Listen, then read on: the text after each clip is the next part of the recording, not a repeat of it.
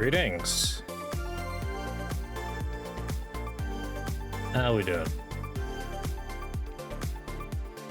What the fuck?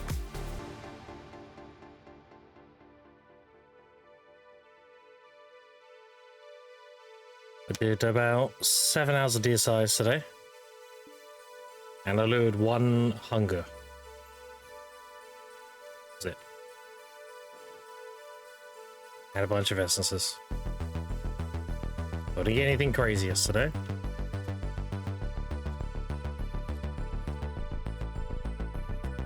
I did deduct that 100k trash is 5 billion silver.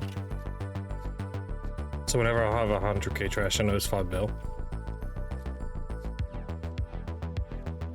But I'm still translation of trash value now. But I'm grinding.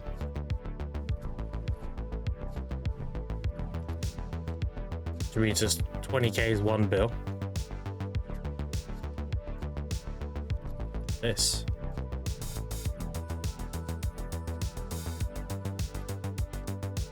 Random. Maybe they're doing the academy stuff.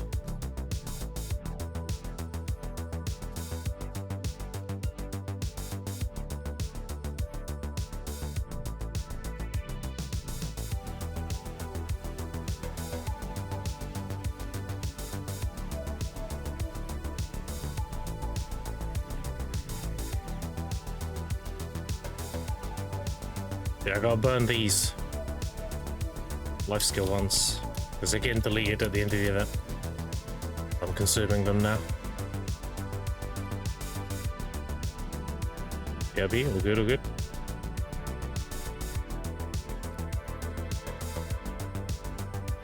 I didn't notice concentrators are finally going to the price. I have a good reason to burn these.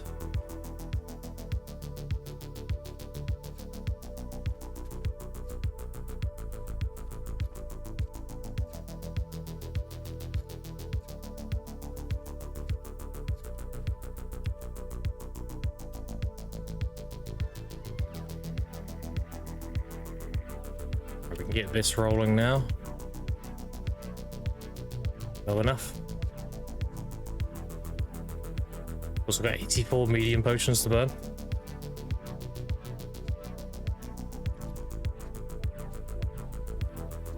Have a look.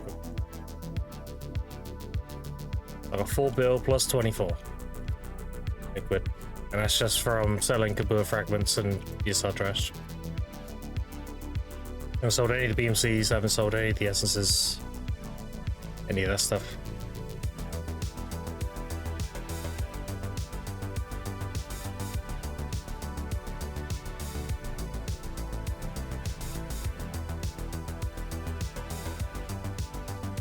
Also, I had pretty bad boss luck yesterday as well. I had a few bosses, I had like maybe 8 over the course of those 7 hours, but they all just gave me crons, like 50 crons. I didn't get anything spectacular from them.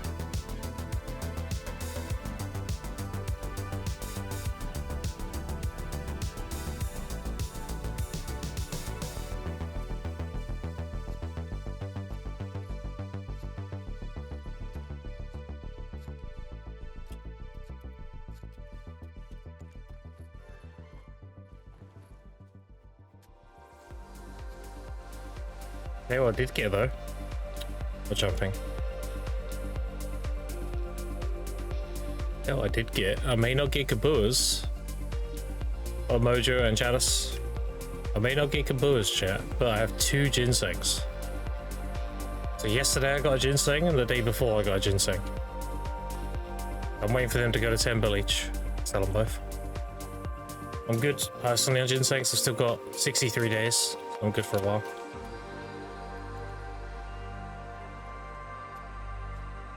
Yeah, it's pretty carried. Not yesterday, but the day before, I got on my first minigame. Oh shit, okay, easy. And then yesterday I just randomly got it. I'm doing my energy burn. But even though I can't get Kabuas, I can get ginsengs. And ginsengs are Kabuas now. So, GG. Imagine if I got Kabuas as well. Crazy. Yeah, I'm gonna do my big energy burn today. I've got to use all these Breath of the Black Wings. Because at the end of the event, they're going to be deleting them.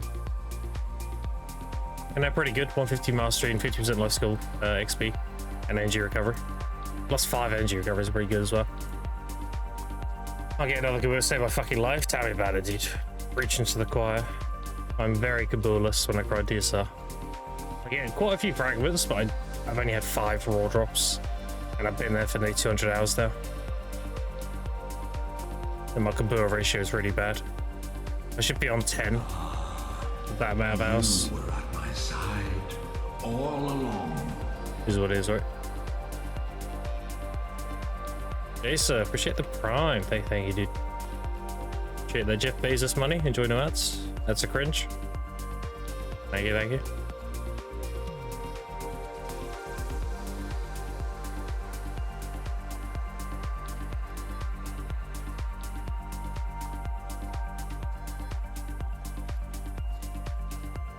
Yeah, looks like they're doing the Academy quest. Getting their fairy breath.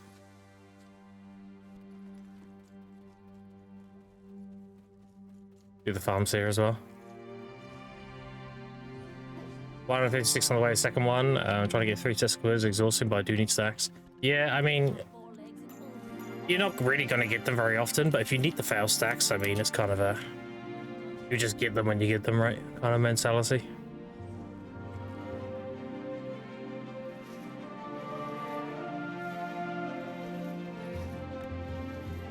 How many humps do I have? That's not good. Let me sell this. 5. Need 1 more. Aussie YouTube Pride, I'll go back to the game bit and Final Fantasy. That'll be quite a bit. Cheers. Yeah, no worries. Glad you found the vault's helpful. I do need to update them. I haven't updated them in the past, like, few weeks. Yeah, I'll get around to it. The stuff you need to make slip my mind every time I grind there. The Kaboo fragments.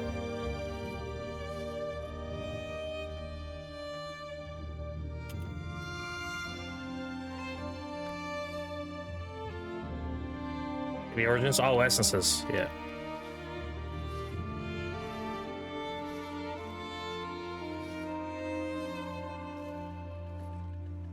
This is Bluffer.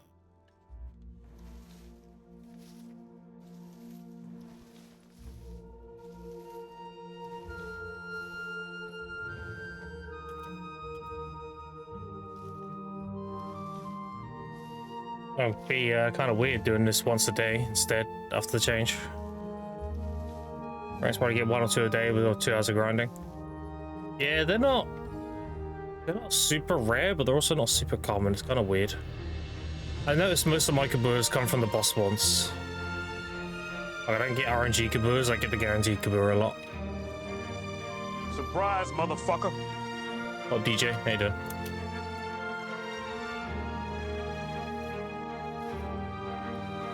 Name, yeah.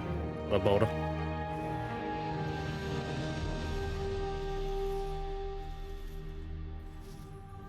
Let's go. 10 minutes. It's fine, we'll have to after.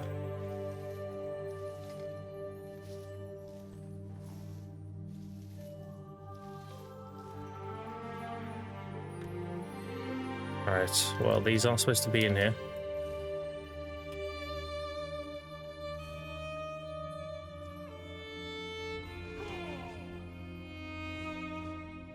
Well, kind of soon, obviously, a progression in Orbiter, less than a year. I mean, yeah, solid. For sure.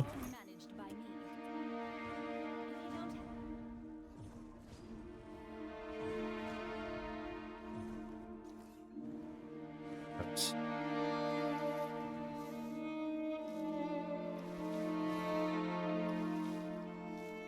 Need a lot of Amanisa. Pretty low on it.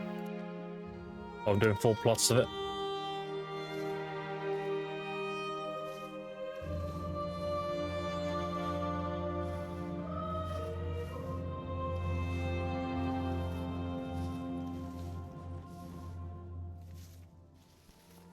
Yeah, I won't be on so early going forward, chat, because kids are back to school tomorrow.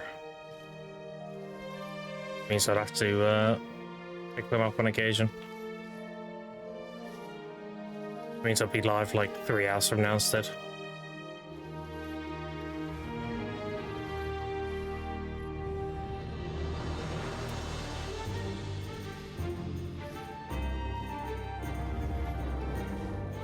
Also, reminder, don't use fertilizer, it'll DC you.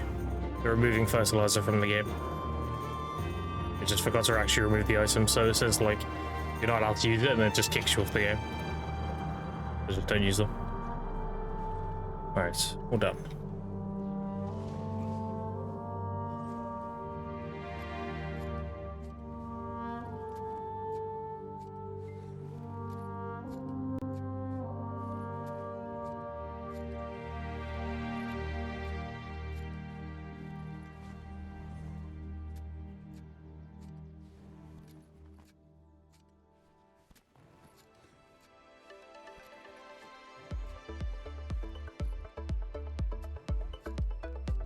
Crashes are still annoying. Icon's been amazing. Yeah, glad to hear it.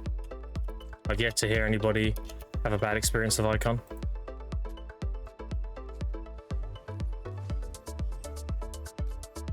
And if you want to go one step further, then that's what the consultations are for. Have a one-on-one with one of their techies, and they'll go through and tweak the fuck out of it.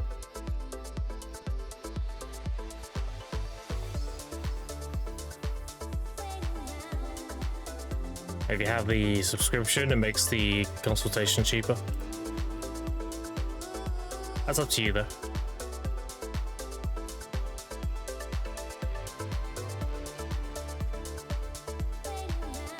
You do it via remote desktop, so they will be, you know, moving your mouse around and everything. What I usually do when I have it done is I'm on my phone and Discord with them. And if I need to talk to them or say something, I just type to them on my phone on Discord while they're doing it. So you just watch the whole thing.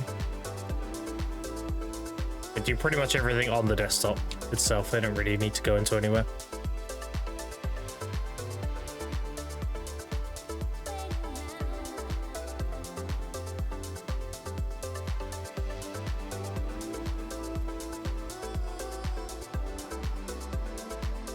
If they find this, I can stop these freezes and crashes, then I'm good. Well, it's mainly the stuttering is what they'll fix. So if you're on about freezes, then like your game just freezes for like a second and comes back again, that's a stutter. They'll get rid of that shit. That's something you're interested in. Or making a guide for this spot? No, because my viewers don't want it. They like it being kind of inside information.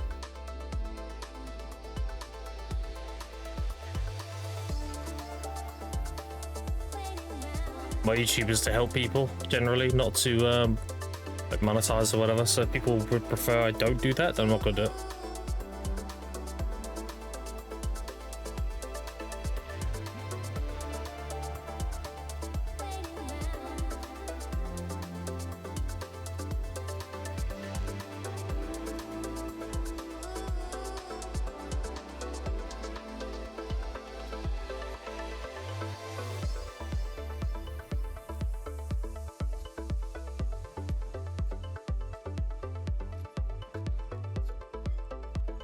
To waking up full time back on Wukong. Hell yeah, dude. Wukong's a lot of fun in PV. Also very good.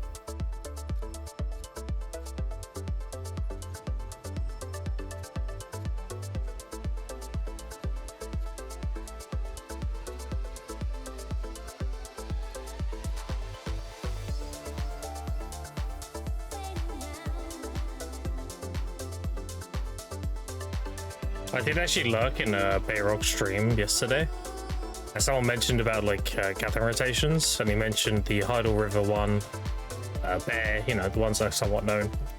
He was also like, he also mentioned the Olvia rotation. And someone asked about it, he said, oh, you'll have to go ask Grim. It's like, yeah, that's it.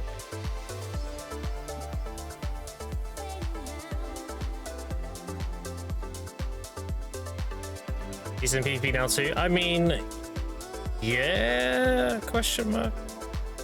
He's still got problems with overcapping because he multi-CCs and his grab's kind of shit. He's good in PvP, but he doesn't have combo potential, which is really annoying as a PvPer. So what I mean by this is most classes, they'll float you or they'll knock you down, then they'll down smash and they get a full combo in. Wukong will stun you, but he'll stun you like 4 times in 1 second. So then you can't be followed up CC'd. You're CC capped. But they need to fix that. They need to make it so like you can actually combo on him properly.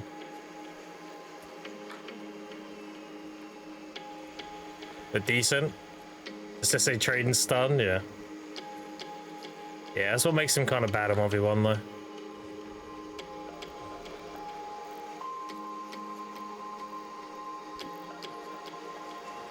Pretty easy fix to just give him like a reliable CC and then give him a reliable down smash. I think he already has a reliable down smash actually. He just doesn't have a means to get somebody on the ground in the first place. It's a very, very simple tweak to make him pretty good, you know? It's a matter of when PA does it. Maybe they'll do it with the Magnus skill, who knows?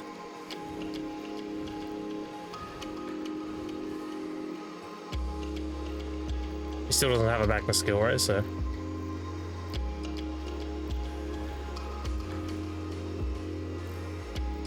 Don't have one thing on.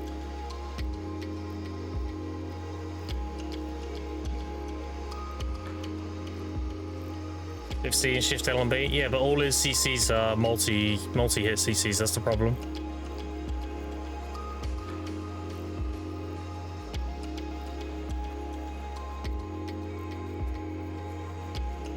You want singular CCs because you don't want to overcap people. And that's where, like, yeah, he doesn't have combo potential because of that. You do catch somebody, you just insta cap them.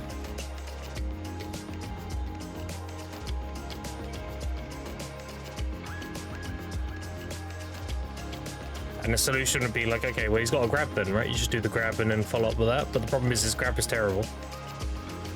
It's got like a really punishing unprotected window at the start compared to other classes.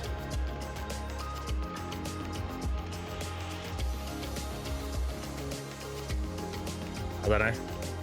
DVS will know more anyway. DVS will give you an actual like full breakdown of what it needs and everything.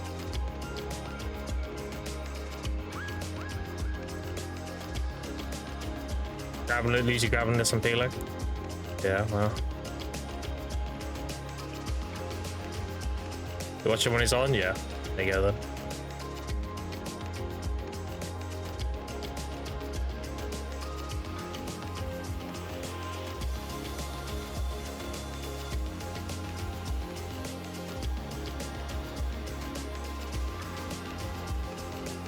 I think I'm getting close to making another pair of ATORs.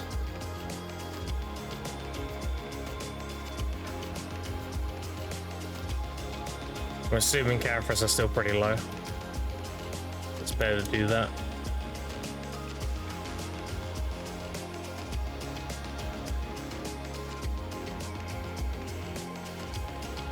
Not too bad. It's still a bit low though. Really want them above like 2.5.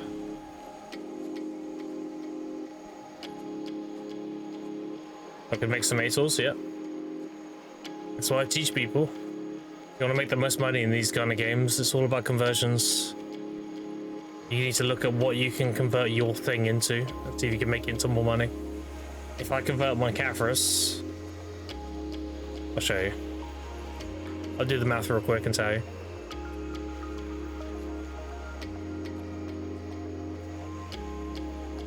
Alright, so the math is... It'll be in rotation so I don't forget.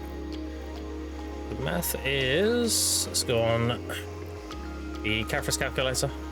Go Boss Armor C10. It's 16.7 bill C10 a piece of armor. And then let's go on the actual armors.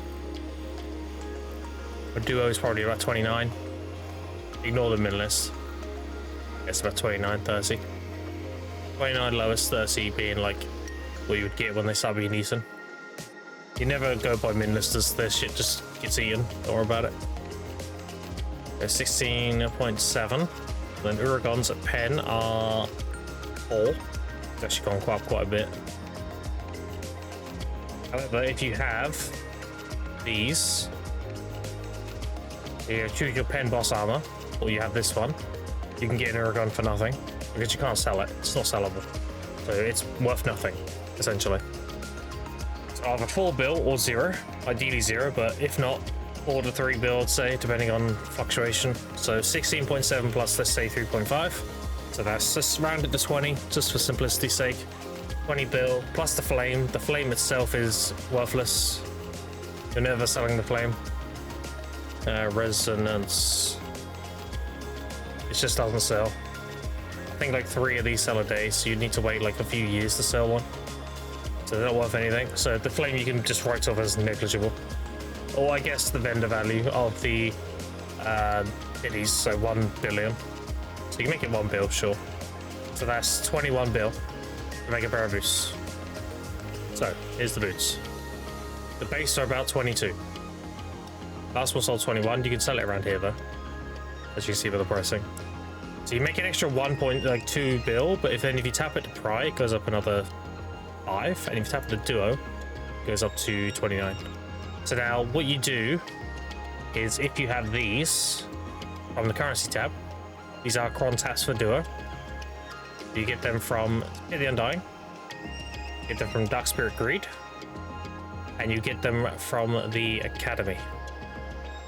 So you get like you get 10 plus 8 plus 8, so you get 26. That's 26 taps for duo. Now, how you tap duo? You raw tap pry on an 80. You can tap duo with like a 1 to 120. Now, if you're doing it on a, if you're doing it with, pardon me, doing it without the stones, so you're raw tapping, then you should use that as a means to build a stack. So you should do a 120 and a raw tap duo. If it keeps failing, you're building a stack, so you're getting value out of it regardless. And then you sell it for 29 bill. So let's say 29 bill. We deduct the 1 bill from the flame, so that's 28. And then if you're deducting buying boots, then that'd be 24.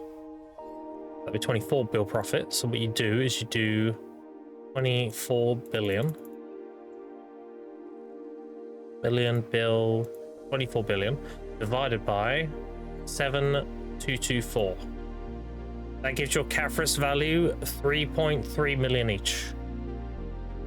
Now, if you do it with the boost being free, which is 28 bill, 28,000 divided by 7,224, the Caphras is valued at 3.87. But that's why if you're selling Caphras, that's a much better conversion rate. Rather than selling them for 2.4, you're selling them for 3.2 or 3.7. Way better. See, conversions.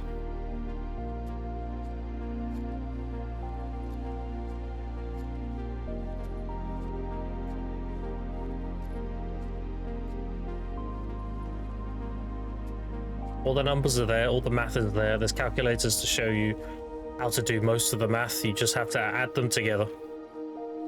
Pretty simple. Videolytics does it for alchemy and cooking and everything. Enhancing calculator on Galmus showed you the Caphras calculator on it. Shows you how many Caphras you need. Need 10. And if you're talking about enhancing, then that's what Bayrock's website's for. It tells you the average cost of enhancing. The average cost of enhancing a base pair of boots to duo, I think it's like 300 million for pry and like 350-ish for duo. It's under 1 bill, it's like 800 mil or something. Very good. The click and not walking, pressing out. How do I do that? You go into your settings, search mouse. There should be a setting called use mouse to move. So you do it. What that does, that allows you to move when you left click like this. But it also allows you to interact with things around you. So I stand in one spot and I interact with all the herbs. Just right click them and spam R.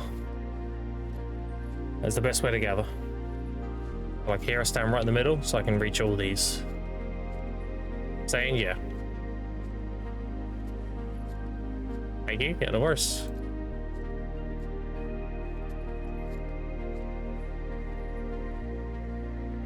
Yeah, so I've got 2 more Choose Your Pen boss armors left. I have 1 flame drop that I got the other day. Generally, I'm making boots for flame drops because I don't want to use the pities because I can at least vendor the pities. I can't really do anything with the flame drop. So converting that into a pair of boots is a good conversion. At the very least, I can vendor the embers that I get if I don't need them. And get like 1 bill per 100. And yeah, I just make boots whenever I have the Caphras. And I get a better sale rate on my Caphras.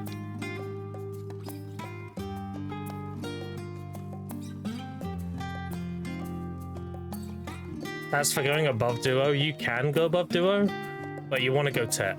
You don't make try and sell it. Try and selling is rolling. If the odds are not in your favor, the math is not in your favor.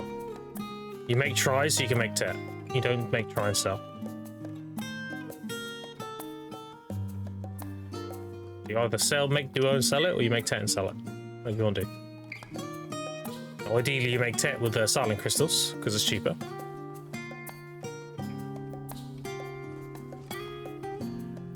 You save half a bill per silent crystal tap.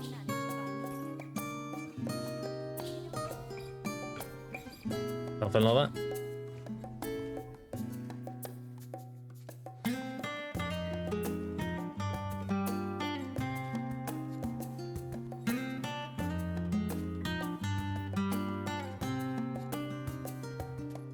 And I would utilize, if you are going to make whaling, I would use it as a means to build a fail stack.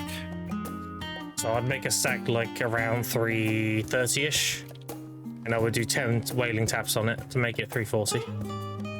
And then you can use the Altar of Blood fail stack things, the hungers, to push it to 350. And then that can be a knob stack for a weapon.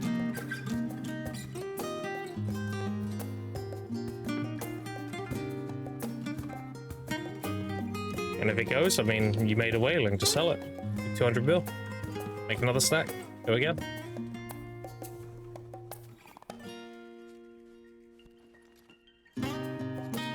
The video is all about putting yourself in a win-win situation.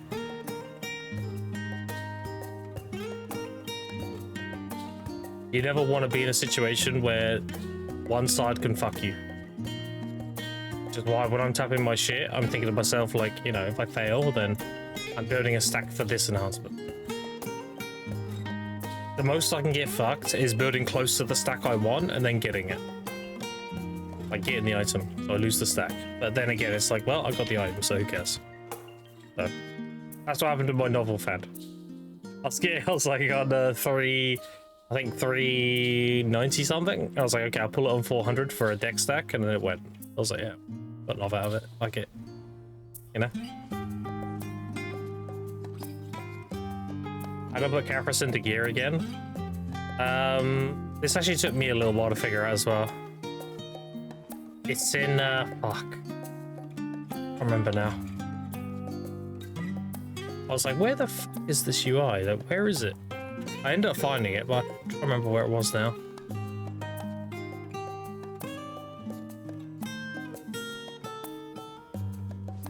It's on the Black Spirit, yeah, it's absolutely on the Black Spirit. I don't remember where on the Black Spirit it was. I'm trying to remember. I did find it though.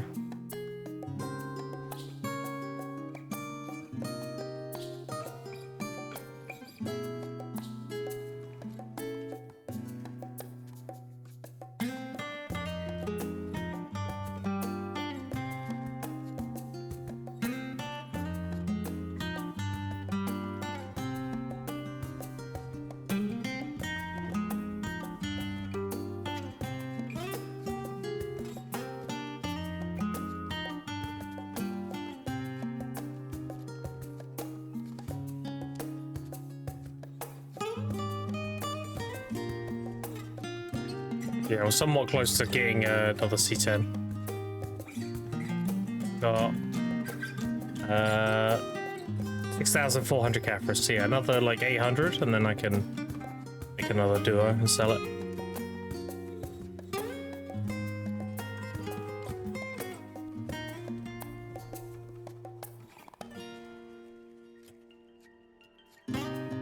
If I was really geared, I'd probably make tests instead. I need all my crons. I need my money and my crons to get upgrades now. If I was like geared, say I had my Splendid, I had full deck, then I'll be making tests and selling them instead. Have to look this up. I mean, let me see if I can help you quick. Do this. Dragons.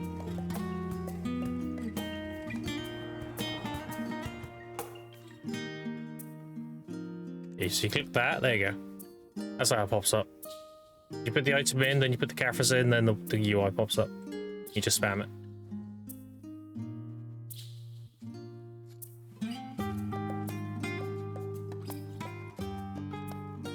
You don't want to go above C10. When you hit C10, you're good.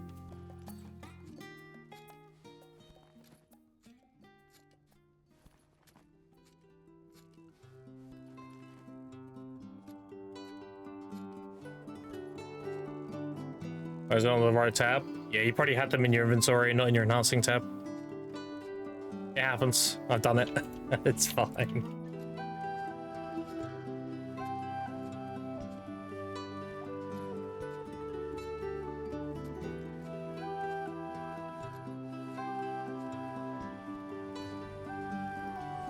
Yeah, I'm sat on a lot of money right now, chat. If prices go good soon, I can just buy Splendid. Go straight in the Veil. Then we're back on Karazad tapping.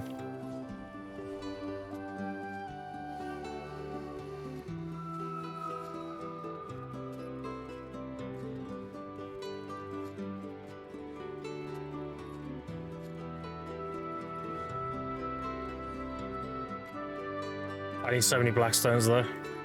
I'm only on 8,000. Need way more. I need 2 Blackstones per sharp. I thought about using sharps for alchemy stone taps, but it doesn't make sense with the pricing. I actually make more money converting them into concentrateds, selling the concentrateds and buying the vendor item. Still have money left over.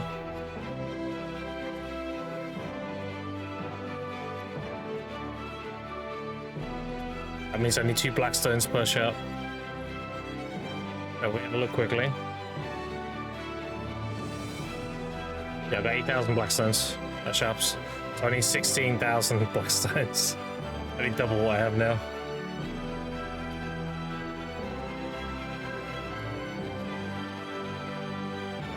Sharp is like 5.2, Blackstones are 300. Again, conversions, chat.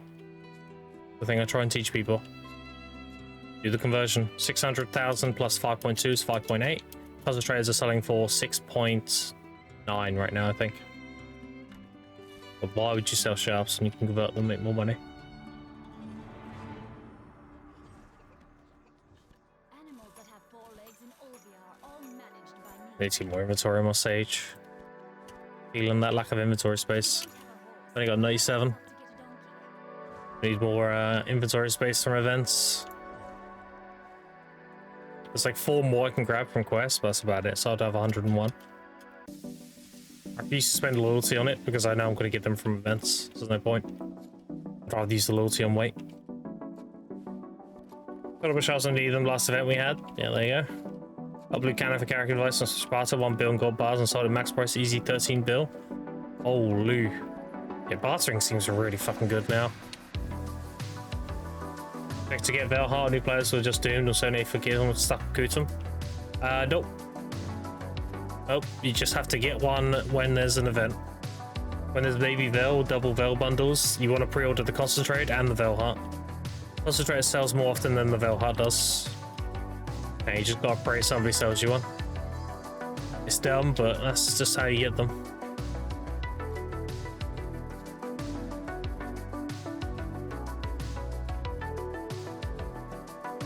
Obviously going to Vel helps as well. If you have a guild that has a Vel plat every week, go to Vel every week as well. There's not really much else you can do. Best time to get them is during the baby veil event. A lot of veils get injected into the economy during that event. It comes around pretty often too. Wouldn't be surprised if we had it like in June or July or something.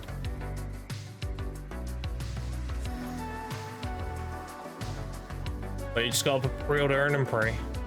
Personally, I think you should be able to exchange gold bars for one. I think you should be able to go to Patricchio and give him 30 billion and he gives you a veil. So you're overpaying for it, but like if you really want it, then you can still get it, you know? I think that should be in the game.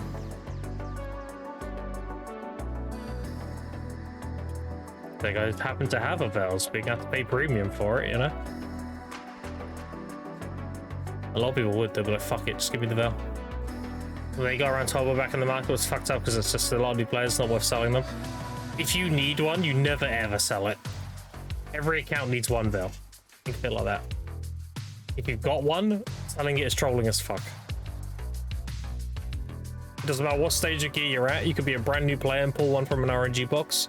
You never sell that shit. Because it's a massive pain in the ass to get back.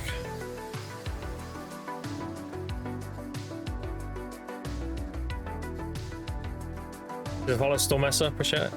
Thank you, mate.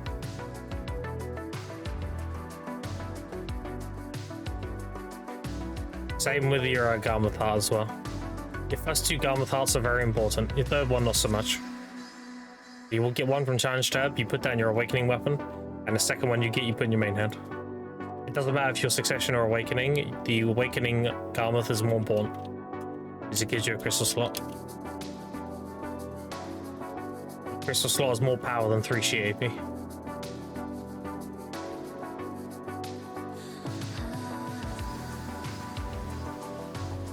Even if you're Succession. Crystals are the biggest damage gains in the game, or biggest gains in general in the game. Crystals are very strong. Which is why if you're a new player, the very first thing you should do is any money you have, get a good crystal page. If you look at my series on YouTube, that's exactly what I did.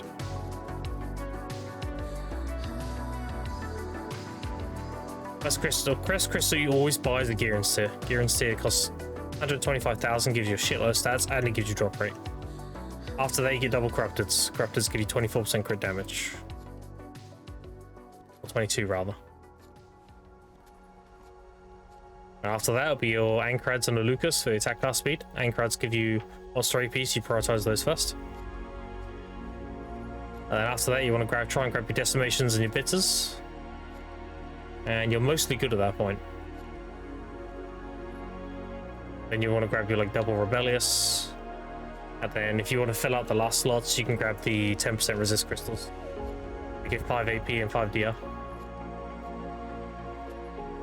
And you're good.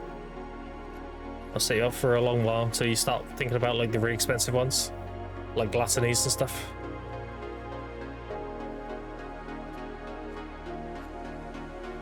I never recommend Macalots. I think Macalots are a big trap. Stat weight they give is very little.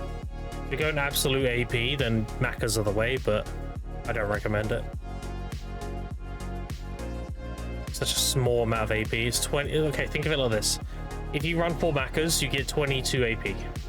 If you run 2 Destructions and 2 something else, you get 16. What I like to do is I run 2 Destructions and I run 2 Bitters. Because the Bitters give me 13 monster DR each, and the Destructions give me 8 monster AP each. I'm only losing 8 AP for 26 monster DR. That's huge DR in PvE. Considering a duo armor to try gives you 2 DR as a comparison. 26 is like having multiple enhancement levels on your armors you wouldn't normally have. And they're not too expensive either. They're like 800 mil or something.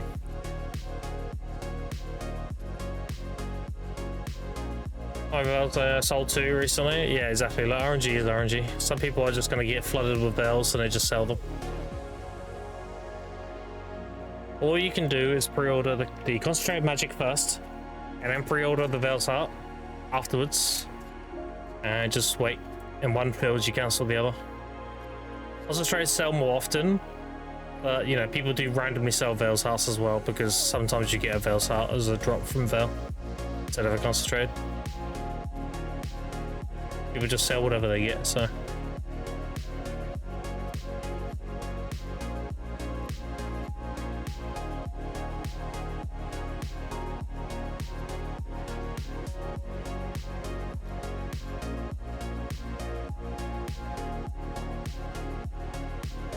Yeah, I looked, I need to get all my Karazhan's deck and my main hand Nov, and then I can start doing Star's End. It's around the gear I need. I need double Nov and full deck accessories. That should be good.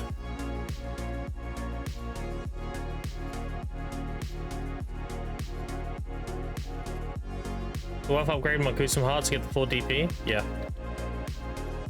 Because you can pull the upgrade nowadays. So you definitely should. When you get a Veil, you can just spend 20 mil and pull the upgrades out. Put them on the Veil. Really? Yeah, they changed it. They don't get blown up anymore. You buy Mirror of Equilibrium and then you can just pull the cup straight out.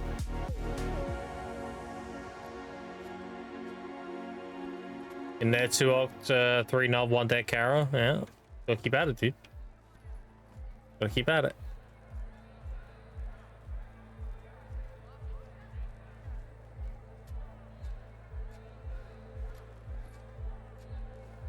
I'm doing gathering because I need to burn these event drops, these things. These are being removed at the end of the distortion event. So. The combat ones don't give drop rate.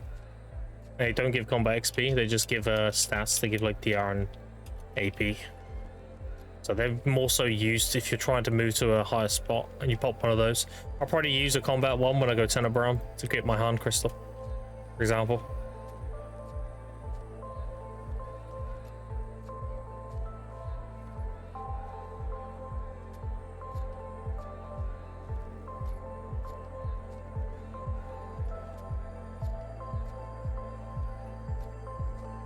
That'll be another 20 DR. Star's End.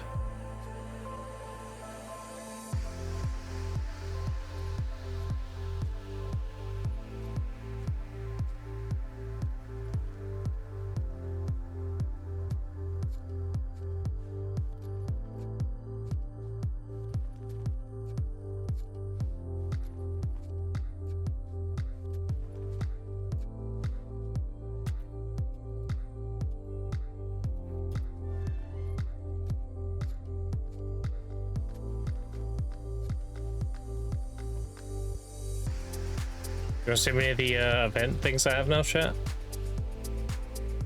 Yeah, distortion things. I hadn't even looked. 40,000. Every 10,000 is 1 bill.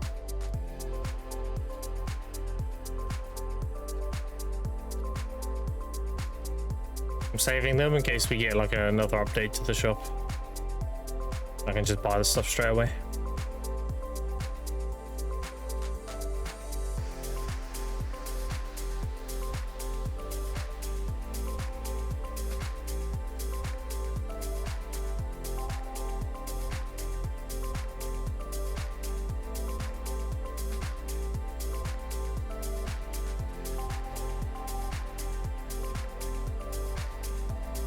If you have any questions, the best time to ask questions is when I'm live skilling. So I don't really have to pay attention at all. I can reach out more.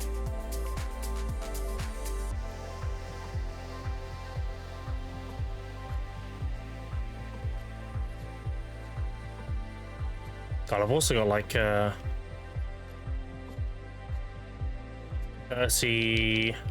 40 bill and Free of Nature to sell as well. I like have no money, but I just have loads of assets of shit, and then when that stuff's worth selling, I go from no money to like hundreds of billions. Oh, I actually have like around 400 to 450 billion right now. Just haven't sold it yet.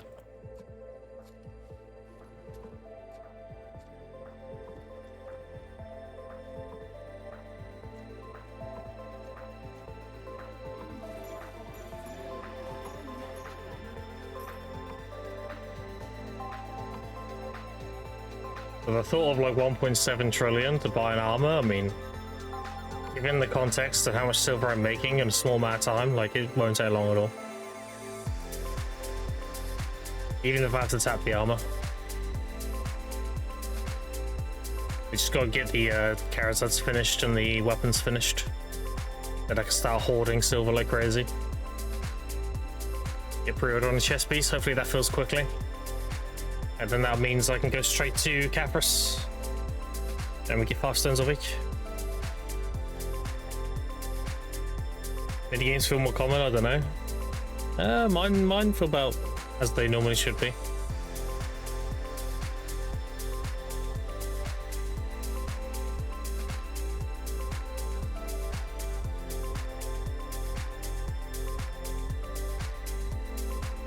These are servants in for are you gathering on season?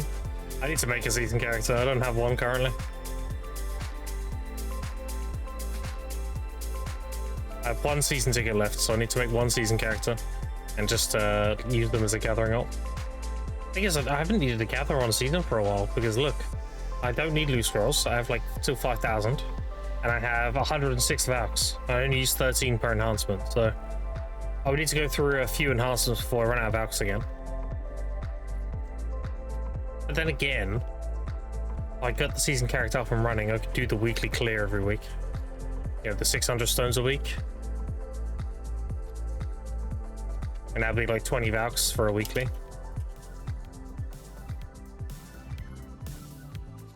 And just like park them at Kadri and just fucking do their weekly, you know?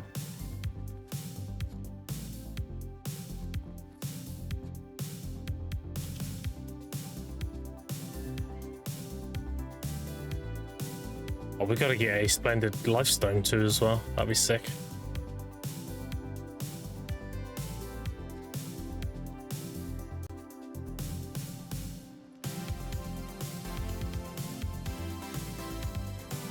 That'd be what, 8% more gathering arm drop rate? Yeah. If we get shining, that's another 13. It's huge. I'll get your buffs to the character swap and DSL with those and buffs. Yeah, I know. The thing is, the better your alchemy stone, the less enticing season is. So if you have a splendid and stuff, like you don't really want to be gathering a season anymore. Unless you want the loot scrolls or whatever. Because that splendid drop rate is just gonna go so fucking hard. If you're doing the whole save buff things, then you just like have a gathering ult outside of season. And have all the buffs on that person with the splendid. Gathering on season is still relevant, don't get me wrong. It's still really good. It just depends if you need the stones or not.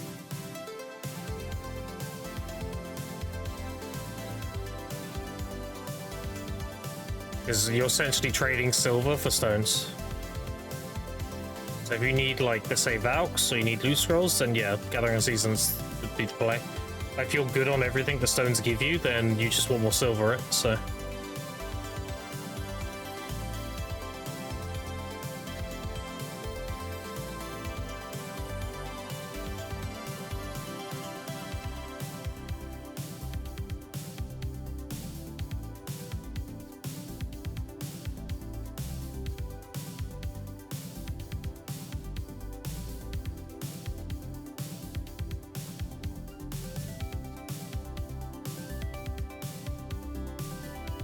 I forget, what level can you tag a character? They have to be like a certain level for you to tag them. They have to be 6, or can you just do it straight from level 1?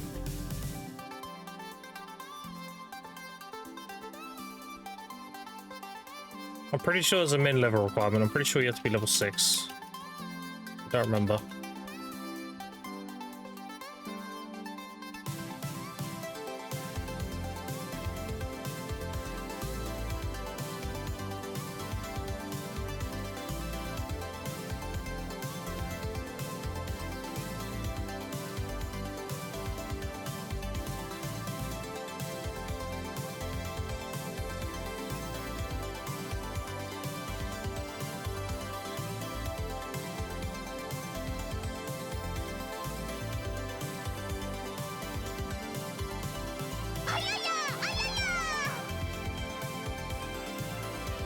Popcorn Fox, how you doing?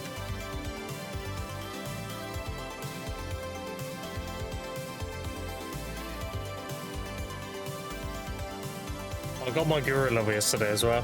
I'm Guru 46, 10% now.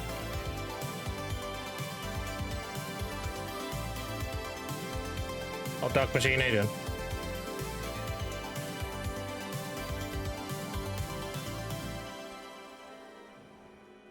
I'm 4 levels away from being soft capped and gathering.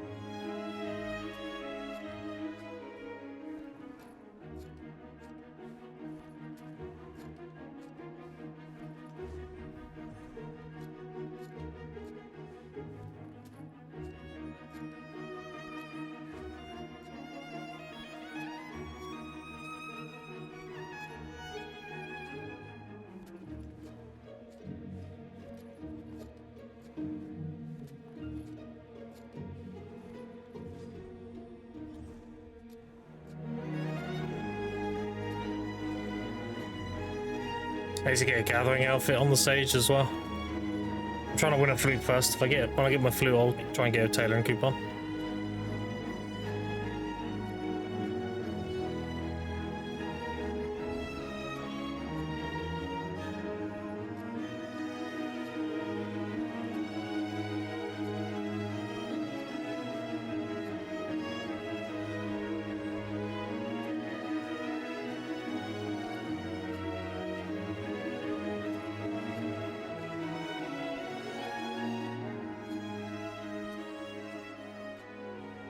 I don't know about you, fuck, but my minigames are kind of bad. I've already had a lot.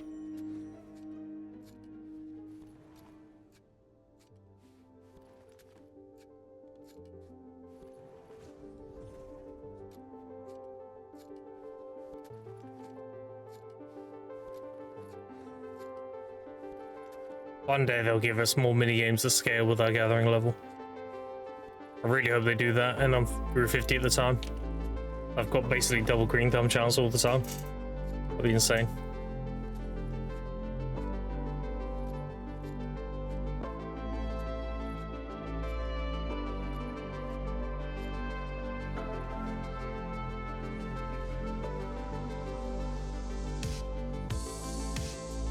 Yeah, right now I'm gathering with 265, I'm pretty sure. 2800 because of this buff.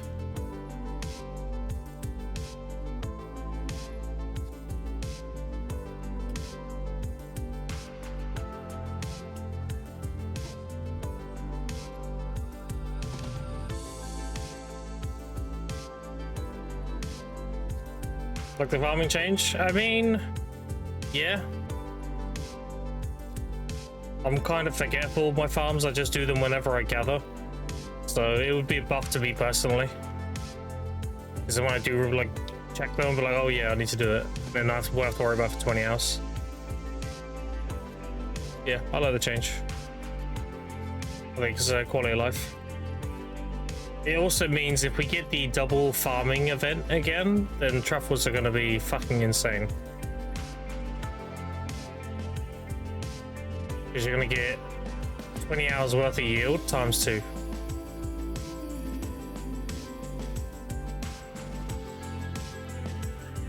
You definitely want to save like a ton of Actually thinking about it, that heavily buffs truffles. Wait. Because the downside of truffle is you need 1 seed per tree. You're getting 10 times the value per truffle seed now. Because it takes 20 hours to grow, but you're getting 10 times the yield. So every truffle seed now, yeah, like I could probably perma grow truffle trees with the change. Should be really good detection money.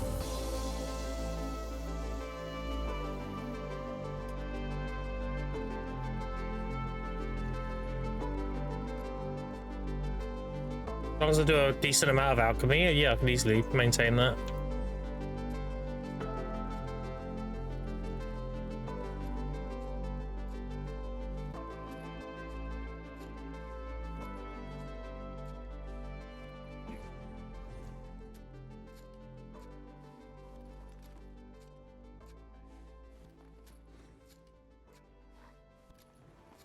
What a budget are you doing?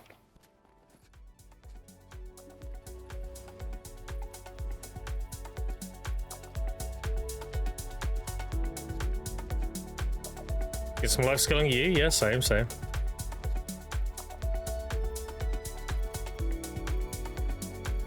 India's range have been darting around for a while now. What are they gathering? Talk to them. What's up?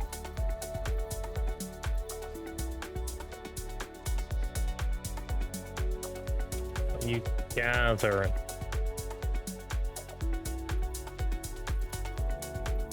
Y'all can help them. Unless they're not going to talk to me.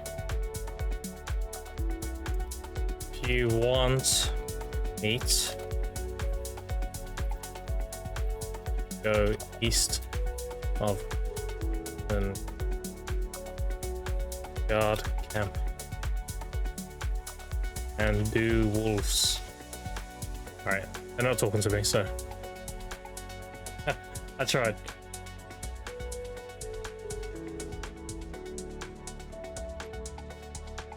Because they're just like randomly killing a mob here and there, which is really bad. I'm at 100 massive gear 15 gear 6 Valencia mill, and I sell Valencia mills at minus 22 bill profit. Then why are you making Valencia mills?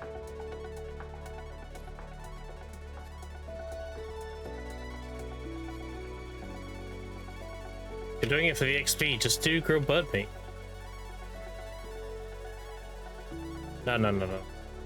No. Let's do a cheap recipe, dude.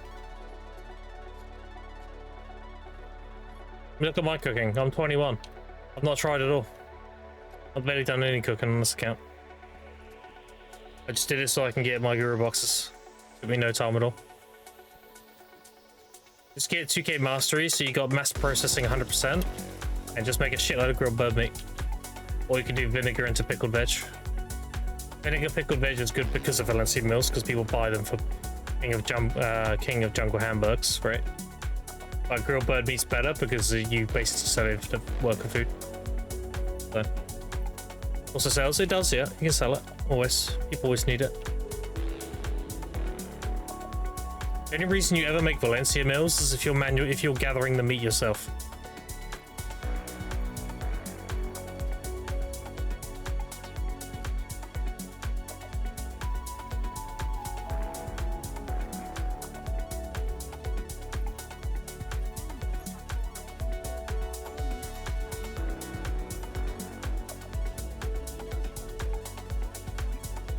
This means around 150 prices because people suggested. Did those people do the math? Did those people tell you the numbers, or did they say, trust me bro, just do that? Because if they did the math, I mean you did the math, you said you make minus 22 bill profit. There you go.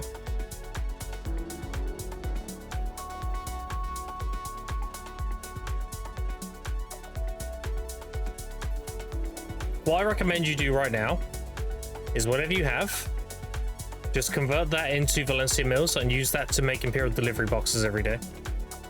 Don't sell the Valencia mills to the marketplace, sell them to the Imperial delivery guy. And just do grilled bird meat from now on. It's not wasteful what you've done. It's still, you can still recover from it. But don't do any more.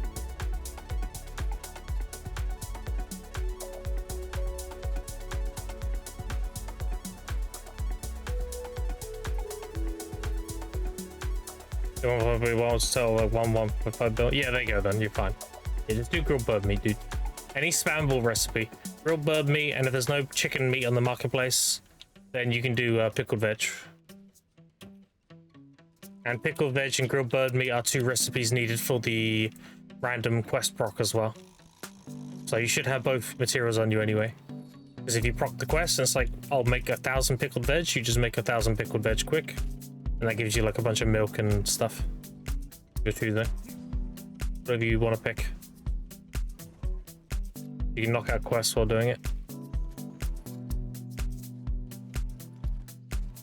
You can also make beer too. Beer is like another quest. It's grilled bird meat, pickled veg, and beer are the 3 cooking quests. A pickled veg you just sell on the marketplace because again people buy for Valencia meals.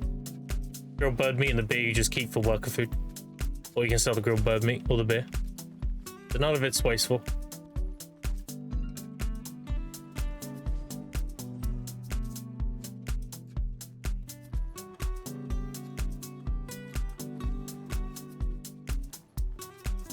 If I spend a day power leveling my cooking, I can get my guru from like, what's it now, 21? I can get that to like 30 today. I just spent a few hours doing it. Like, cooking is not really hard to level.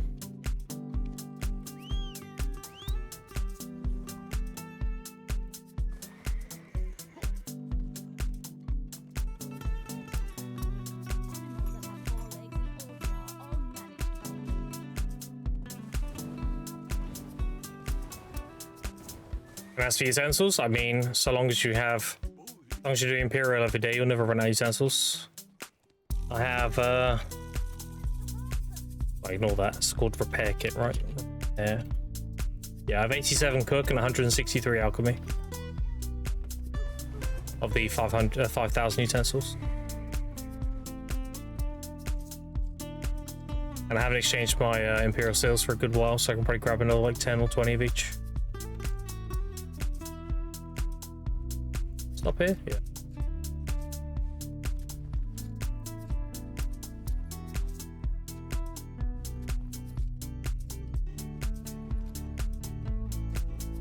I package Valencia meals and elixirs of death in Valencia, and then I taxi them to Land of Morning Light and sell them with a trade XP Lightstone set on and everything.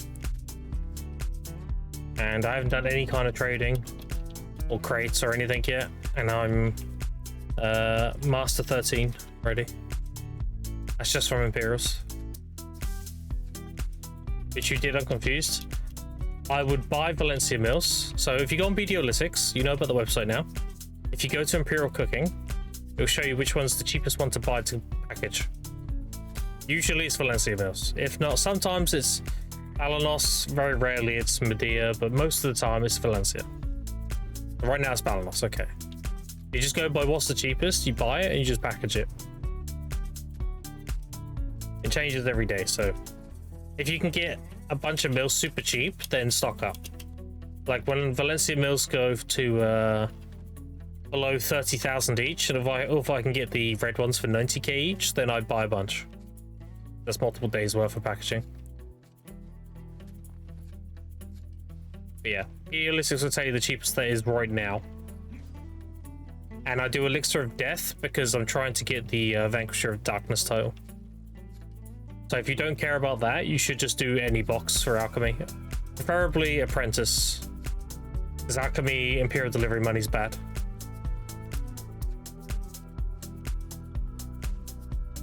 So you just do Resurrection Elixirs, which are Apprentice boxes. They're super spammable. What's the title? I can show you. Nobody has it, so don't get your hopes up. Come on. Now you get this. If you want to know how to get that, it's pinned in my Discord. TLDRs, you need 4 different stones that you get through alchemy. 1 is Imperial Delivery. 1 is creating alchemy stones. 1 is destroying alchemy stones. And 1 is a completely random byproduct when doing alchemy. And they're all like 0.0000 ounces. You need all 4 of them, and then you do a quest chain to summon Zaka. You summon a World Boss Saka, and you get the title. And you also get a choice of a Splendid Alchemy Stone. And because it's never been done, more than likely, if you are the first person to do it, they'll do the same thing with God of Fishing, and they'll give you like an NPC or a title, a statue or something. I'm going for it personally. The problem is, it's very time-gated. Because the byproduct one, the Alchemy Stone one, and Destroying Alchemy Stone ones, you can farm them essentially. But the Imperial Delivery one, you can't. The Imperial Delivery one is just half your contribution per day. So that's the time-gated one.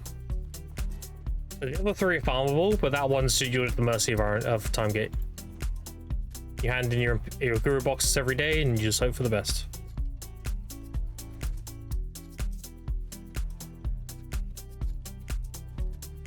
Byproduct that you can drop from Imperial Delivery. No, byproduct would be doing actual alchemy.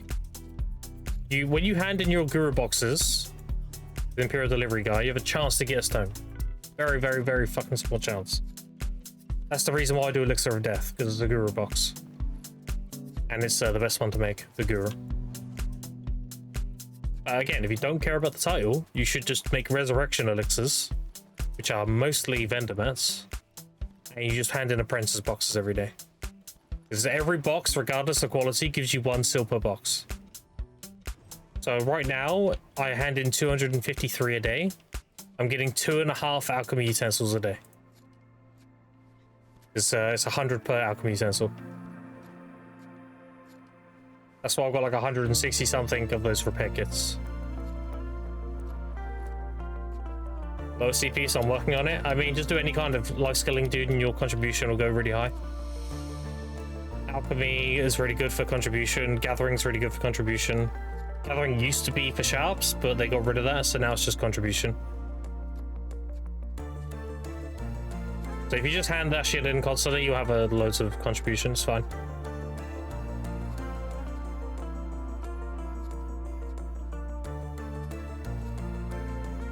Like, how much breath do I have now? Yeah, I'm already back up to 8k nearly. I did not hand them in not too long ago. I've not really done really much gathering either. You can now do gathering a lot, mostly grinding. Oh, there you go. Any kind of life skilling, you'll get a lot of contribution. Next ones are gathering and alchemy. Cooking, it used to be the best, but they buffed the acquisition rate of the Fairy Breath and the Alchemical Catalyst to the point where they outscale the cooking one now. The cooking one's still decent though. If you want the most contribution possible, it's gathering and alchemy.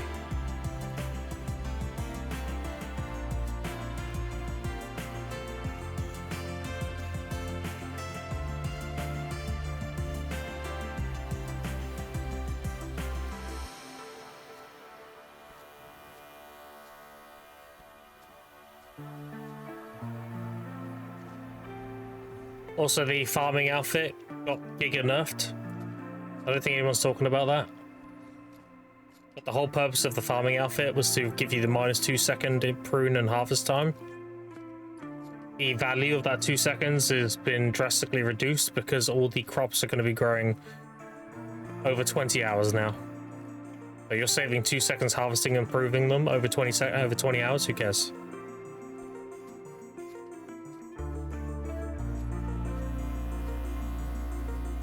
And if you're like, yeah, but it gives farm XP. Okay, who cares? The byproduct is where all the XP comes from. And that doesn't scale with buffs from clothes and stuff. It's a fixed rate. So even like the farming XP is negligible. The accuracy outfit just became really fucking shit. Shit. Oh well.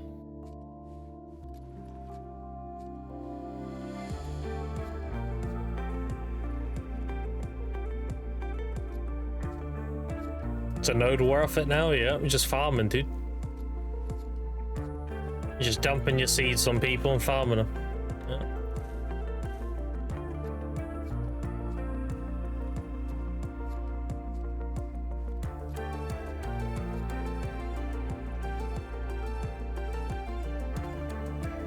Yeah. That'd be really BM is if the chat log registered when you use fertilizer, like people can see when you use it, and you have the farming outfit on, you kill somebody and you just use fertilizer on their corpse.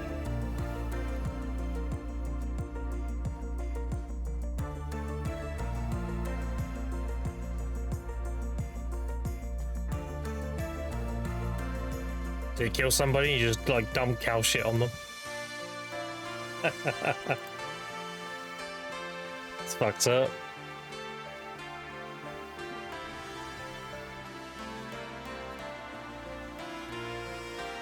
And they can cannibalize you and WoW. Yeah, you have to tell me, dude. I'm a WoW baby.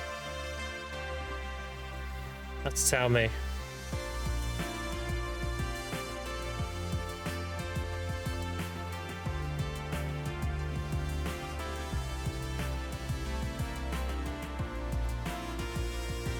I was friends with a lot of the Method guys before they just, you know, before they became Method.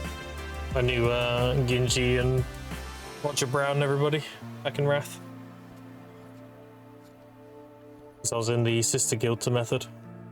Well, in a Sanctum they were back then.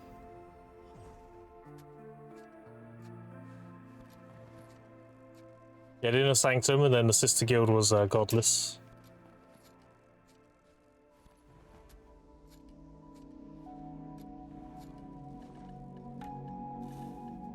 Yeah, tell me about WoW. Record boy passed? Yeah, he seemed like a nice guy. I didn't have any interactions with him personally because obviously I was on EU. He seemed like a nice guy.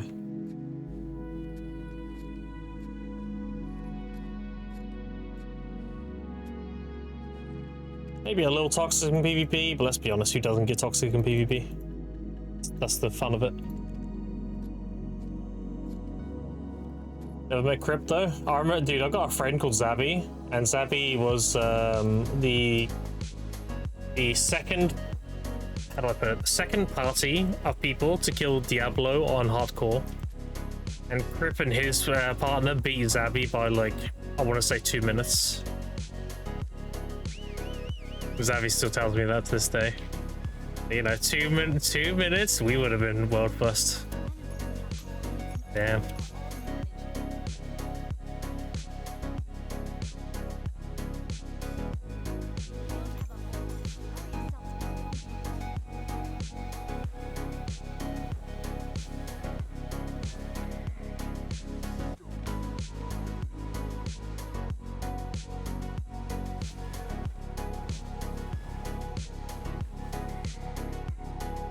They're much different than PoE. PoE is a lot better. The problem with Diablo is the people who make it are very like corpo. Like, they don't give a fuck about their player base or you or anything. They care about your money and everything. And the people running it are just like, you know, what can we do to get more money out of people? Whereas PoE is actually made by people who are very passionate and love ARPGs.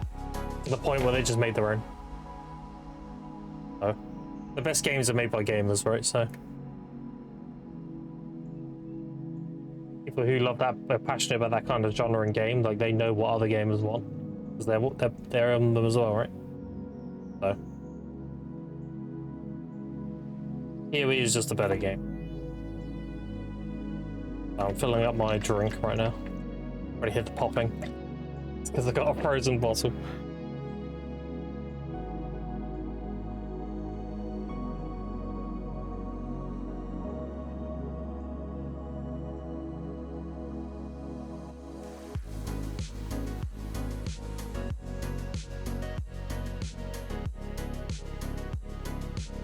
Don't get OP? Yeah. You can hear it when I'm talking, but when I'm not talking, it doesn't open up.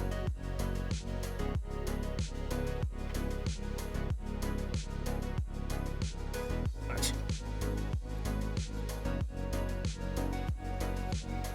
Yeah, if you're an ARPG enjoyer, PoE is always the answer. It's considered the gold standard of ARPGs. There are some good other ones as well. There's like Last Epoch and stuff. Yeah, there's some others that are decent, but PoE is the gold standard.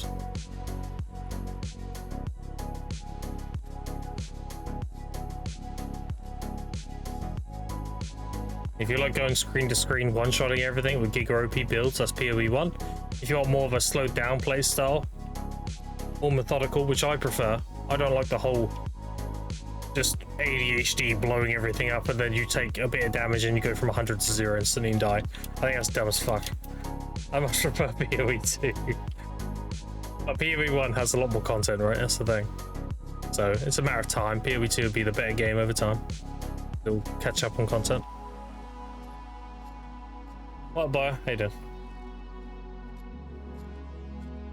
I'm just picking flowers. I did like 7 hours of DSI yesterday. I didn't get burnt out yesterday, but yesterday I had a pretty bad grinder session. I got like 8 bosses. They all gave me crons. I got 1 hunger and some essences, and that was it. Even the tides were kind of meh. I got a little fucked at DSI yesterday.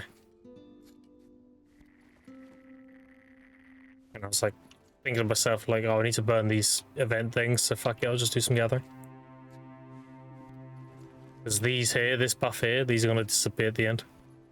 I'm consuming them now.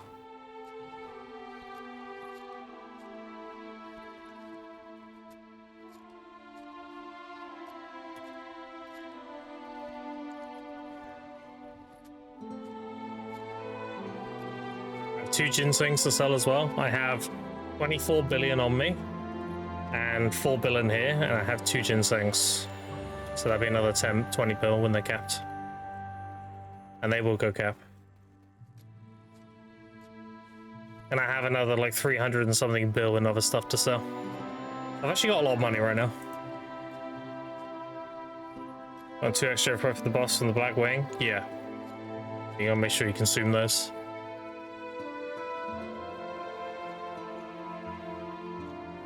I'm probably going to use the combat ones to grind Tenebrum for a bit.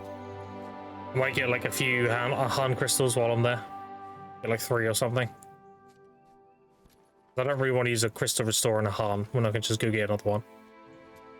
I don't know, it's only 1 bill, right? Who cares?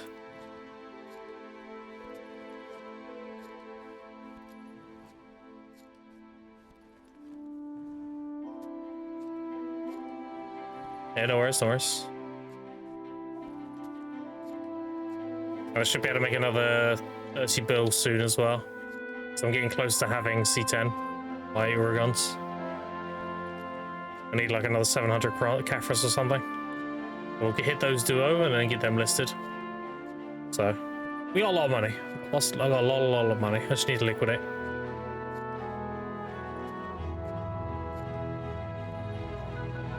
Have a look at the prices. Speaking of liquidation. These are still too low. Need these to go back to about 300, and they will. And concentrates. These need to be 7+.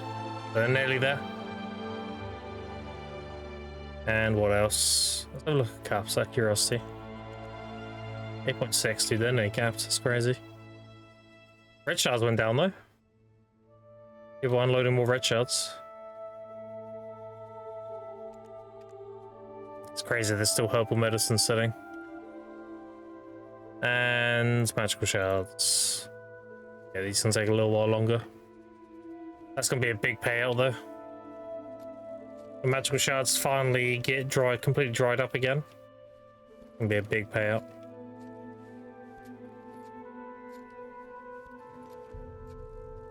They filled gen crystals within 4 hours during the last 2 days. What the fuck? You got that many like ones drop? Nice.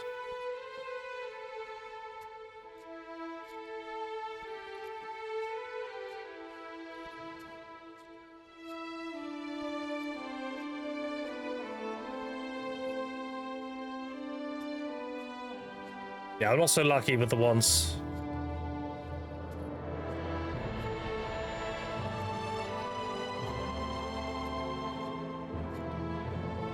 Yeah, that's 75 1 crystals, dude. That's crazy. Was bio offering me.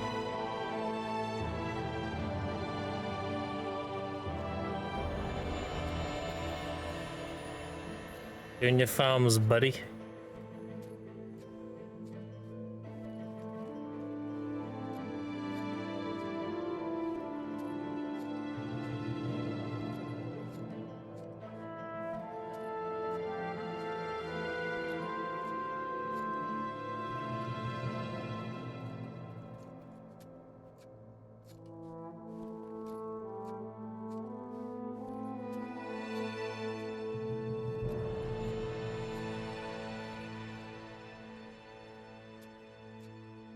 Stuck on silent boots and waiting for ball will reduce pity or not? I mean, most likely they will, yeah.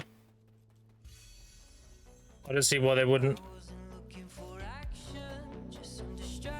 I'll be very surprised if they don't, actually. I think they'll lower the pity to like 20, personally. There's usually about 5% chance to succeed. Being 5 and 6, so 20 makes sense. Bonus quest, should I pick milk? Depends what you want to do. If you're going for silver value, just... I think milk sells for the most, yeah. If you just want to straight sell it. If you're planning on doing like Balanos meals or Odie meals or whatever, then if you want the garlic or onion or whatever, then pick that.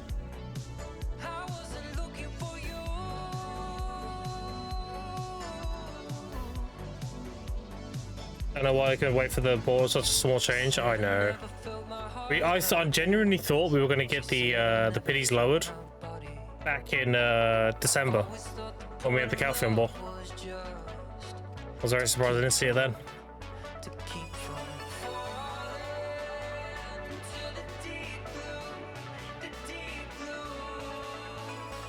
Unbalanced buying seems cheap. Whatever you want to. I can't tell you what to pick from the quest because I don't know what you want to do. If you want to make Balanos meals, then look up the recipe for Balanos meals. And if you need onions for it, then pick the onions.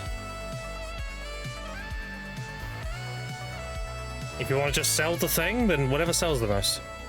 Which is probably milk.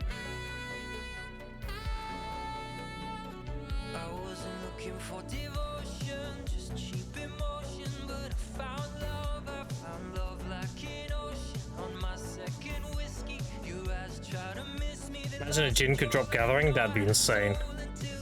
I know you can get bond crystals from hunting, did you know that, fuck? You can get a raw bond drop.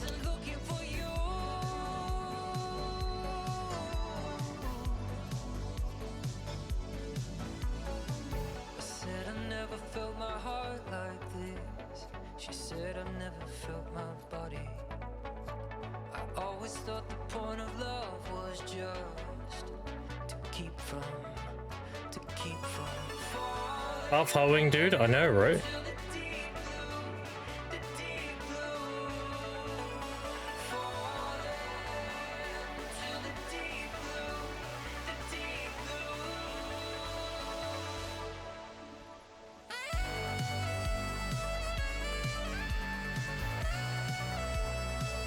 They did a really nice event. When they introduced the ginseng to the game, they did a really nice event where you had a chance to loot a gold ginseng, and it vended for 100 million. That was a really good event. I wish we'd bring that back.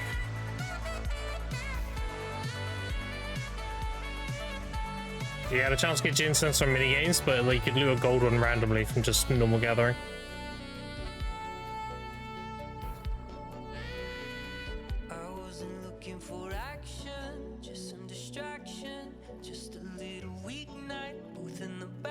You think about it though, wands are really fucking OP. Like if you triple proc a wand, you loot nearly $1 billion. Like that is just kind of disgusting.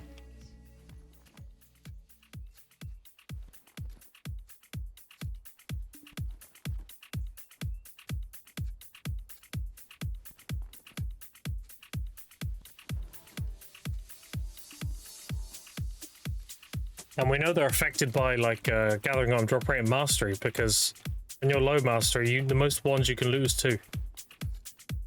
But when you hit a certain threshold of mastery, you can loot 3. So they are definitely affected by like gathering up drop rate and mastery and everything.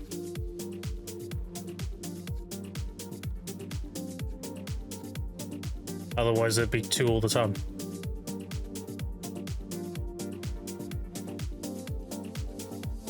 Probably another really big benefit for having a shining lifestone is that you loot more wands per hour.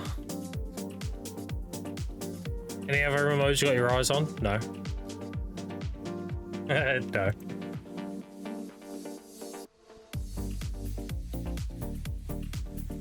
Now everyone's like, you know, Chronos are could be coming next year, blah blah blah. But what I can tell from the devs and the game, it's gonna be a better New World, but it's gonna lack the PvP aspect. So I don't know about that, dude. People didn't play New World for PvE, I'll say that.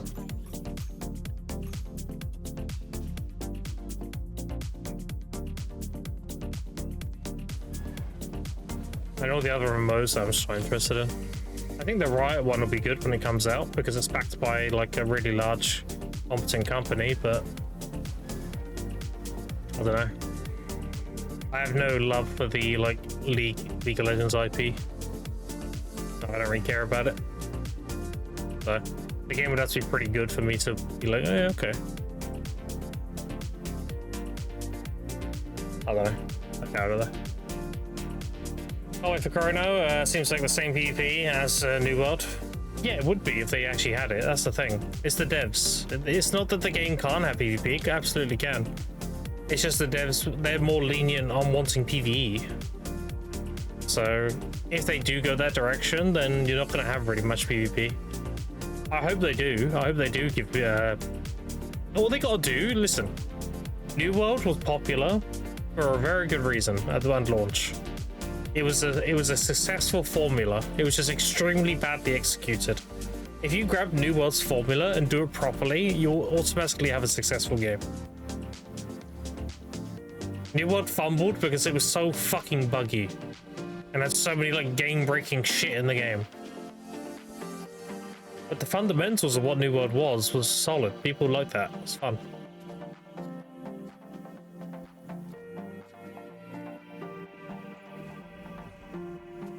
It just fell off hard because it was so fucking game-breaking buggy. People were losing like all sets of gear and all their gold and shit. Like it was just completely game-breaking bugs. And not getting reimbursed. A lot of player base fell off because they're like, well, fuck that, I'm playing that. I just did all this shit and it got deleted. Fuck that, I'm not playing anymore. So yeah, if Chrono just does a New World but better, then it'll be successful.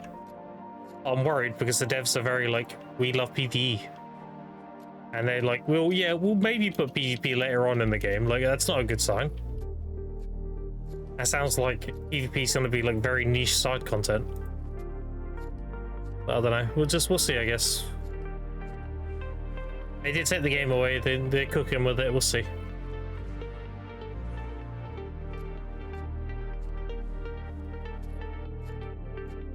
I'm willing to hold judgment until they actually are pushing the game out. You can see more about it. I like that they took feedback and pulled the game away. Went and worked on it. That was the right call.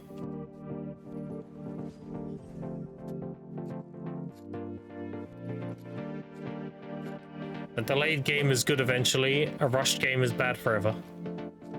That's just how it is. I'd much prefer it to be delayed and be good than for them to push it out and it'd just be shit.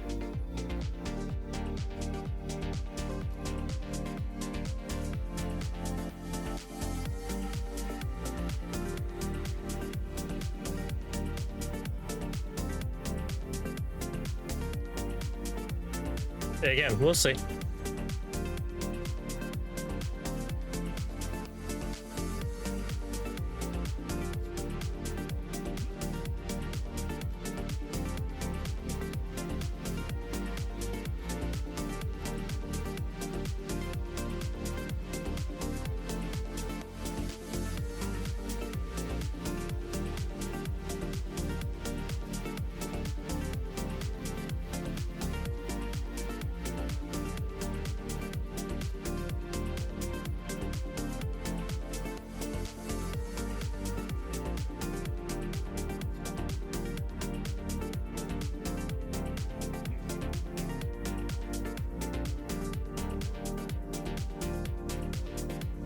That'll be insane to get me off BDO.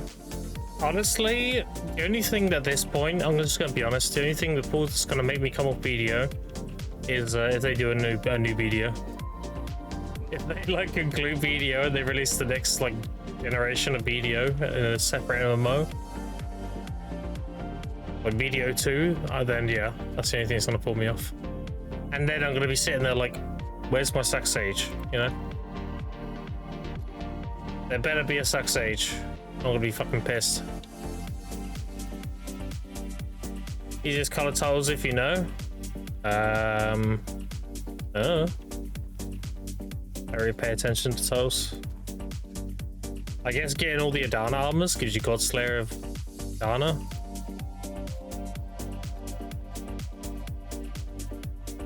Wishing we get something better than Star 1. We'll see. We shall see.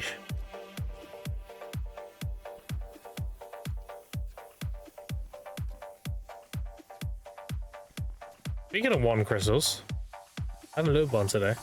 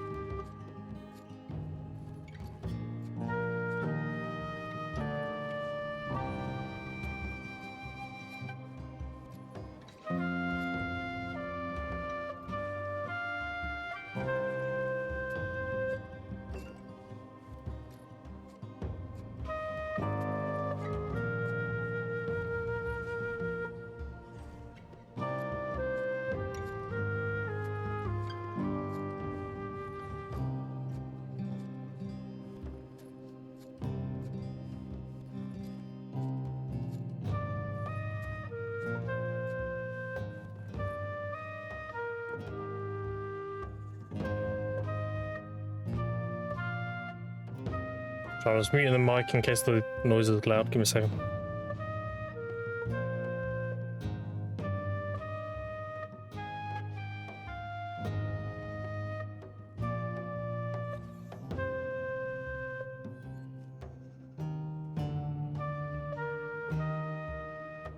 Okay.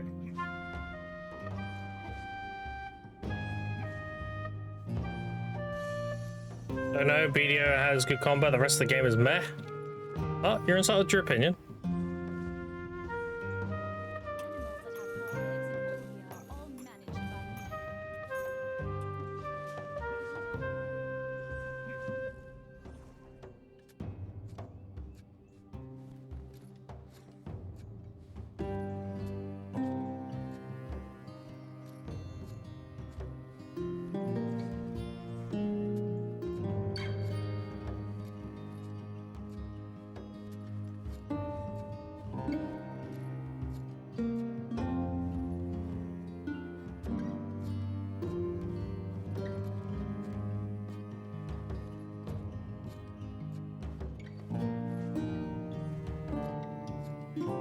Personally, a big fan of what a lot of BDO does. I like the whole infinite progression approach.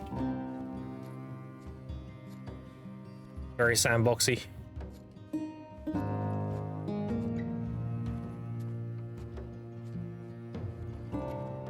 Assuming these time gates are a temporary thing. Get alleviated. It's either. Awaited elite items of a given category. I don't know. Maybe they will eventually. You ain't wrong.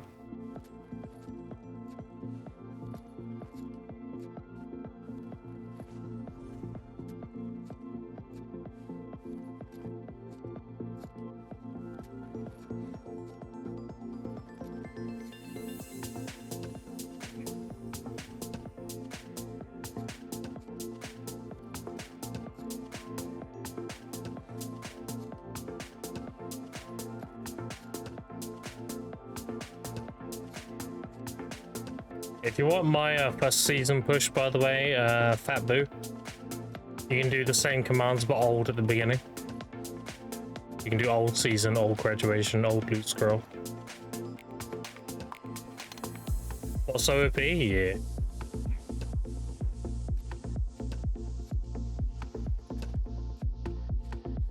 I've done my whole season push twice. Did it originally on my previous account, and on this account I speedran it. So it took me just under 6 months to do it the first time. This time I did it in 120 days, which is exclamation point 120. Little summary of what I got done in those 120 days.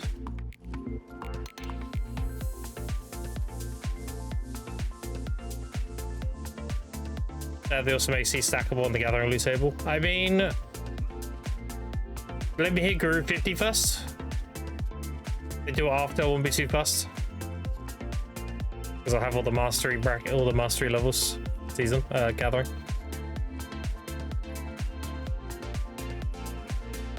Honestly, if they make seed stackable, then Pilgrims is going to be the better XP.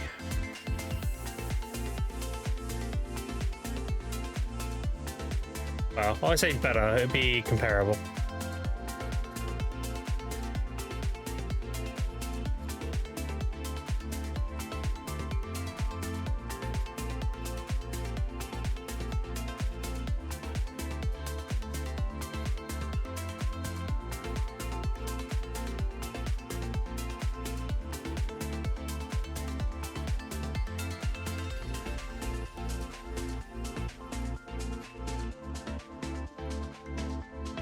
I wouldn't be too upset, honestly, because with the Fairy's Breath change, you actually get a lot of gathering XP through Fairy Breath exchange now.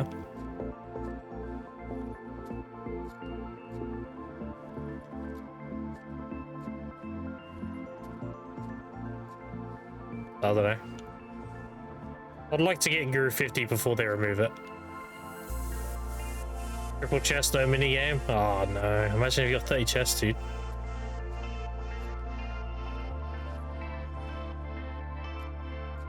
Unlucky. Would have been loaded.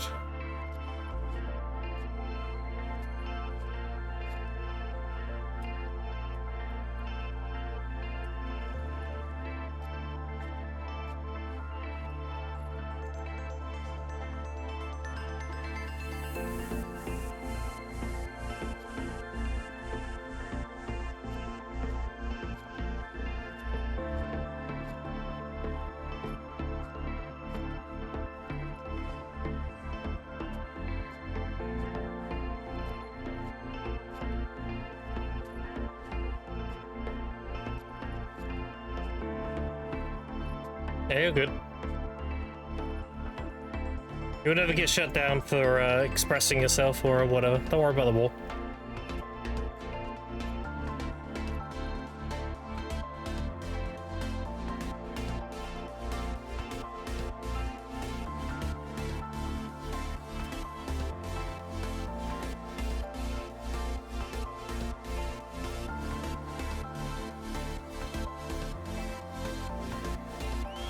It never runs decent, but I wouldn't do it after you got your pities.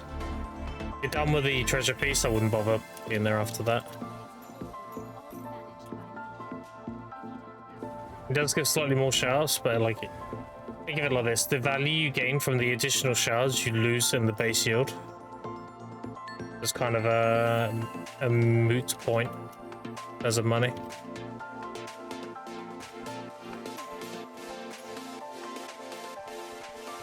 The feathers, you're more than likely just gonna vendor.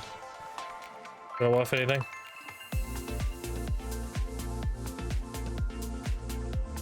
So follow a wolf video, appreciate it. Yeah, mate.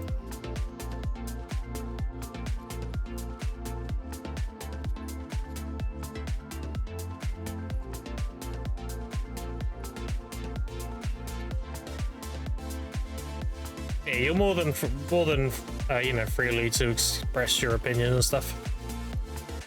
Not gonna ever shut somebody down for how they feel or whatever. You do or don't like something, I mean,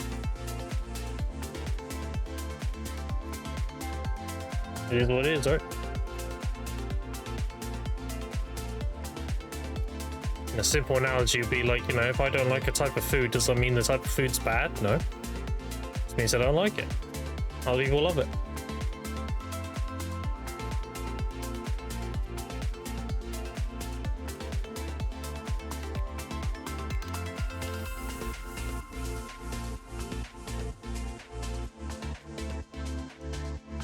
Long reply? Yeah, no worries, no worries. Wish I liked onions? Same. That makes things so much easier.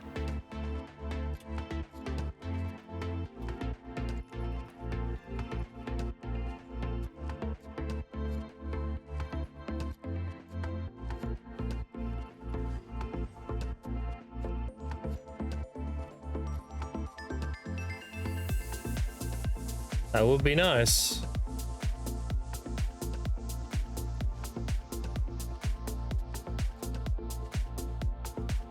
I love onions. I can eat them raw. What the fuck? You're a man of many layers.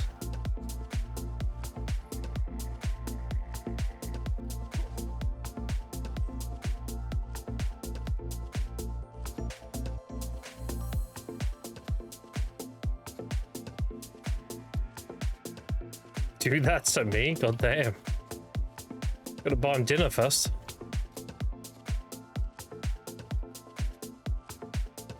You know what they say? You fill them up and then you fill them up.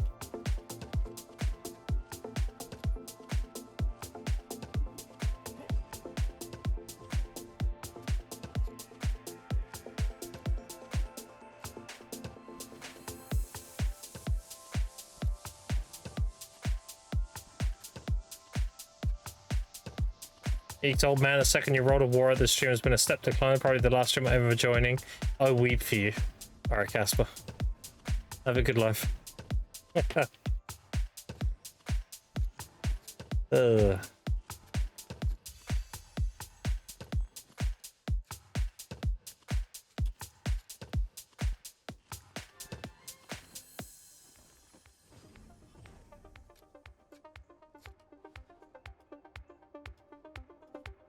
Is ginseng worth it? Well, having the buff? Absolutely.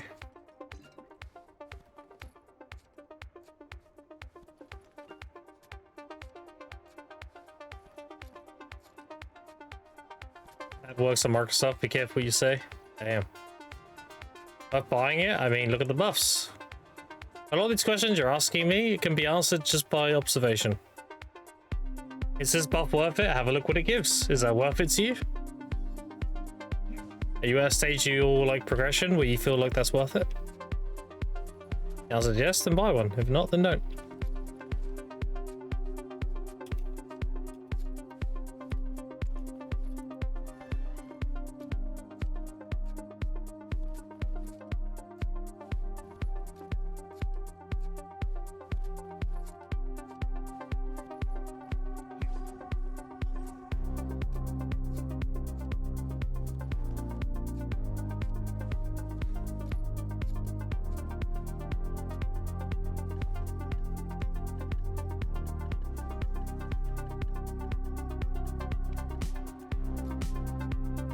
I like the ginseng buff because it gives the +1 energy recovery.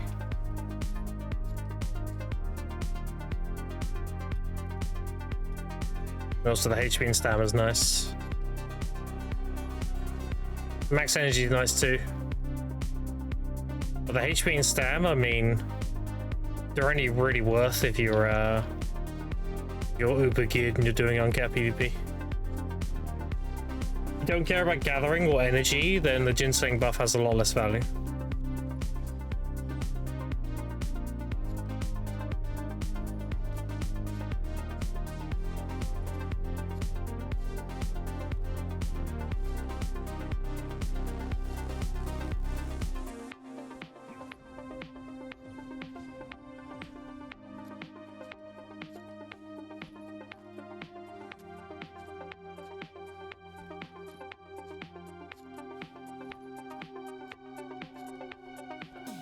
A heads up as well, chat, if you need a ginseng, they are going up in price. I will be selling 2 of them when they're capped. If you want one badly, like, make sure you got a pre-order up as soon as possible when they hit 10 bill, because you'll likely get one of mine. The follow Ned Spark, appreciate it. Yeah, was it the Imperial Herbs? Well, they might do something with them eventually. In which case, I've got millions of them ready to go.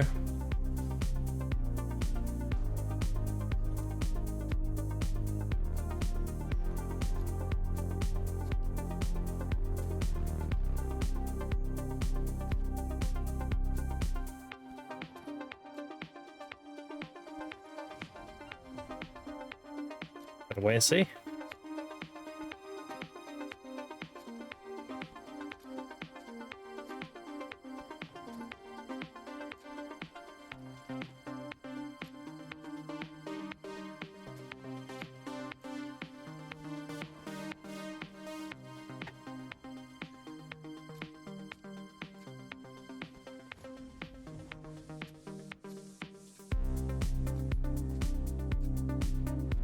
I don't think you should buy out the market and cut yourself 16 times and force market to go down so you can get them cheap.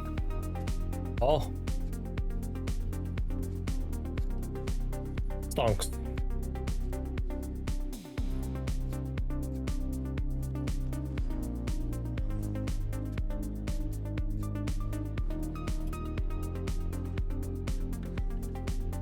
Memes aside, the truth of the matter is on NA, whatever you gather is always in super high demand. Life skilling is very, very ludicrous silver.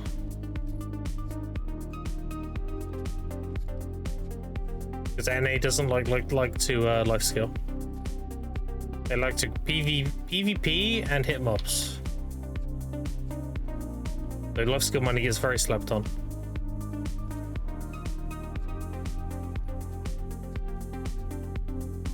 We look at those Terra shards. Terra. 90,000 pre-orders. I should show you how many people want to do life skilling.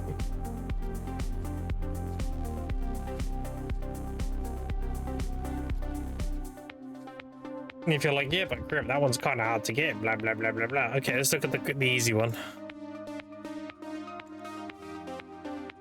Under here, right? They're under here, I'm pretty sure.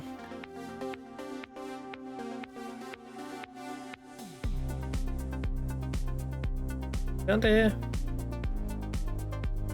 Pretty sure they're under miscellaneous. Yeah, here we go. So the mining one, which is called this one.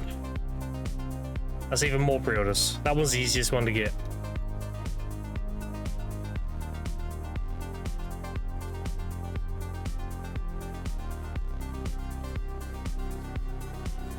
Yeah, if you were to fill that whole pre-order, most of them have 100,000 pre-orders, and it's actually a lot more pre-orders than that, because you can only pre-order so many at a time.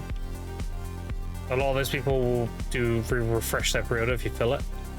Let's assume you do 100,000 sales of Terra shards. So Terra shards are 3 mil each. Oh, they're 6 mil each, right? 3 mil, 6 mil? I don't remember. 3 mil, yeah. So 100 of them is 300 mil. 1,000 is 3 bill. 10,000 is 30 bill. 100,000 is 300 bill.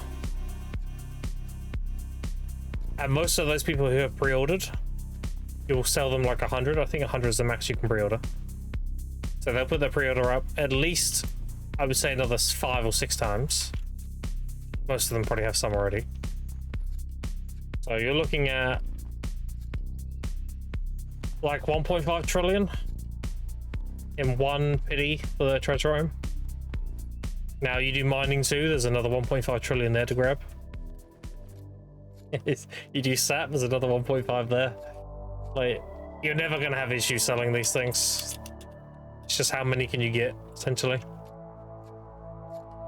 They're gonna infinitely be on pre-order.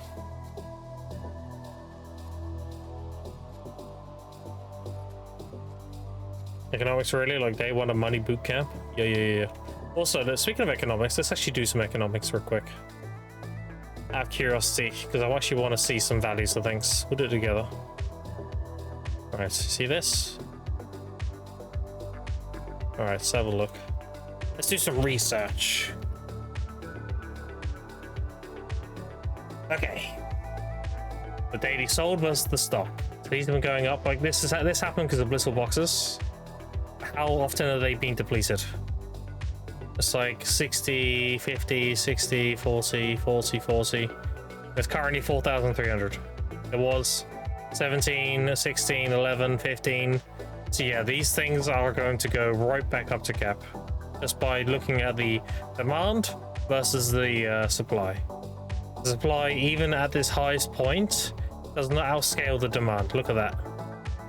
Even here, where it was 22,000 being stocked, there was 96,000 sales.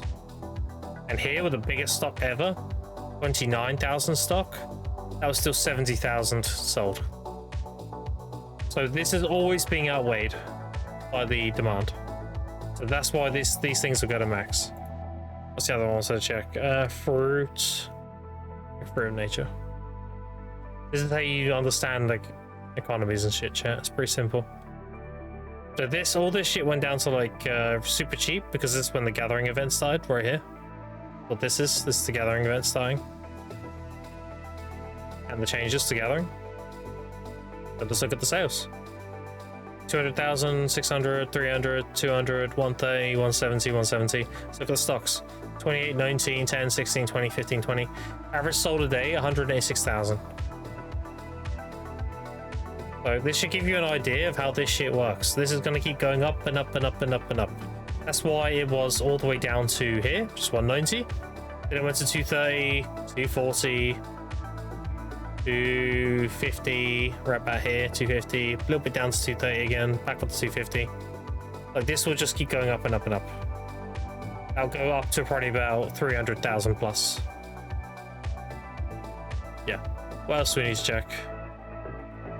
That's concentrated. That's like a magical shards. Magical shard. Alright, so this was before the blissful box. This was after the blissful box. It's heavy tanks because people got a huge injection. So there was no stock, and then obviously we got a lot of stock from the blissful boxes. But look at the stock now. 10, 4, 5, 6, 5. So it's about 5,000 right now. And look at the sales from here onwards. 230, 150, 40, 30, 120, 50. Like this drastically outweighs, even at the lowest point, which is like here, 74k, that still drastically outweighs the stock.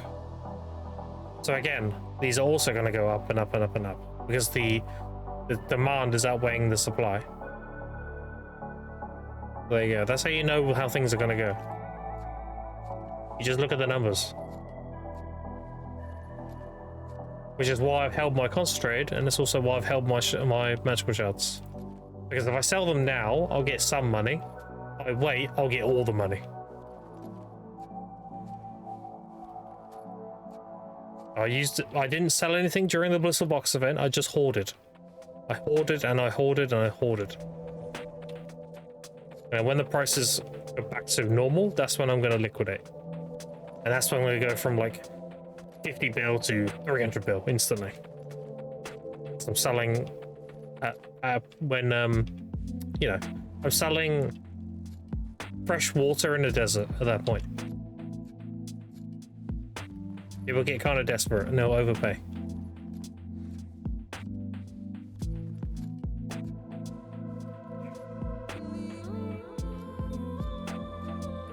Whereas things like wild grass, I mean, it's already capped. I don't need to wait for that to go up because it's already capped. So things like wild grass, I just sell straight away. Same with the terra shards and everything, because they're already at that point and they're never going to change. They're always going to be just high demand all the time because people don't gather herbs. There's most people who do bear, and they're like, oh, this is gonna shit. So, or they simply just don't life skill. Which on NA is a bit of both. People do, like that ranger over there he was doing weasels. I'm assuming he's gathering weasels for meat. Because he was doing the butcher animation. Like, killing these weasels for meat is terrible. Because people just don't know any better. If that guy stopped doing that and he went east, he went here. Right, like here. There's a bunch of wolves here. And you can kill them constantly. You get like loads of wolves stacked next to each other. And you can just spam butcher. Instead of going one mob to one mob to one mob to one mob. Like, that's just not efficient. You kill a pack of wolves, you stand in the middle and you just do what I'm doing with the interact and gather. If you're doing it for me. That's why you don't do sheep mounting either. I know it's tempting because there's a lot of density, but sheep mounting gives you 1 to 4. Whereas wolf gives you 2 to 4. So you have a lower ground level with sheep. Nice to get new treasure items, add stuff to it. Also list stuff on Marketplace. I'm stuff limited with 1,000. Let's say I'll put a stock of 100. Yeah, that's why I don't listen to people when they tell me they're worker empires. They tell me like, oh, you should have this because it gets so many of thousands of this a day and it's worth this much money. But then my counter argument is always, okay, how long is it going to take you to liquidate all that? How much opportunity cost are you missing out on by standing there relisting 1,000 potatoes? Or 10,000 potatoes, or whatever the fuck. Time you spent doing that, you're missing out on so much opportunity cost of doing anything else. Which is why my opportunity cost doesn't exist on my workers. Because I do this. I do nodes for these. Armor sacks and archaeologist sacks. I have my worker empire set up to optimize sacks. What is that? That gives you 1 fruit of nature. If you open up a farmer sack, you get 1 fruit of nature. If you open up a archaeologist sack, you get 1 trace of nature. So when I liquidate my farm, I'm liquidating my worker empire. I just open up all the sacks. It gives you 1 of these, and I just list 1,000 and carry on playing the game. You show a map where you place them. It's just farm nodes. Farm nodes. Any node that is like a corn symbol, that's a farm node. Farm nodes give you the farmer sacks. They give you 1 fruit of nature. Don't have a worker on this. Oh, that's right. I'm saving up for the expansion. That's why. Yeah, so like farmer nodes. The mining nodes I sometimes get, like these ones are good because of the powder of flame. But generally it's farmer nodes, like I have all these farm nodes, these ones, and in Calphion I have all 3 at plantation, the excavation here. Sometimes I do some tree nodes, like this one here is good because it's sap. One over here is good because it's ash sap. But generally it's farm nodes and excavation nodes. And I do humans because humans have the highest luck. I get more sacks from farm nodes because the sack is a byproduct and it's based on luck. Whereas excavation, depending on which one it is, you do a goblin or a giant. If it's a really high workload, you do giant. If it's a 1400 workload, you do goblin. So land the morning light excavations are giants and turtles, I guess, and the normal excavations and like Balnos and everything are goblins. And as for tree nodes, like sap nodes, you do giants. And if you're making crates, there's always goblins. That's it. The byproduct, yeah, it's based on luck. So humans have the highest luck stat. And because I'm free to play, I have a limited family storage. So I don't run out of food overnight doing humans because they don't work as fast. But they get more sacks. So I just optimize sacks, pretty much. I just put a pre-order for these caboose because damn. Yeah, good luck. There's a lot of pre-orders. I would fill the pre-order if the game would give me caboose to sell. Whenever I get a caboose, I sell it. So if the game gives me caboose, then I'll have ones to sell. I should technically keep 4 of them because I need 2 for cap PvP and I need 2 for doing bosses. I need to make it like a all-out attack set for bossing. I technically need 4 caboose, but I mean, at this point, I would sell them just to get the Splendid faster, because I see that as an investment. Like, the faster I get the Splendid, the more efficiently I can grind DSR. So I can double down pretty much on the grind.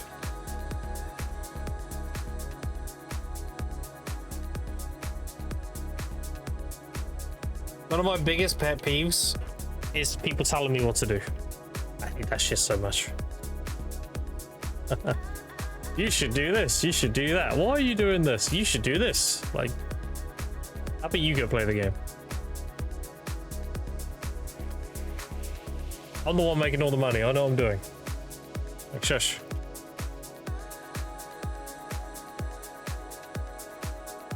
And again, your stream lagged. I just said good luck, pretty much. Good luck getting caboose. I would sell them if I got them, but I don't get them, so good luck. Bug, however, Bug links me a caboose every other day. He gives me a little poke like, hey, hey. And it just shows me the caboose, and I'm like, yeah. Alright. I get like loads of limbos. I had like 4 limbos the other day.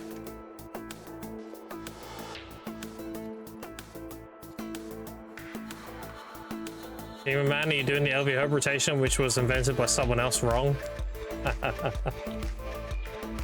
I just don't get it, dude. You would think the amount of stuff I've done and the time I've done it, people would be like, oh damn, you know, knows what he's doing. Making a lot of money, knows what he's doing. Like, why would you come in here and lecture me on what I should be doing? I'm like, bro. Would you go up to a multi-millionaire and tell them how to make money? Or would you be like, damn, they're a multi-billionaire, they know what they're doing. You know? And then I have to explain it, and then they're like, they don't get it, and they're like, I don't understand though, because this, that. And I spent 20 minutes explaining it fully, and it's like, okay, do you know what? That makes perfect sense. I'm sorry. Yeah, no worries. And next guy comes and does it. Bro, please. I know what I'm doing.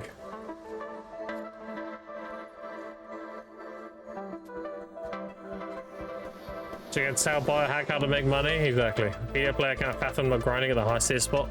The video player, the average video player, has the same fixed mindset of get gear, go to higher grind spot, get more gear, go to higher grind spot. They can't break away. They can't break the habit or the mold of that formula. They don't understand that there are many other ways to make money, and even better ways in some cases. I see it as like, your gear's this, and this spot you're in's lower than that. You shouldn't be here, you should be a higher spot. It's like, no, that's not how that works.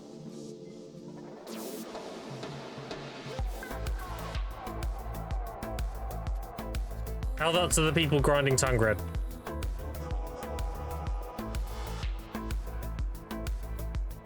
A lot of people like over 2,000, like close to 2,000 total AP, and they're still grinding Tungred.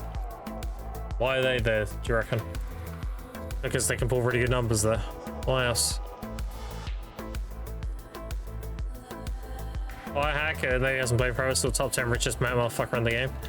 The thing with Biohack is a lot of his value was in his assets. And his assets dropped drastically in value.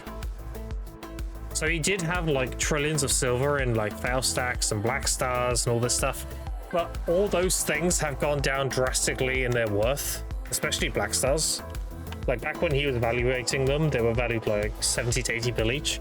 Now they're like 20. So I'm not disagreeing, he is really rich, but I do think he lost a lot of his like net worth over the changes.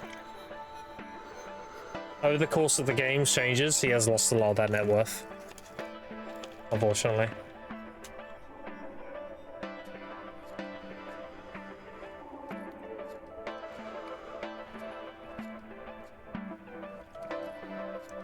He's probably 9 or 10 on the list now. Yeah, like he's still really rich, for sure.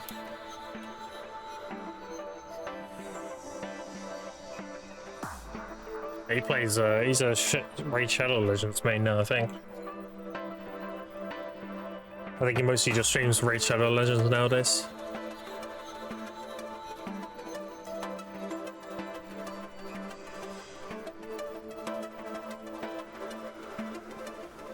Didn't stream at all? Oh, maybe he's not streaming then. Maybe he's just, you know, it was fun while it lasted and he's just doubling down on his IRL job. I mean, he is a biologist, so.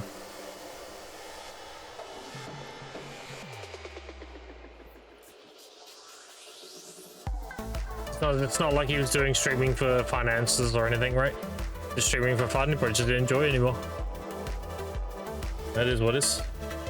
Or he simply doesn't have time for it anymore. Strangely enough, there are people who stream for the leisure of streaming. I know there's a very like capitalistic mindset when it comes to streaming. Like, ad revenue and subs and sponsors and all this blah blah blah. But there are people who genuinely just stream because they like hanging out with people and playing a video game and talking about the game they like. I mean, if you don't believe I'm that, I mean, look at Huntler.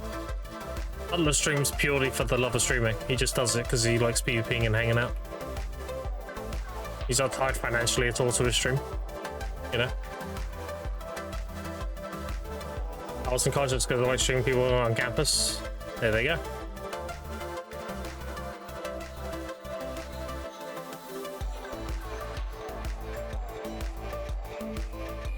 I tell you what I do love though. Oh, I got such a fucking justice boner when Twitch started capping people's view count. I got such a justice boner watching that. Watching some of these like really big streamers just drastically drop in numbers. And I know there's some like, you know, it's not perfect. There are going to be some like, what's the word? There's going to be some like, shit go wrong with it, I guess. But overall, like, I love that they're finally cracking down on that shit. And I'll tell you why they're cracking down on it. It's because the sponsors are getting wise to it. They're getting wise to the fact, like, wait a minute, why are we paying this guy this amount to sponsor them for our products, to show them to 15,000 people, when in reality there's only like 4,000 people there that are actually real. Like, we're not giving you that amount of money for 4,000 people, you know? But they're wising up to it. That's why Twitch is cracking down on it now. About fucking time, dude.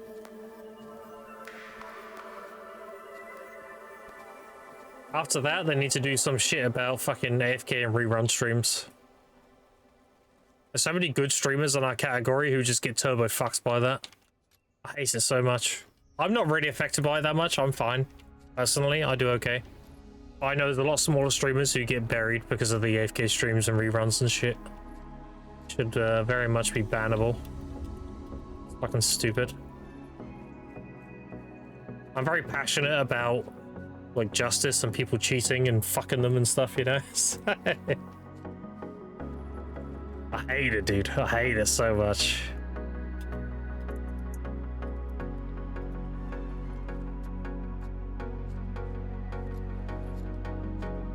A good fast gathering here. Yep, it's a really good fast burn. Really good gathering rotation. What surprised people actually watch reruns like that? I mean, let's be honest, BDO is a drops category. We've seen how the category is when there's no drops. It does drop drastically in viewership overall. Like, so I get why those streams have some success, even though they're shady as fuck. It's because people don't care. They just pull up a stream to get their drops. And what better stream to pull up if you want your drops than a stream that's like never goes off, or a stream that's rerunning? You're guaranteed to get your drops, you know? But at the same time, like, again, they should get rid of all that shit. I fucking hate it. Drops even worth it? Sometimes. The regular drops are okay. The regular drops are 3 Twitch coins, a 40 stack, and an RNG box. And the coins can be used for a bunch of things. Let's see if I have any. Seal. There we are. Okay. Yeah, so there you go. You can get a one-time quest for premium outfit box and a Vice of Valks, made for hire box, and a 7-day and an enhancement help kit. And you can get 1 Supreme Old Moon box and 30 loot scrolls and 500 crons. And the orders exchange are below. It's like the loot scrolls and energy gourds and stuff. So yeah, they're alright. They're alright. But when they do special events like when they did the NA versus EU Arena Solari tournament thing, there was like juice drops for that, for example. But yeah, that's usually the normal drops. 3 seals a day and everything. They're good. Like, even someone like me who has all this gear and everything, I love the drops because it means I get more energy gourds, right? So why not? Recommend me since the drop event? Really? Interesting. Well, especially if they like interacting with them. Well, most people just put shit on and go to work, right? You're only interested, say you're not somebody who watches Twitch, but you want more stuff in game, then you'd pull up whoever's on the top row of the category Leave that shit on, go to work, come back, clean your drop, turn it off, you know.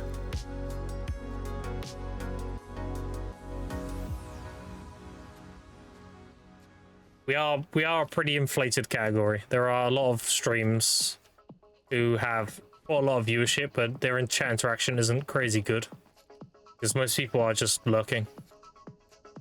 And not to mention the game itself, if you are actually there, then, I mean, you're probably grinding or something, right? I mean, that's what I do when I'm lurking. I'm not always typing. I'm just having somebody in my ear while I play the game and hang out with people in chat. And occasionally I'll type, you know. That's what it is.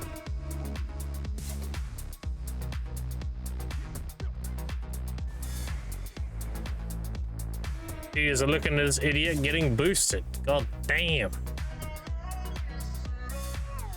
I can't believe Lacquer's been a mod for 2 years. That's crazy. And he still can't ban the broadcaster.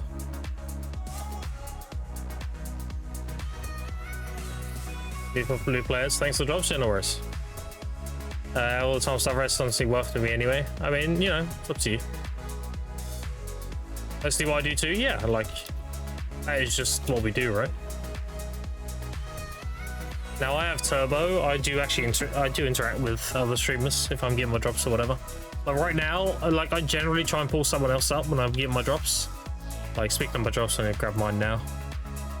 So I've got a Bayrock pulled up right now. It's on the side. I've got my drops, so I'm still gonna leave him up. Because Bayrock's my boy. Lurking and gathering. Yeah, there you go. I feel called out. I mean, dude, we all do it. I do it too.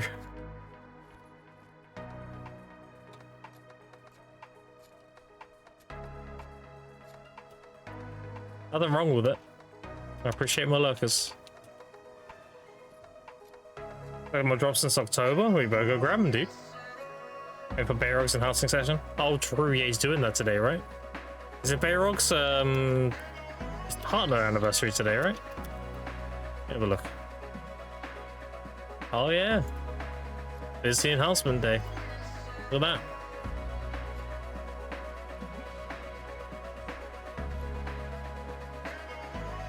Go with Fry even with everything on there. Yeah.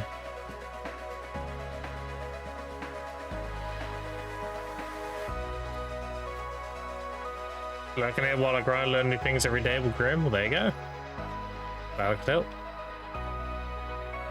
Yeah, when I'm life skilling, this is the best time to ask me questions. Because I'm just interacting with Herb, so it's not really, my input in the game's very minimal right now. It's grinding, I might miss your message.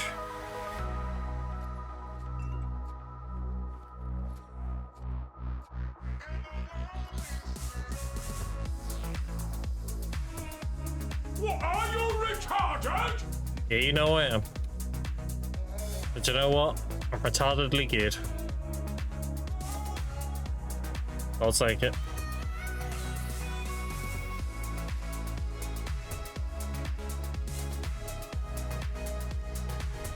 The lacquer, you're just mad.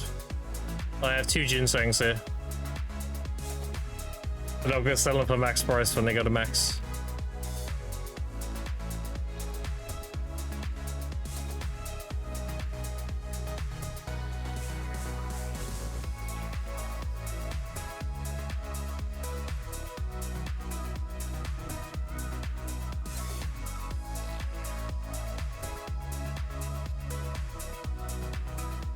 They sit on EU already? That's crazy.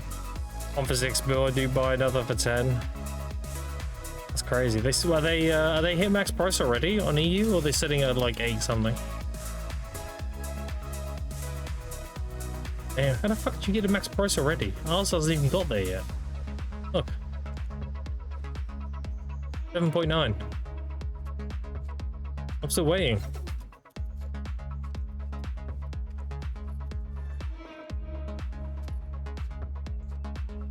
Why would you buy another one, Lacquer? That's the real question. Wait a minute. How is my rock enjoyer debating buying a millennial ginseng? You should have them from rocks.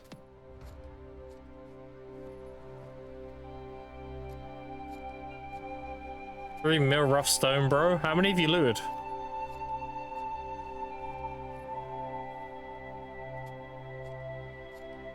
Zero? Oh. Alright, not bad. Do you want to know how many I've looted, like? Do you know when this gathering event started? When this gathering event started, I've looted 4. I looted 2 during the double mini games, and I looted 2 after. And the 2 I have on me are the 2 after. There's a 7 sitting max price. Damn. Ginsengs are common. Well, hopefully. Hope they're common for me anyway. Find another ginseng, why not?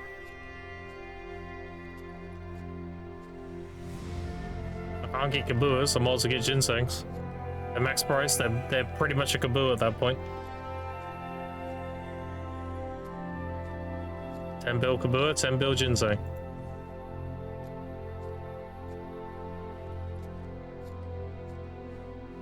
Yeah, I'm burning these buffs. I recommend you do it as well, chat. These are going to be deleted after the events end concluded. I'm going through my life ones right now.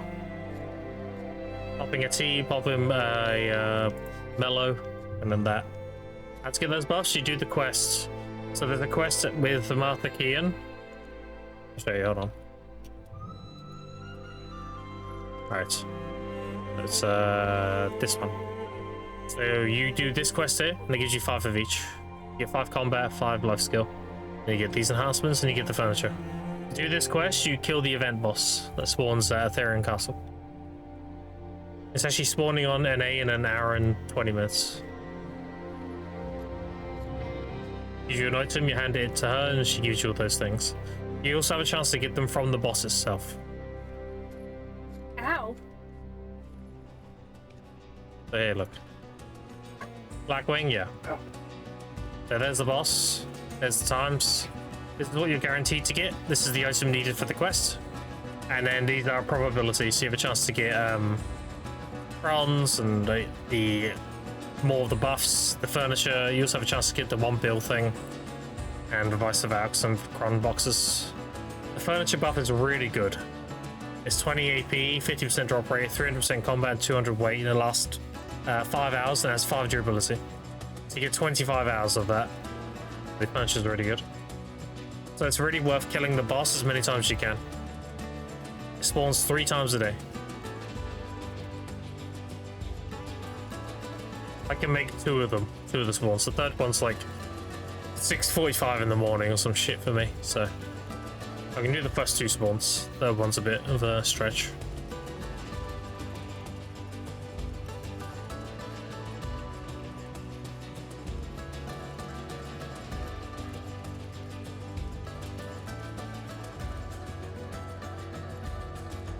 Yeah, those buffs are going to get removed when the Remnants of Distortion event ends, which will probably, it tells you on here when it ends, June 11th.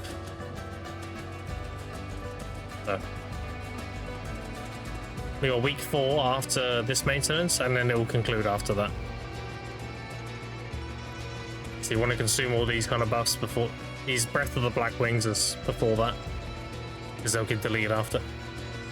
Which is why I'm doing a gathering session, because I'm using the life ones, which are life XP, mastery, weight, and energy recovery. So I'm lining it up with a Lara T and a Mela. I get a solid 3 hours of gathering.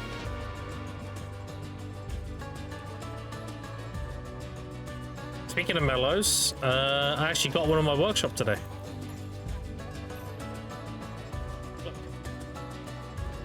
Wow.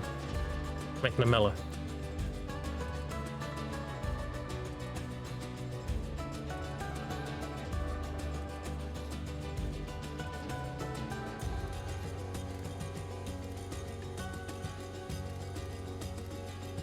Only Guru 30 Gatherer though, Lacquer. You're not even higher than Bicep yet. It's slacking. Isn't Bicep like 38 or something? Can't let uncompete you. I'm 46 now. Yeah, 46, 12%.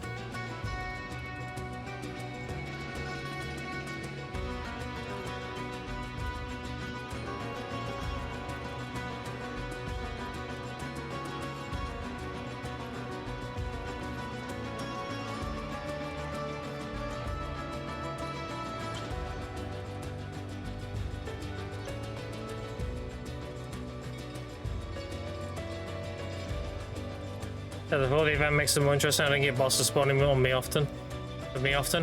Chapter 4 sounds like we are getting more Dark Grove bosses. This was a chance to spawn mob during event. More monsters from a Dania approach. This, I don't know, this sounds like it's gonna be Rift bosses. Or they expand upon the bosses that spawn. It won't be just Titan and Maraka. Maybe it'll be the giant, the Naga, and maybe the Bulgasaur, or maybe the Manticore. Maybe they'll add those to the Chancellor table. I'm a host on here.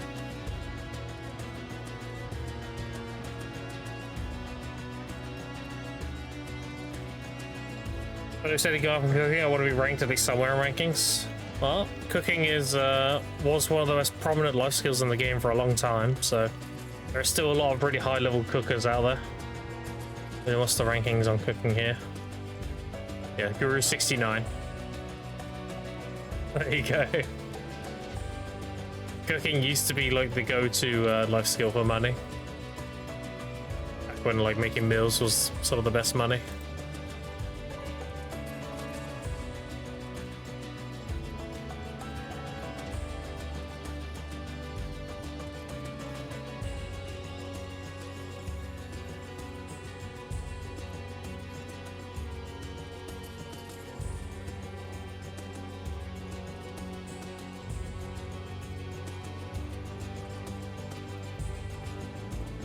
Yeah, I'm addicted to the infinite progression in this game. I love it.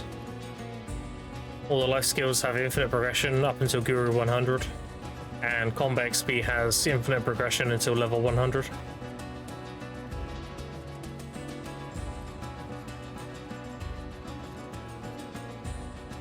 A lot of infinite progression in the game.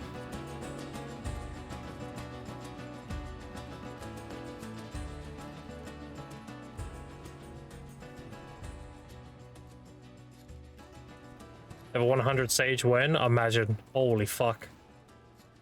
That would mean if you were... What would you have? 15.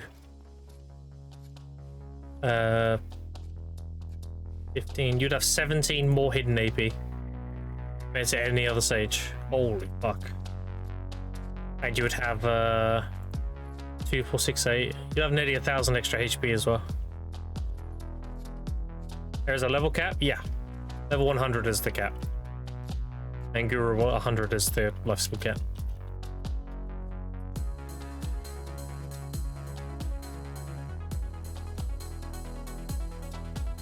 Also, fun fact, training dummy XP drastically falls off at level 70.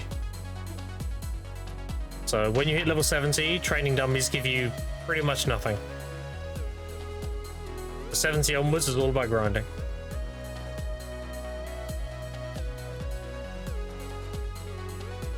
Oh, 3 wands, that's what we like to see.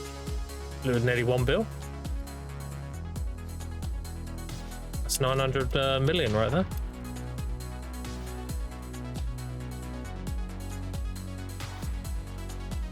Let's get more inventory space. Need to do more events with the hand out inventory space.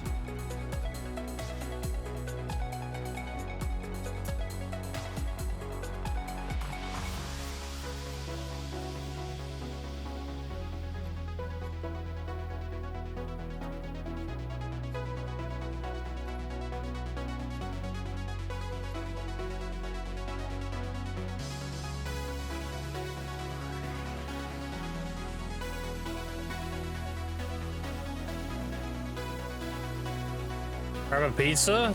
Damn. Lucky.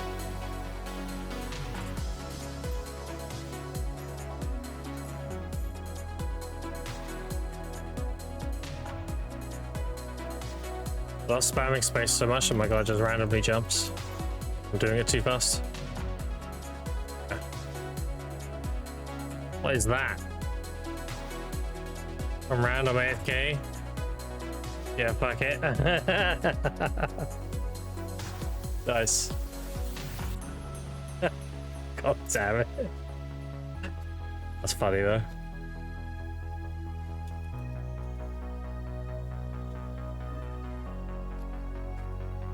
The Wall of Roses happens. I just wish it was an NA instead. At least there's PvP there. Oh, what happens on EU then? Oh, wait, is it Wall of Roses today? Oh, it is. Shit. Let's put my gear on and apply.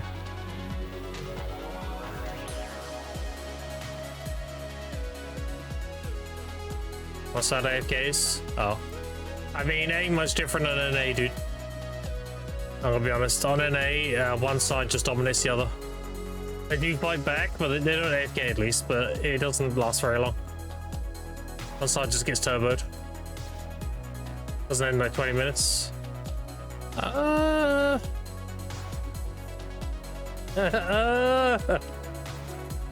it probably ends in like 30 instead. Depending on who the other team is. If it's like versus somebody or Digi versus somebody, then it lasts like no time at all. If it's like Nagas versus let's say Rise or something, then yeah, it'll last like 30 minutes or so. Usually one side just turbos the other though.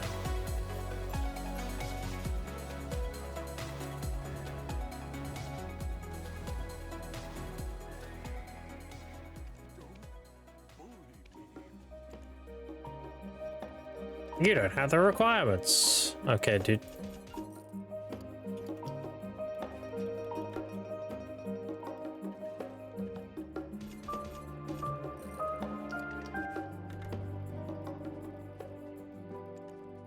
There. So stupid. My gathering gear back on. Alright, sick. I'm doing this because I need the inventory space.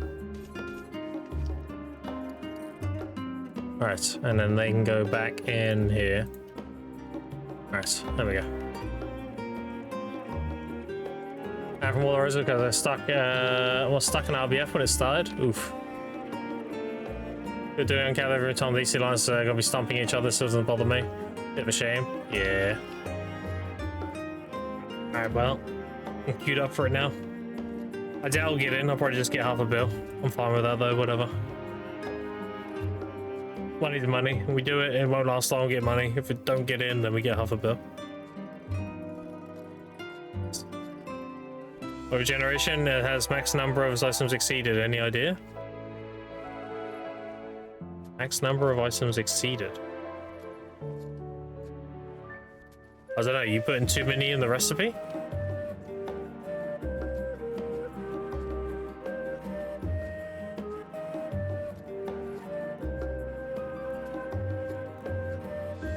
Recipe says one of each, it's not one of each.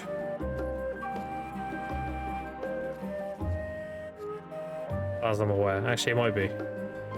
You put the right things in?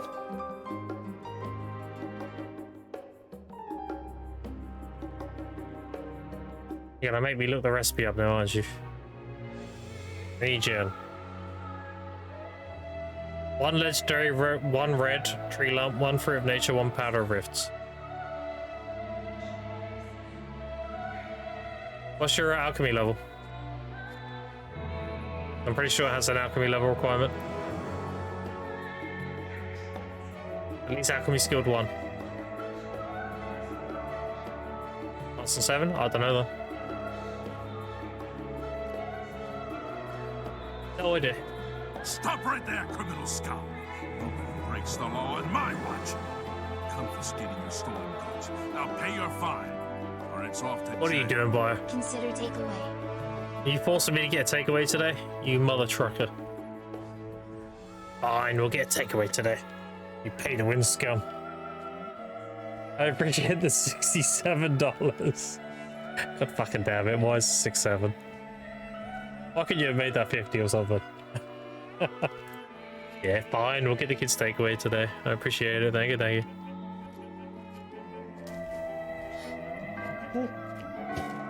Santa.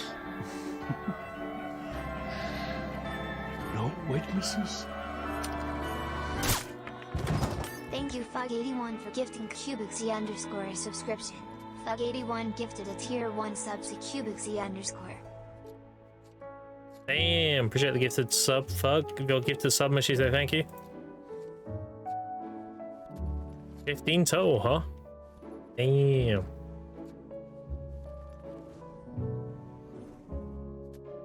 You're generous to me, chat.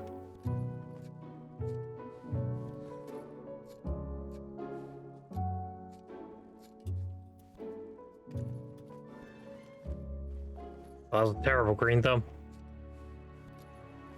I got wild grass and primate, that was it. I think that could have been a ginseng. I appreciate the $67 and the gifted sub. Thank you, thank you.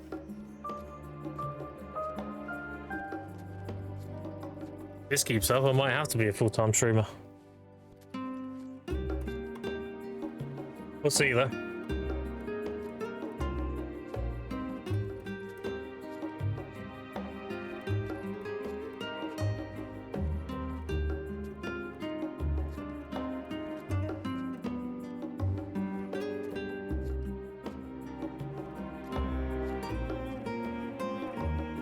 Does anyone know, by the way, bit of a fun fact, has anyone actually had the...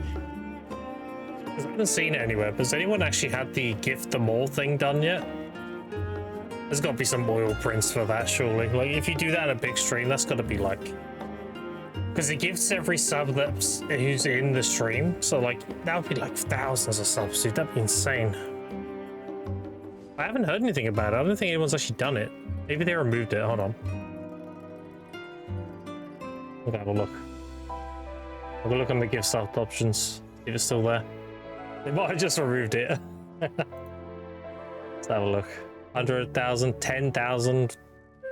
I didn't see it. Maybe they did remove it. I see 5, 10, 20, 50, 100, 200,000. And custom, which is a max of 1,000. They did get rid of it. Damn. Huh. Alright. I guess because nobody was using it. It was called like gift them all or something. Alchemy, there's no 10-time thing. Nope. Everything is a singular craft. There's no mass production. That's unique to cooking. Alchemy gives you chance of more byproducts and max yield. Byproducts are essentially the alchemy thing instead of 10 times. You get like oils and everything as byproducts. Randomly proc.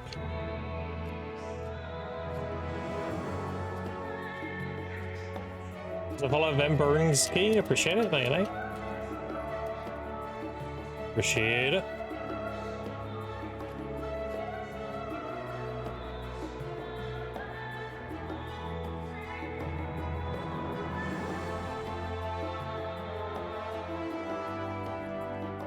You know, fun fact as well, Bayrock has a pet named after me.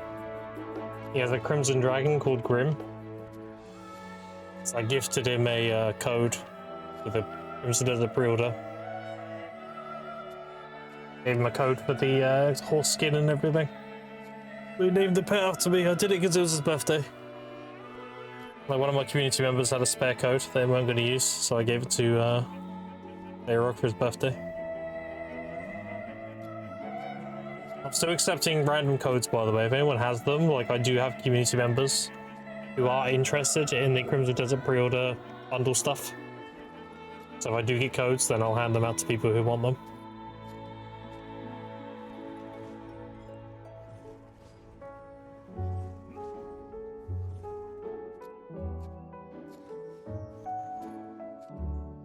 No. Damn. What's the bed? Okay, see, catch you next time, Magic Killer. Appreciate you hanging out. Have a good rest, and I'll catch you next time. Did you know, Lacko, when I was about a year and a half ago, I actually gifted a lot of BDO codes out. I gave a lot of, it was when, I don't remember exactly, but it was during a time we had a lot of new players coming to the game, and I think it was NVIDIA. Or it might have been Alienware, but they were giving out BDO codes for the game, and I scooped up a bunch of them and I handed them out. So I gave a lot of people codes to the game. They haven't done anything like that in a while now, though.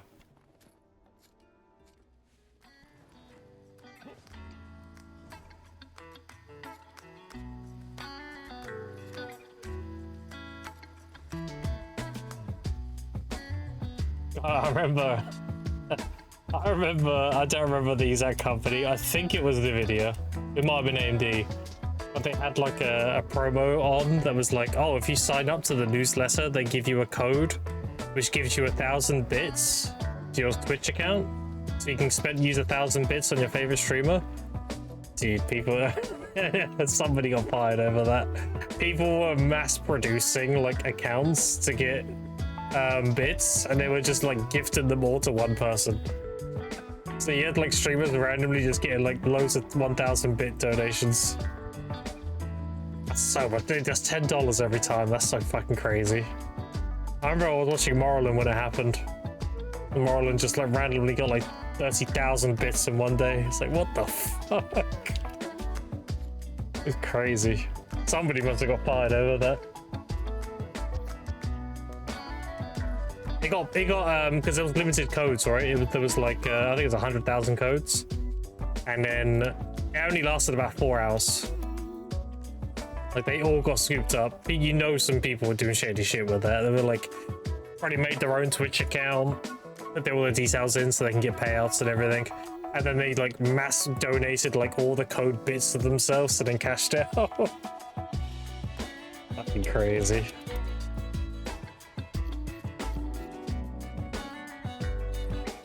Like, what were they thinking, you know?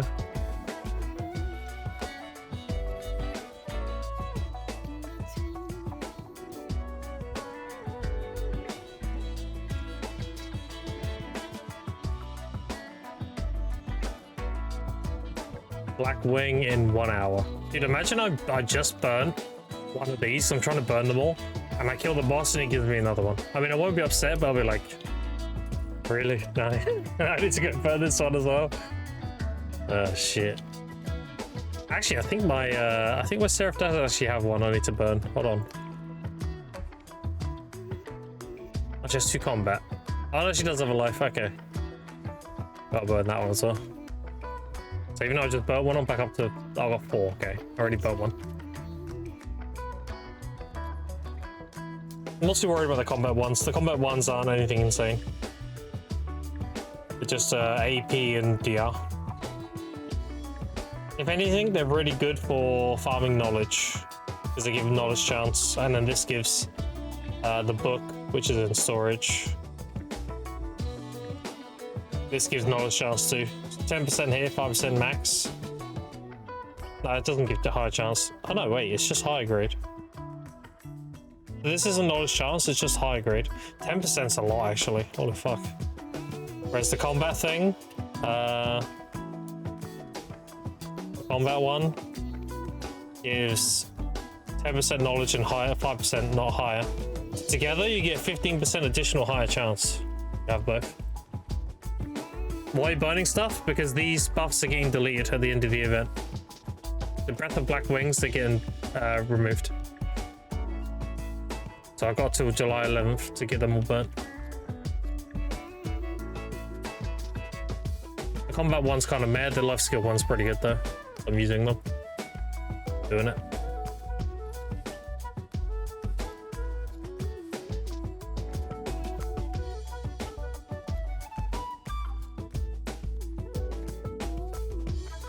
I've done 10 hours of DSR, 9 hours of DSR, and 7 hours of DSR over the last 3 days. I'm picking some flowers today. So maybe I'll do DSR later on today.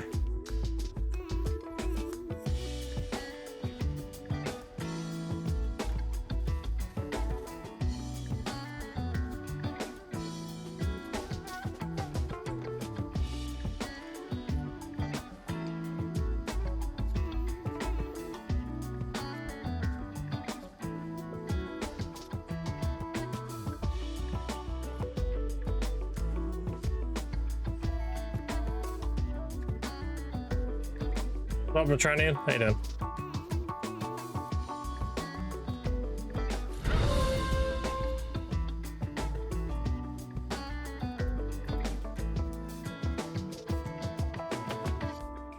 Well, that's the point, actually.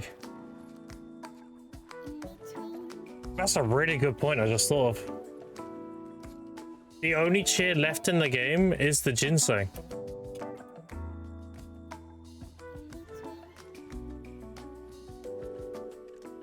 Was that a mini game too? That's the only cheer left in the game.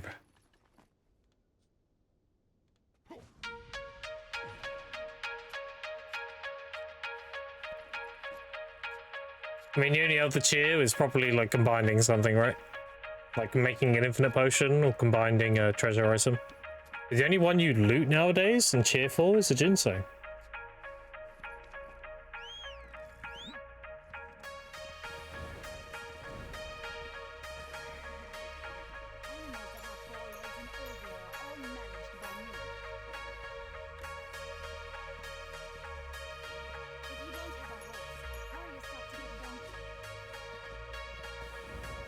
I'll loot around real quick. Well, you gotta catch up, fuck. I've had 4 since the gathering minigame started. Since the beginning of the double minigame until now, I've had 4. You gotta catch up.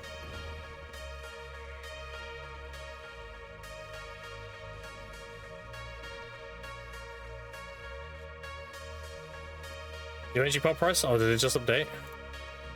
Ooh, feast. Nice. Oh, it did. Look at that. Did it? Same there.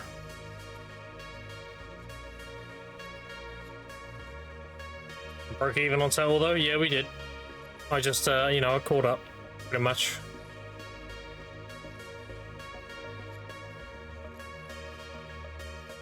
Or how about this then, fuck? Next ginseng takes it all.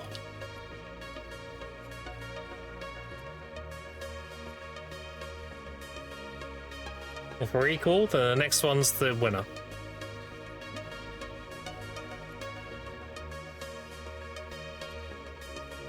Who's gonna be John Ginseng?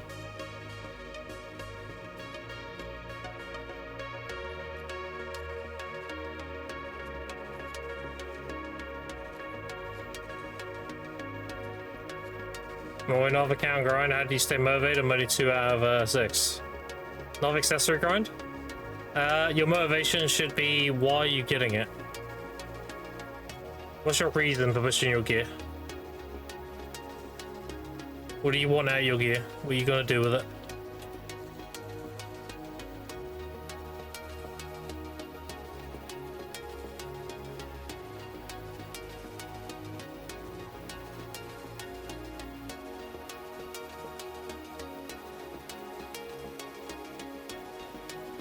MRC, you got me beat there. Doing the PR quest leveling A, would you say it's best to buy the Essence of Dawn from the market when upgrading the Zavala to deck? Are you talking about the accessory? Because I've never enhanced the accessory. I mean, if so, then what you want to use, if you want to use this, I'll show you. You're on Garmouth and you go... Where is it?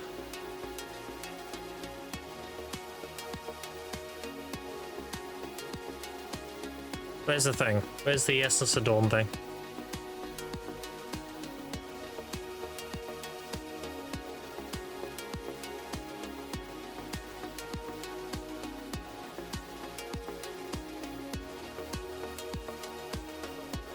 Let's see. Where's the Essence calculator?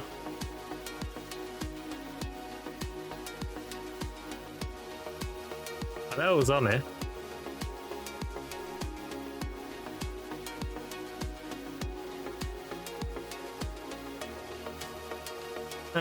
Interesting. Maybe it's in here. Ah, there we go. Found it. So here's the cheapest Essence of Dawn. So if you buy a pen Vahaz Dawn, it costs you 41 billion, will give you 720 Essence of Dawn, but it's 57 million per Essence of Dawn. If you don't want a ton of Essence Adorn, then it looks like Pen Layton. It's only 18 bill, gives you 300, but it's 62 million per Essence Adorn. So there's your Essence Adorn calculator. I swear to get them.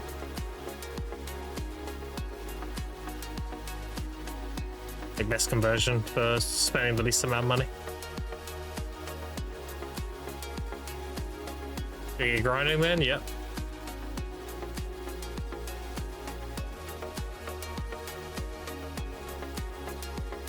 I forgot that go consolidate all that. Scratching him so I can get a ginseng. I am not worried about you getting a ginseng before me.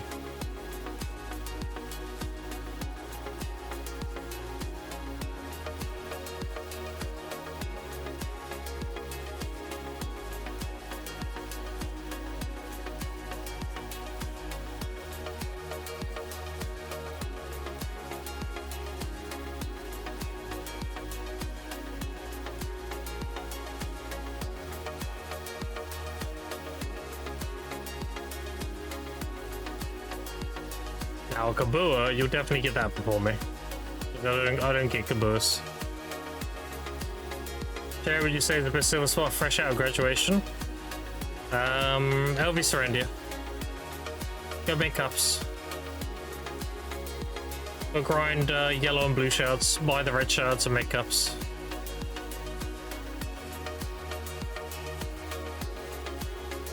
And then when you get more gear, then move to Hexa.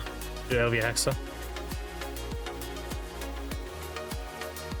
Hello, Jimmy. How you doing?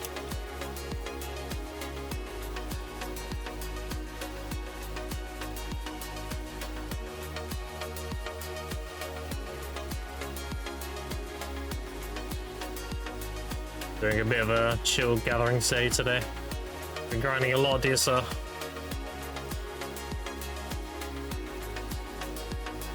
I'm burning these event buffs.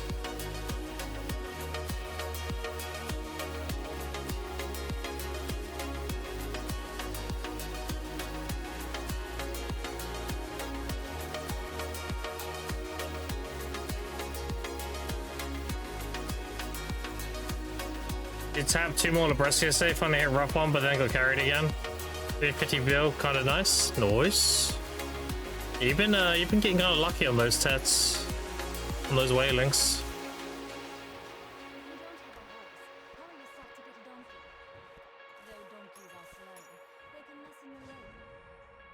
I'll stop, to be honest. Was I right about the fail stacking though? Was that like an actual thing? So it was very much like a speculation, but it's actually a play to build stacks from like 330 to 350 or something. 100%? Oh, there you go. Good stuff, good stuff.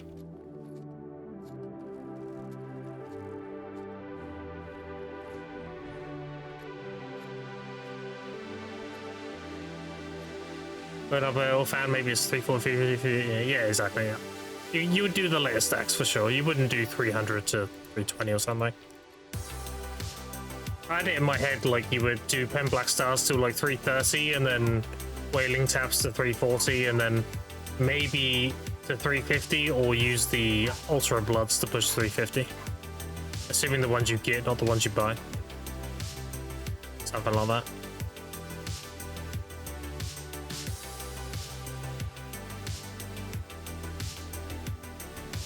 Pen fails, maybe up to 6, then Wailing seems OP. Yeah, and then you can push the rest of it to, when it gets like 340 or so, you can push the last little bit with the Ultra Blood things. Then you got a Nov stack. I'm gonna have to do that, I think. I'm suffering from success. I'll show you my fail stacks. I have 1 deck stack, and look at these, they're so low. Because I have actually 1 stack on me as well. I have a 323. That's it though. I just keep succeeding.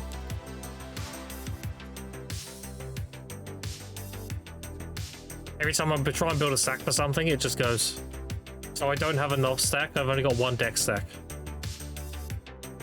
I still got to do Nov my main hand and deck my main hand. Deck the Ilfand and Nov and deck the Awakening. So I need 2 more 350s and ideally 2 more 400s as well. I'm currently tapping Karazad. I'm going to tap it until about 340, and then I'm going to pull the stack, and then I'll push it out 350 with the Ultra Blood things, and then use that for null. But no, my luck, it'll probably go like at 338 or something. But this cardboard stacks. A 400 is beautiful. Yeah, that's from the that's the one from the Calcium Ball. And if I fail the 400 on deck 100 times and make it 500, then I'm gonna save it for Blizz Racing.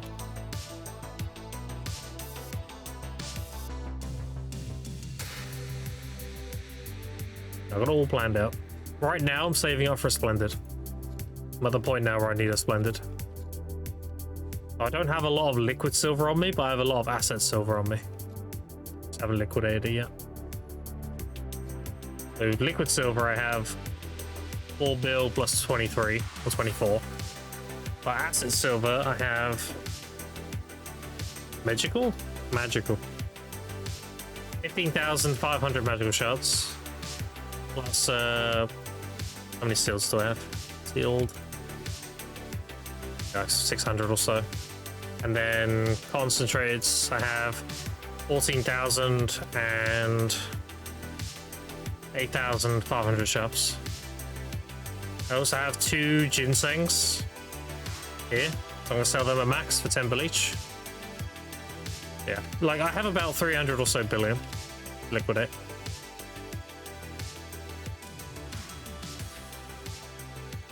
I want to see you grind stage Musa with Shining. But the thing is, on the Musa, the Shining's kind of just like, it's okay.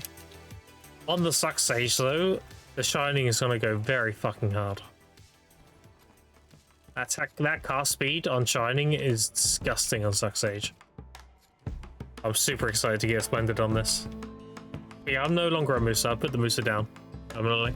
I went back to my old main of 4 years. I was a Suck Sage before the Musa. I just enjoyed the Suck Sage more. And thanks to Barnacle, he basically sold me the costume pieces I needed. So I made my old look as well. Exactly what I used to look like many years ago. In my old Serendia videos and everything.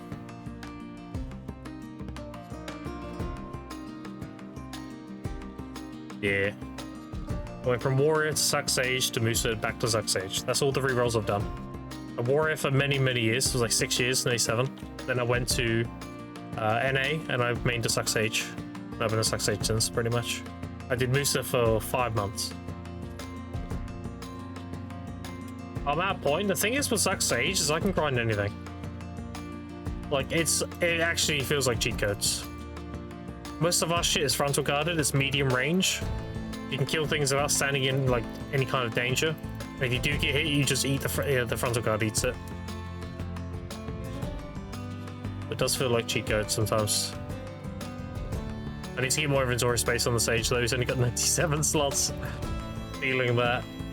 Oh, the.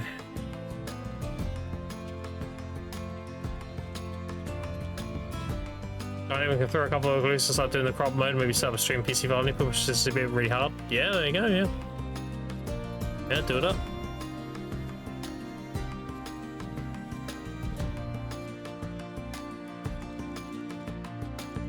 Have been power leveling. I didn't exchange the XP from my Musa.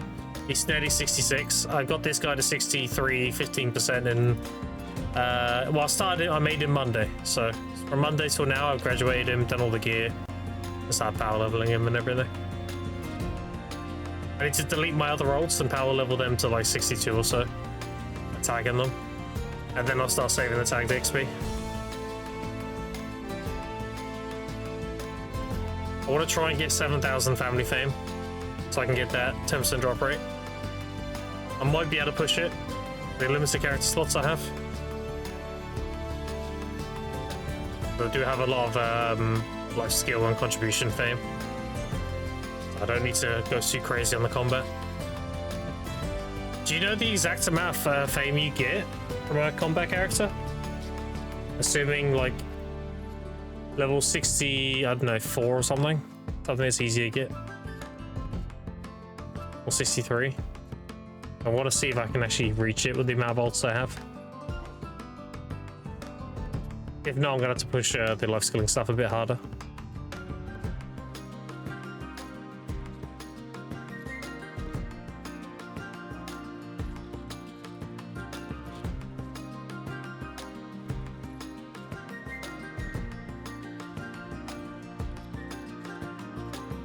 I'm missing that 10%, I'm missing 5% from ecology. And then I'm capped on drop rate.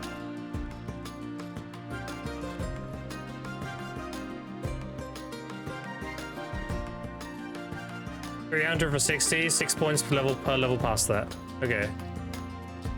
So I would need 7 ults. Is that right? How many do I have? 1, 2, 3, 4, 5. That's only 16, this is 65. So I can do 1500. 3, 6, 9, 12, 15. And then, like, let's say 6, 12, 18, 20. I can get, like, maybe squeeze close to another 100. If I push them all 65. So 3, 6, 9, 12, 15, like 1600. So that puts me at 6100. So I would have to push these two to make up the other 900. Then I can hit 7k. So it's gonna be pretty rough, but it's doable.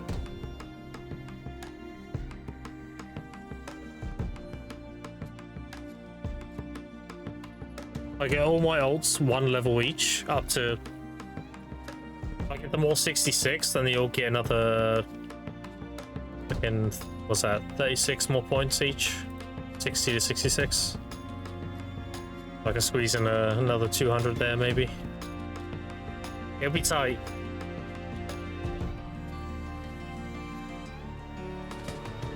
If they gave me 1 more character slot, I think I'd be good.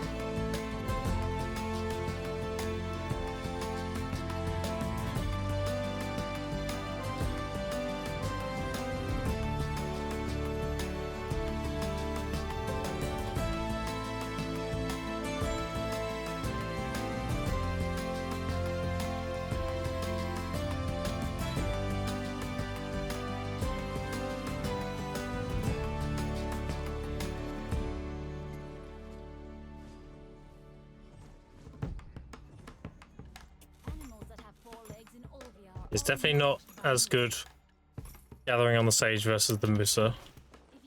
But it's not that bad either. The Sage has one big advantage the Musa doesn't, and that is you can still gather while overweight. The Musa, if you go overweight, you're cooked. You can't chase. All you can do is flame rush. Whereas the Suck Sage, I can fully rift chain normally while being overweight. So when I get the inventory space and everything, the Suck Sage will actually be better at gathering. Because I can do it for longer without having to go back to the storage. Well, I'll show you now, I'm about to go overweight. I'm overweight, watch. I should gather in this one. No problem. It's pretty OP.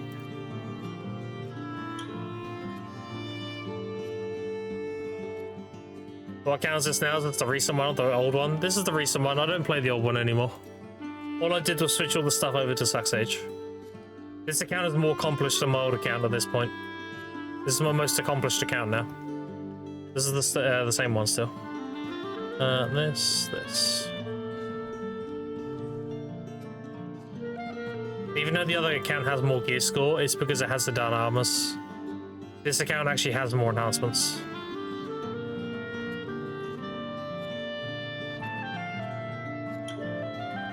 Yeah, it didn't take long, right? That account is 9 months old. This is only 160 days and it's already out gearing the other one. Crazy, right? And I have one big advantage on this account that my other account doesn't have. My other account has a Pen Awakening. This has an Oct. So I'm double locked in one Nov. Because if you have made a new account too, well, do it up, dude. I will say though, I'm done doing that. I know people are memeing about new accounts and everything. Every account I've made has had a reason as to make it.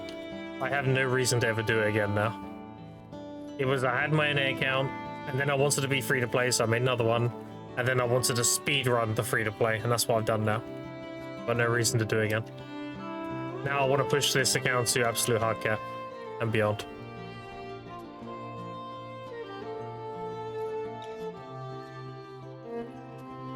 I want to get all deck. I want to get all my blitz ratings on like full nov / deck armors, and then I want to go degen on the combat XP. Everything.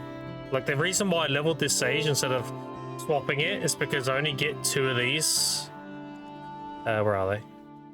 I only get 2 combat skill exchange coupons as free to play, so I want to save this for the tagged XP method. So I just leveled it. I just suck it up, get level 66 again. It's fine.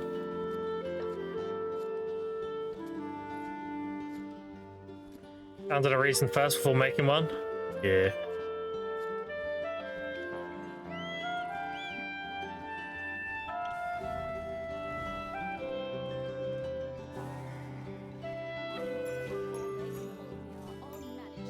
I see that I have no regrets doing this account, even though I ended up being a suck sage again, because it showed like what's possible, and I think I see it as like a service that people can reference that to also speedrun gearing and everything.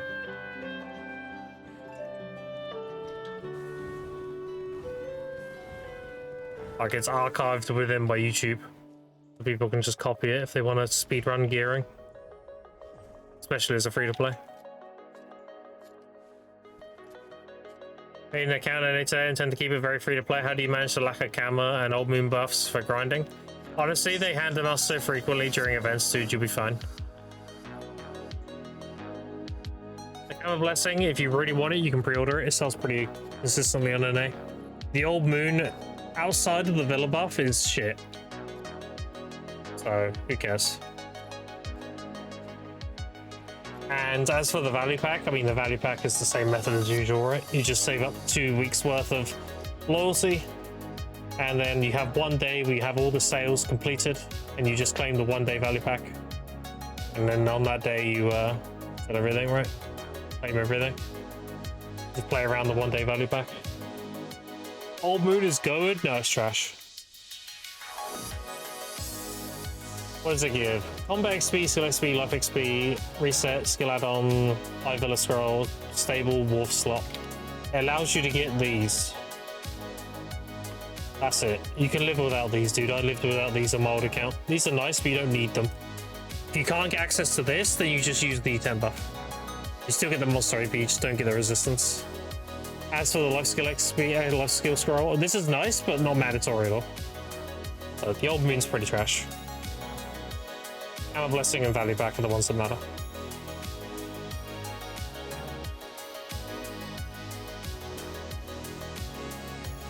What did you do in season? I grinded Cadre and I picked flowers, and I did that for 2 trillion silver. This is good money. I made tech Cadre rings and sold them for 10 bill each, and I picked flowers and I made like maybe 3 bill an hour gathering. And I gathered here when I had energy. When I didn't have energy, I grinded Cadre. Combat XP is the worst part because like I want it. Yeah, it is 100% combat XP, right? Yeah. The most valuable thing on the old moon is the access to Villa buffs and the 50% life skill XP, because you don't get many revenues for life skill XP. Ammo's trash now? No. Ammo gives drop rate. That's the main benefit of Gamma. 20% drop rate is very, very valuable. Warehouse capacity, Transaction storage made limit, it's okay. Energy recovery, good if you actually care about gathering. The main thing is the drop rate.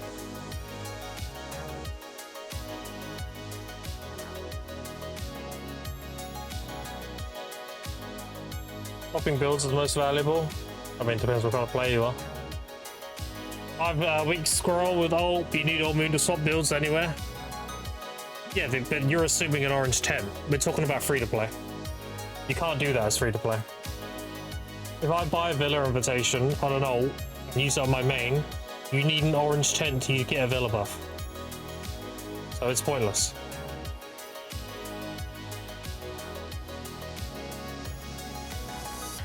And look, if I go to buy it now, Villa scroll, you need 7 orange grade 10. Can't do it as free to play. That's why you use the scrolls. That's why the scrolls are good.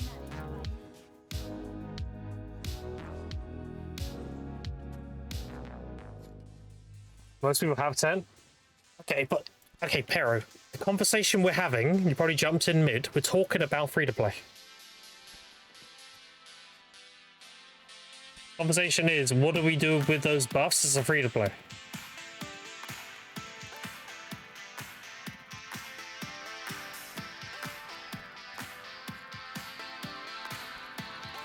Like, you're missing context. Old Moon's pretty low value. You can plant the villa. Old 5-hour villa is pretty simple swap. Yeah, it is, yeah. 5 villa permit from one of the villas in Valencia. Yes, if you have a tent. Chat, please.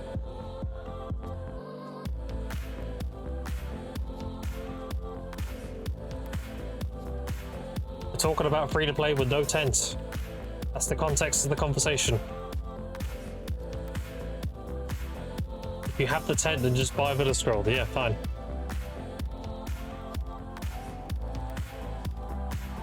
Not bad? No, no worries. Fine.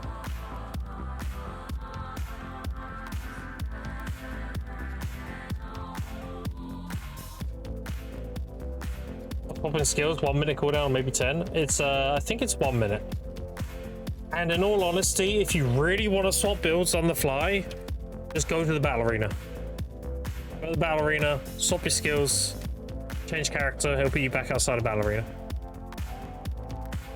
The skill instructions are right there. You can do that from anywhere.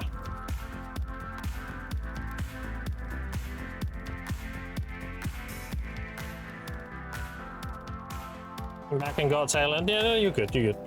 Don't worry about it.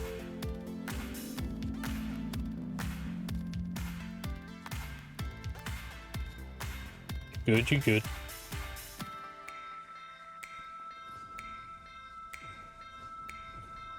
Yeah, it's free to play. The Old Moon buff is very negligible. It's nice having access to villa buffs, but other than that, meh. Camo you want for the 20% drop rate, and value pack is self-explanatory. So as free to play, you can pre-order camo blessings. They sell very often. You can get like 1 every 2 days or something. They last 15 days. And the value pack, you buy the 1 day value pack through loyalties, and you claim all your sales on that day. That's how I would go about it without using the partner package thing. And I use that because chat wants me to. They're very unanimous on me claiming silver as soon as possible so I can do taps. Otherwise, I'll just use the 1 day.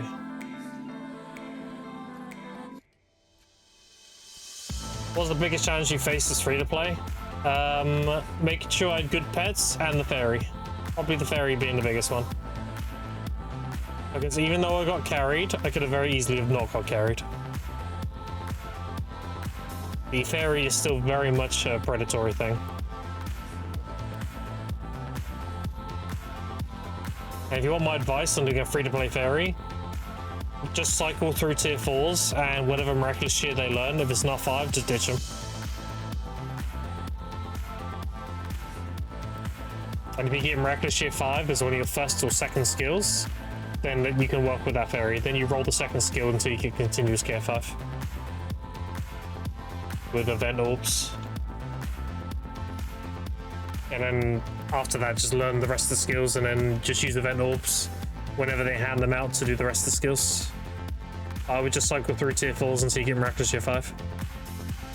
Now, if you look at my clip, exclamation point fairy, I actually did exactly that, but I got giga carried. I learned fairy tier 4, the first skill. I was like, okay, still no miraculous. Then I learned feathery stats 5. I was like, okay. Sick, but still no miraculous. The miraculous will dictate if this is a good fairy or not. And then I learned miraculous tier 5. I was like, okay, now we're cooking. Now I can use event orbs to get continuous gear 5, worst case scenario. And then I learned continuous gear 5. I was like, okay. So I literally just learned fucking everything. And then I used all the orbs to try and roll the last skill, and I didn't get my torch. I learned like Tingling Breath 3 or something, and I rolled it a bunch of times. Now I have Tingling Breath 1. So I need to roll that to the light, and then it's piss.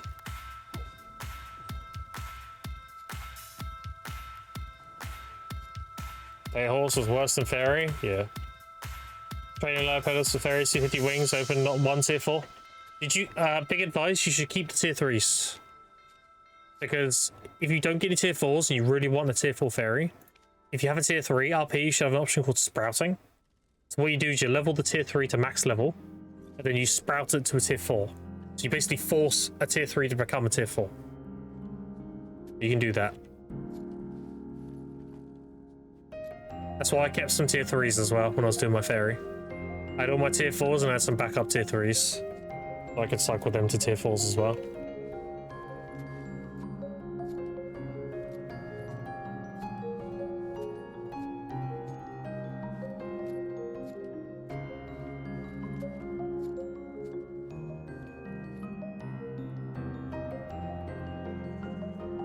That's too crazy, there's always been something. Yeah.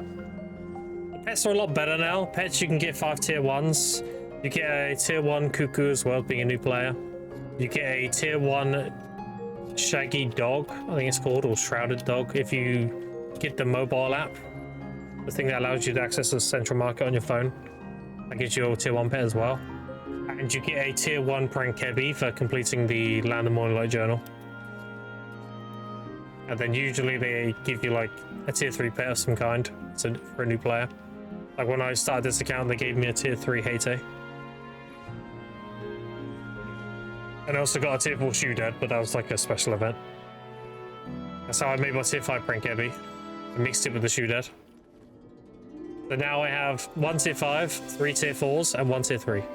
The reason why I haven't tiered this up is because I'm replacing it with a Garmoth pet.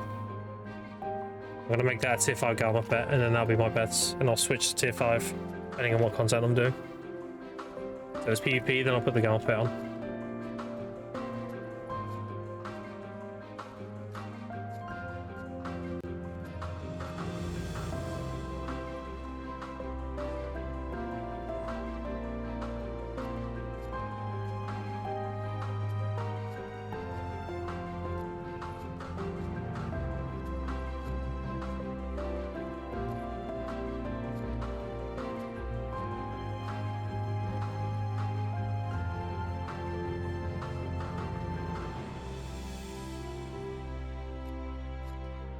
Well, T4 wanted to open mods on summoners to make a new one. Yeah, so that's what makes the fairy predatory, is you have to release the one you currently have to try and get a better one. If you could have more than one fairy at any given time, then you could just cycle between 2 and get a better one over time, you know? But what makes it predatory is you can only have one at any time. So you have a fairy that's decent, you have to sacrifice your decent fairy to try and get a better one.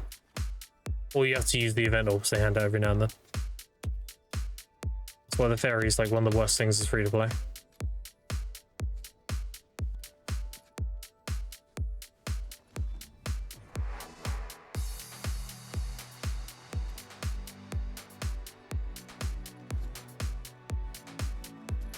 Oh, I'm carried.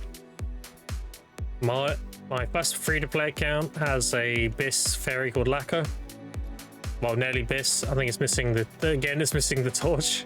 I think both of them are missing the torch. And then I made this one, which is also called Lacko, and it's Biss again. But this time I have it in a clip. This time the clip just shows me just learning all the skills. Like, it's dumb as fuck. But very carried. Happily carried.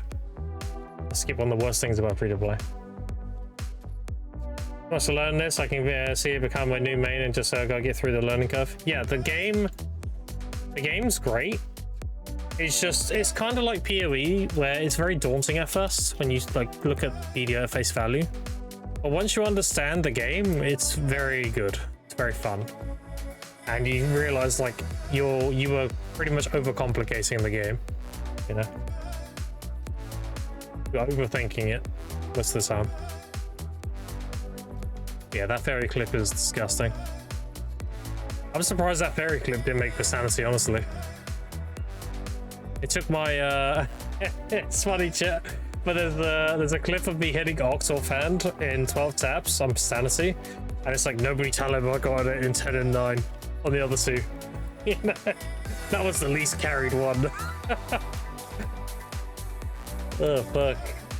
The Awakening was 10 and the main hand was 9. Like, tell him.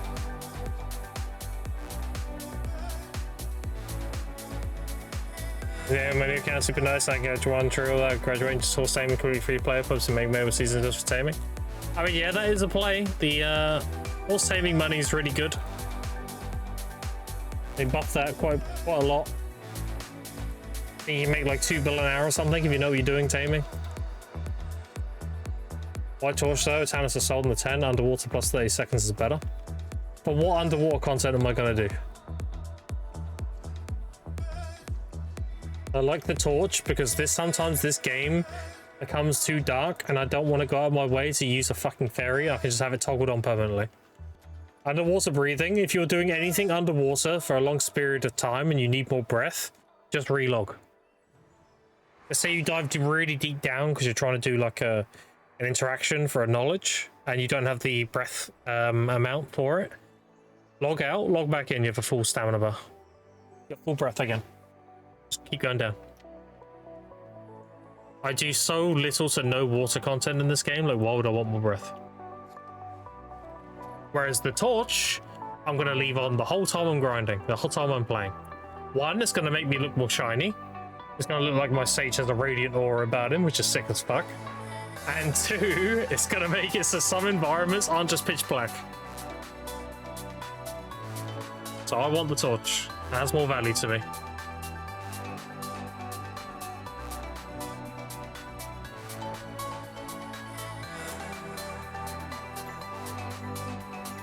It's got a cosmetic value and a practical value.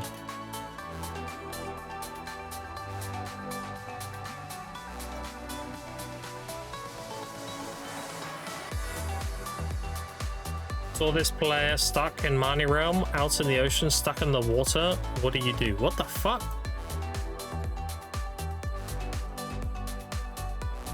I'll be impressed, for stars.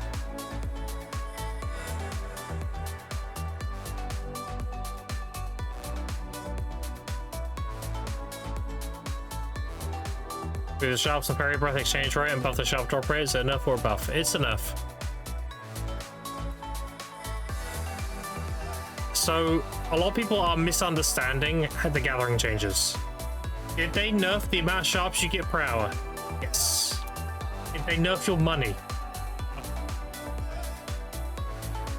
The way they've done it now, you make more money. Because what happens if you make something less obtainable?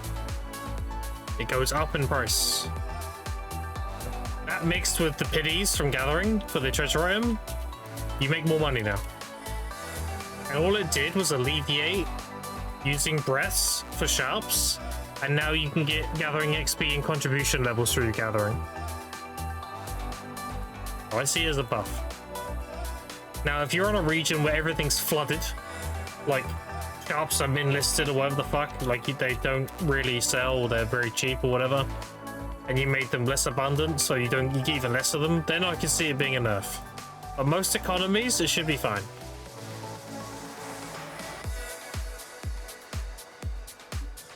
Because if you look at our economy, now it's a bit of a bad tell because this here, see this, how it dropped drastically?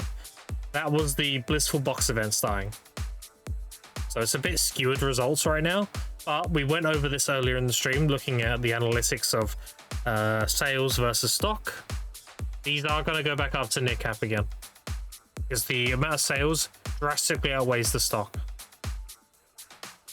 So given time, given that Blissful Boxes being opened and consumed and blah, blah, blah, blah, these will go back up. But the money, even if you lost money on sharps, you gained it on the pity pieces. Think of it like that.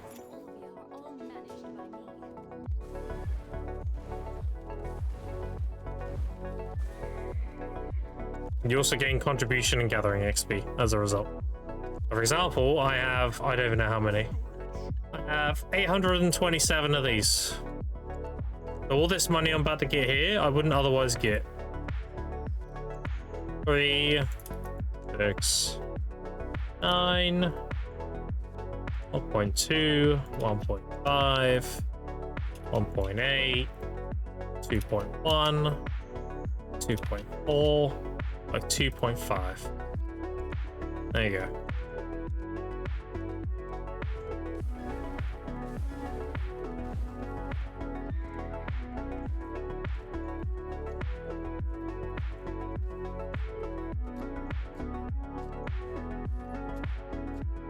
Oh, stress.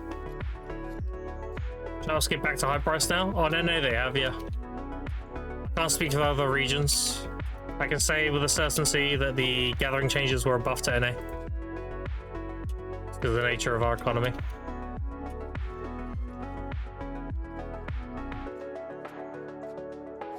How many hours of gathering was that? What, 800 and something? I don't know. Not that many. I've not been really gathering. This is this distortion event started. It's good because people need them later. We've been listed. If you're on EU, sure. You want to see NA? Which one would it be? This one?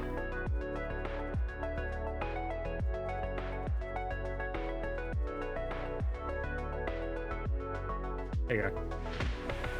Alright, so wood chip. This is lumbering is 104k. Tapping is 91k. Hoe gathering is 92k. This one is butchering. Butchering is 97.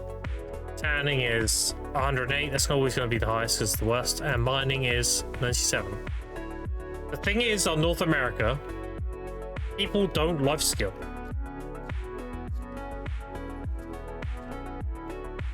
So they're always going to be capped. I sell them NA, so I don't care about them. Yeah, fair. The thing is, when I talk about all this stuff, like I need to always put like a PSA at the beginning. It's based on the region I'm playing. Like people say, like, you know, oh, how much do you make that much money in season? That's crazy. Blah blah. I'm like, yeah, but it's NA. Like you can't do that on EU. You know, it's very much the environment I'm in. I have to be very like clear about that. Top Toga, how you doing?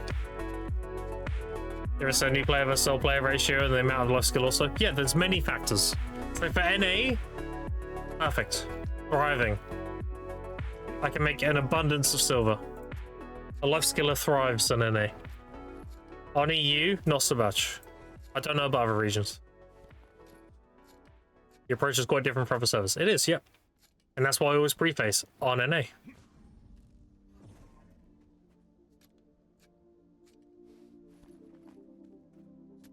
Black Wing 15, appreciate it. And it really has a very, it's very rich. The economy on NA is very, very rich. Because usually there's downsides to inflation. Usually, like, if there's an abundance of silver or many opportunities to make silver, then the silver itself has less value. But on BDO, the silver never loses its value because the vendors will give you 1 cron per 3 mil. It doesn't matter how much inflation you have, the vendors will give you 1 cron per 3 mil. So you want inflation, you want higher levels of silver because that results in more crons. So inflation's very, very good. Someone like me playing on NA, being a supplier for all these demands, I'm thriving. I'm just printing silver because I'm supplying the high demand. So I make a very large abundance of silver, which results in my gear progression going very fast. Because I get more taps, stuff like that. Inflation's very, very good on BDO. Because everyone does life skill? Yeah. Being in the comments, you compare with Korea and Asia, seem to be bad in Asia, got very bad last before you get it. Yeah, I mean, it's just, you know. The thing with North America is most of the players who play on NA are either whales or they're PvPers, or they're both. So they don't want to grind, they don't want to get things, they want to pay somebody an extortion amount of silver to do it for them. Like, oh, I need DR artifacts for PvP, then I'll pay somebody 10 bill to give me one. I need Kabura artifacts so I can do this new grind spot, which gives me something I need for PvP, then I'll pay 10 bill for a Kabura. Someone else can do it for me. I need this thing from low skilling, then I'll just pay a lot of silver for it because someone else can do it for me. That's what most NA players are like. They overpay the suppliers. The suppliers make bank because they are supplying like a very rich economy. Like imagine you're somebody who sells, like let's say you got a food cart. Let's say you sell like, loads of fruit and vegetables and salted beef and all that, and you're rolling that car into a city that's starving. That's what NA is. You go in, all your shit sells instantly, and you're like, okay, I'll go get some more, you know? Wanna go fill my fucking car up again and come back. That's what NA's like. If you're willing to supply, you make a lot of money. Because there's a crazy demand for everything. From Alchemy or 7 trees, Fairy Breath was the same as we exchange for shards. Now I need to buy shards, so you can click my Alchemy Stone. Well, don't forget, you also buy the vendor room. A lot of people don't realize this, but let me show you. This here is the same as sharps. So if sharps are 5 mil or lower, then sharps are better to tap alchemy stones. If they're 5 mil or higher, then the vendor room is better. The sharps have a base value of 5 mil. And you buy them from the old moon managers. You tap with either sharps or those, depending on the price of sharps.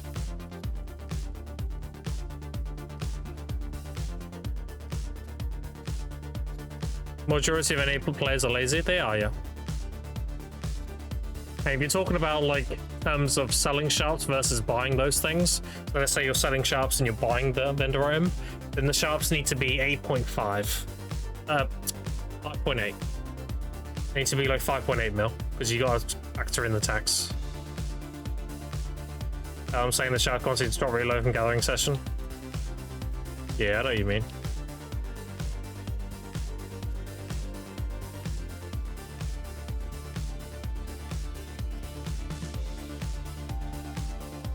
Personally, the gathering changes have been a buff for me on NA. I can't speak for other regions.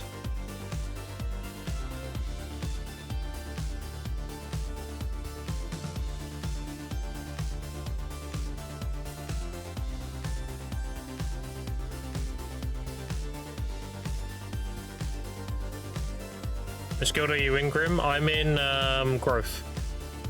I'm in Jimmy's guild until I'm geared and prepped enough to go back to digital. But I will be leaving all my community members in Growth. Anyone who's like joined Growth for the sake of, you know, having a guild and everything, they'll be staying. I do plan on doing uncapped PvP and everything again. That sucks age. Pizza acquired? Damn.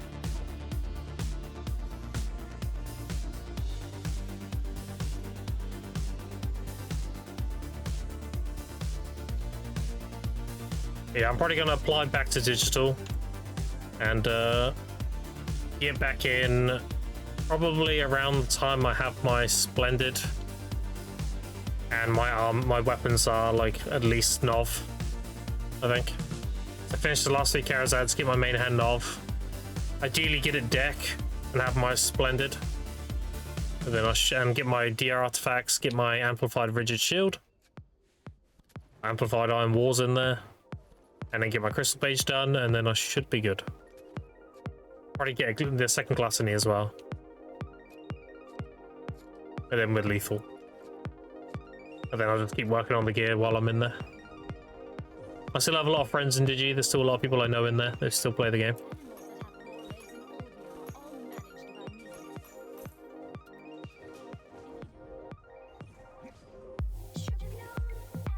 Yeah, should be good.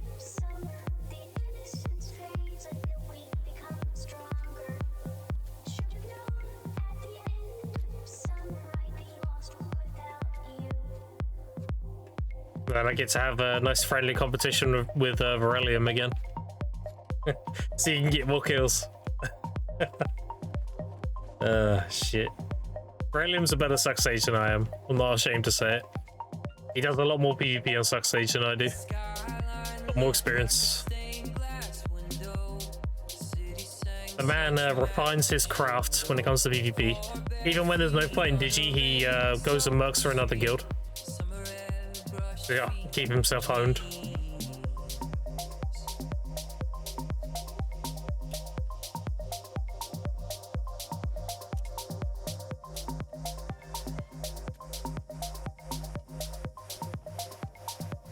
Is crystal price the next? So many crystals not worth crafting. Yeah. There's a lot of things that aren't worth doing. I mean, look at gluttonies and everything. It's never worth crafting them, right? Better off just selling the pity pieces for a gluttony.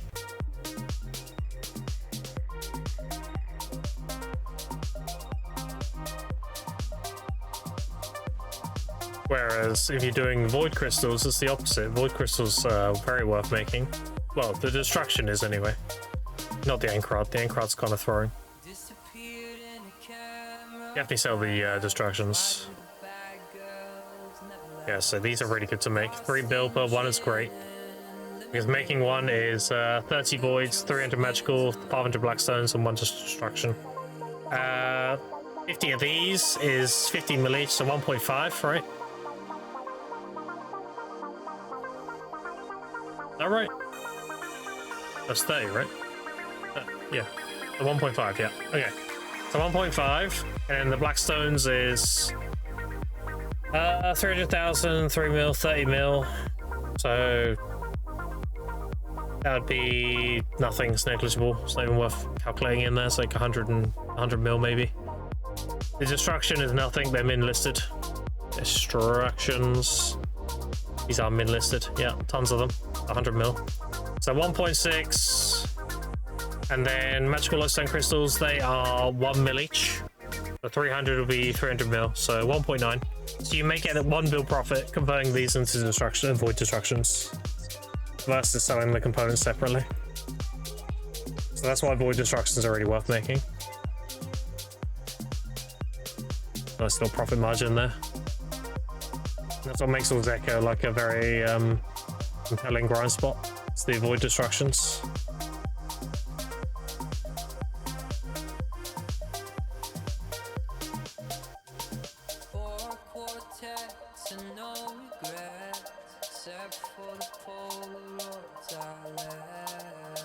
Oh, why didn't I get the chest on the green down there?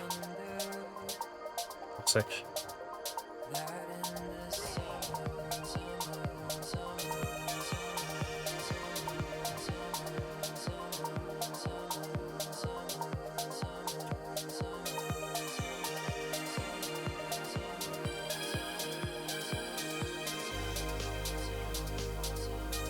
Waiting 5? Yeah, don't worry, I'm keeping track on it.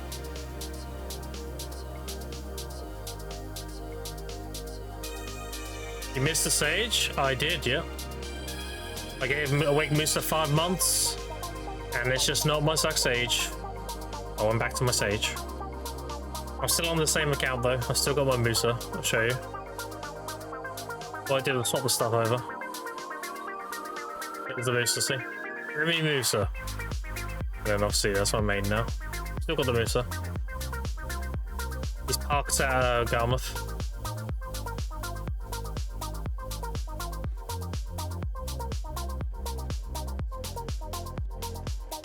So I had a name swap coupon, I had breath, strength, and health XP coupon swap, and I had weapon swap coupons. So I swapped the weapons from Musa weapons to Sage.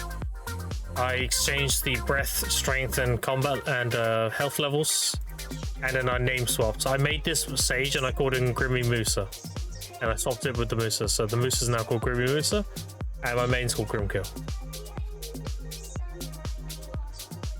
It all worked out. The only thing I didn't have was an equilibrium, but that's fine. All I'm missing is the loyalty weight, the inventory slots, and my combat level. My combat level is only 65. I'm already 63, 16%. I can power level, no problem. It's an issue. It's mainly, the main concern is the inventory space. I have to wait for events to roll around to get my inventory back to cap. The weight I'm not worried about, that's just loyalties. I've already got 2 weights. 2 weight upgrades. I'll get a 3rd one in a few days. No problem. You just get bored of Musa, just tuned in? No, I just prefer the Sage. It's like, you know, you're eating vanilla ice cream. It tastes great. Your favorite's mint. Like, vanilla's great, but there's mint over there. I'm gonna have mint, you know? Nothing wrong with the booster. Just prefer the sage. Leveling APO quest, would you say it's okay to use crons at that point? So you want to raw tap it twice. You raw tap step and ox, and then you cron from oct onwards. So step oct to raw taps, and then you cron after. Cron Nov and deck.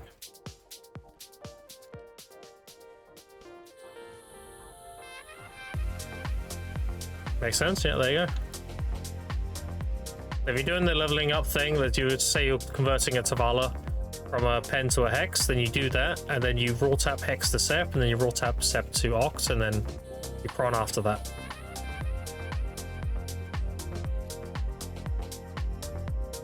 Because you're trading concentrateds for crons, and the crons are more valuable.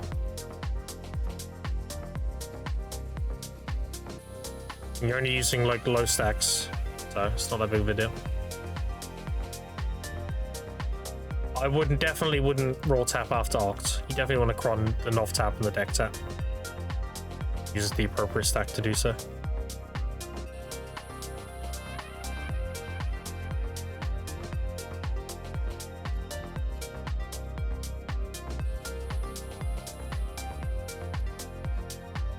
Yeah, no worries. Alright, let's go do Dragussi.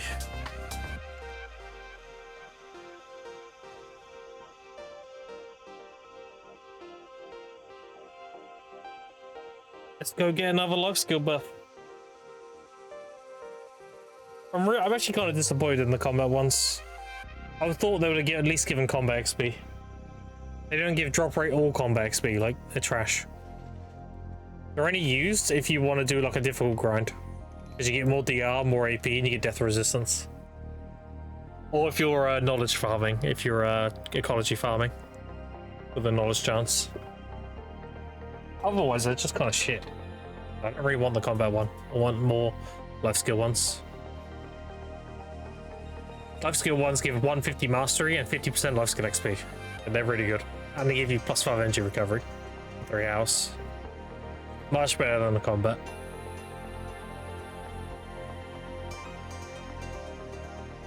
Much better.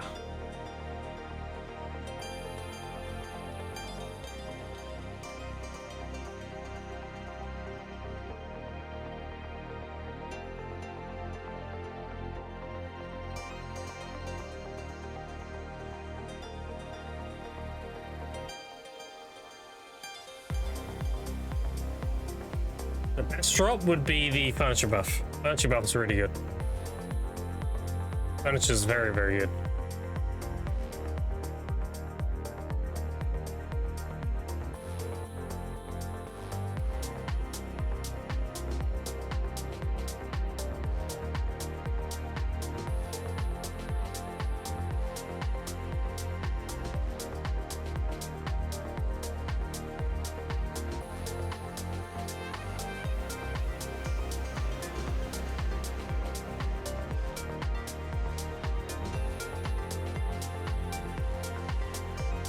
Amazing if they have some suck stage PV buffs and say for sure coming. Oh yeah, let's hear them.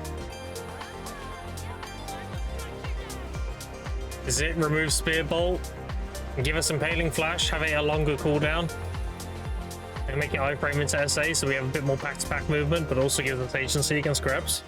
That'd be a sick idea. Ooh, we got one of each, and we got 200 crons. Why is it red? Why is it like, oh my god, I thought it got 2,000 for a second. It's fucking 200, dude. Why is it red? Alright, so we've got another life skill buff. The Sage. Get more protection and safety in PvE. We're going to get Fist Expansion, Destination, Frontal Guards. Oh yes! That's what I asked for. More Frontal Guards. We heard you. We understand that you Sage is lacking frontal guards, so we decided to give you more frontal guards. Oh my god. Just a reference chat if you don't main Suck Sage. Frontal guard, frontal guard, frontal guard, frontal guard. Frontal guard, frontal guard, frontal guard, frontal guard. The barriers obviously a frontal guard. Enhancements, frontal guard, frontal guard, frontal guard. Yeah, I think we're good on frontal guards. I think we're pretty protected.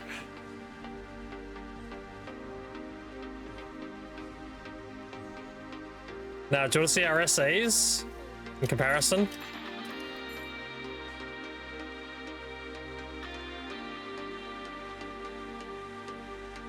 Form shift. A flow that you never use unless you want Stam. Rift Storm. That's it. Obviously, you got the base ones, you got the Absorb, you got the E buff.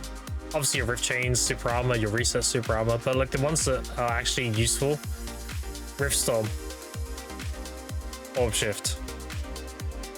That's it. This used to be Super Armor, but now it's a Frontal Guard because EA was like, I think I need more Frontal Guards. Just maybe one more Frontal Guard. Yeah, we just change this to Frontal Guard. Yeah.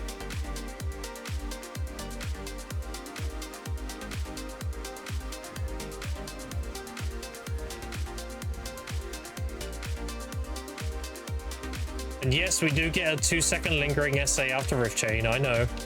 But that's always used for expansion destination. When you're PvPing, generally, when you get the iframe, you want to be following with this. You're protected during that combo. You don't do the fist at the end, though. You do the expansion destination, and then you go back to another protection. You do the fist, depends on your cast speed.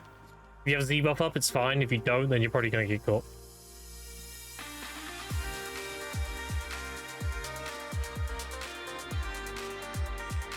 And we do have 1 Giga Super Armor, which is our E buff. It's 15 seconds E buff, Super Armor. So, Suck Sage is very protected. It has the tendency to be very, very strong during its E buff. And then kind of, it's decent without. But very easy to punish without. Because it's mostly Frontal Guards.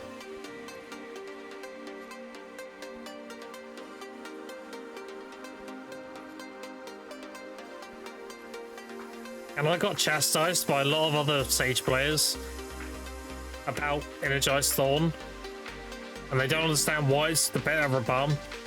They all go for this thing, Hissing Thorn, which is a ranged knockdown. This is good in like small scale 1v1. But in large scale, doing this for Stam is so fucking OP. On top of that, it's the longest range skill we have. So you can throw it like all the way to that rock over there. It has the juices. It's a very long lingering frontal guard. If you put your back to a wall, that's a really good way to get lost down back. You do Aetol's energy into Atomic Gear, and then you follow it with an Energized Thorn. So you go frontal guard, super armor into frontal guard. Because the problem with some of our other frontal guards is they lunge forward. So Fissure, that lunges you forward, which opens up your back. Void Gateways pushes you forward slightly. Watch. See that? Energized Thorn, you don't move.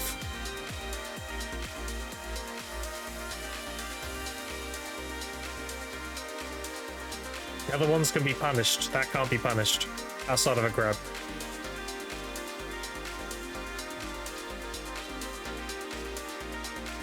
The same with energy. Energy and flow from a gear. You don't move. Even palm you move. Even palm, look. Lunge forward. The whole point is having your back against the wall. A guide for all the Suck Sages? No, I don't know about that. Brilliant made a really good guide. He made like a 3-hour video a while back. It's still super relevant to this day. Brilliant does a really good job at covering all the PvP stuff for Suck Sage. I don't need to really touch that stuff. I do more so the grinding stuff.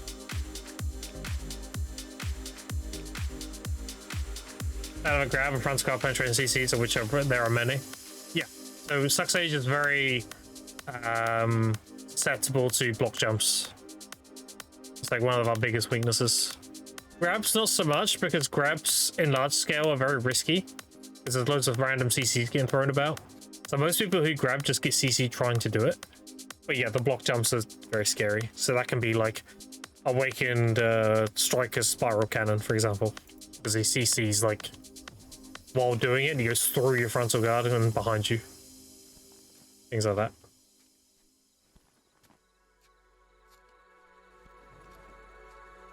But the thing is, like, all these things are justified because, believe it or not, I'm okay with all these different things, because if you let a Suck Sage just free reign, they will just kill everybody. It's a very like can mouse class. It's very catch me if you can. You do a lot of big bada boom, and then you'll just try and do your hardest not to get caught. Which is why I want the impaling flash change. Because look, let's say someone's about to grab me. Let's say Striker's doing triple dash towards me right now. I know while he's there, I know he's going for a grab. If I do this, he's already grabbed me. This is a frontal guard into an iframe. If I Rift Chain, I have to be at the mercy of having the cooldown, because otherwise it's an SA and he grabs me anyway. Now, if they got rid of Spear Bolt, the skill I just showed you, this one, that's frontal guard into iframe. If they changed it to this, we now have agency.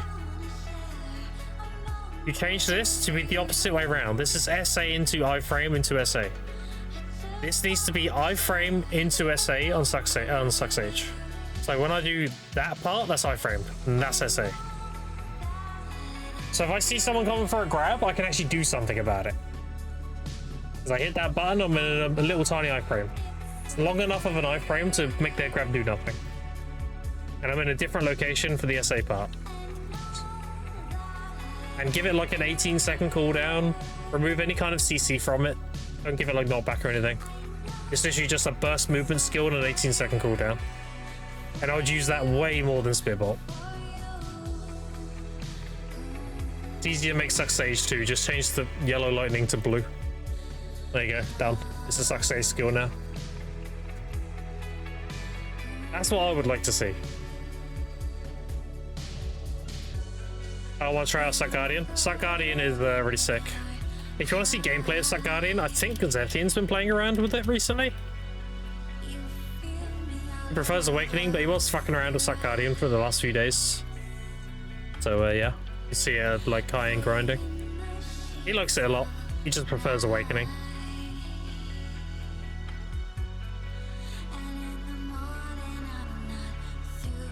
I think if Awakening, oh no, one crystals again. I think if Awakening had Purple Lightning, then he'd be sold and just be an Awakened Guardian main. Zethian's very much a victim of the aesthetic. Like, he doesn't really want to play Awakened Sage much anymore. He wants to go to something else. He's a victim to the fact that it has the lightning and everything, you know? Like, it's really cool looking and comfy and everything. For PvE, it's fine. Like, you can grind on it perfectly fine. It's very much a PvP thing.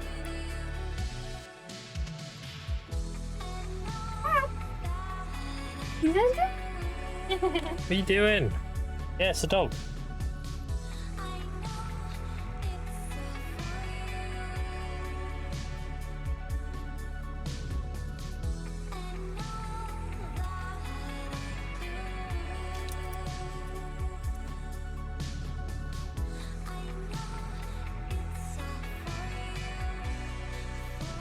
Do it up, yeah. I mean, Suck Guardian is really good now. After she got a lot of her buffs. Very good grinder.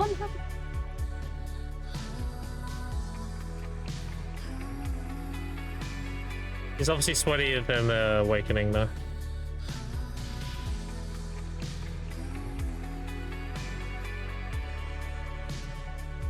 And Goon too. I mean, there's that too.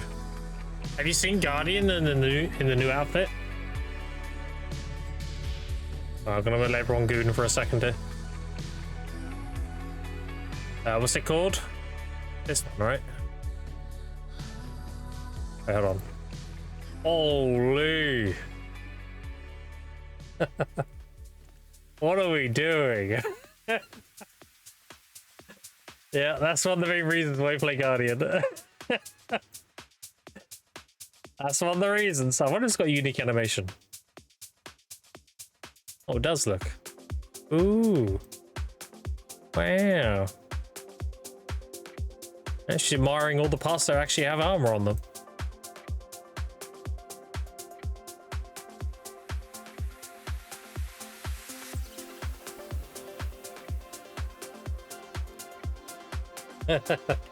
That's why people main Guardian. Alright. Yeah, okay, it's a chill grinder, you know, it's got big AoEs, good self-sustain and everything, but we all know the real reason. Let me find it, hold on. Hold on. And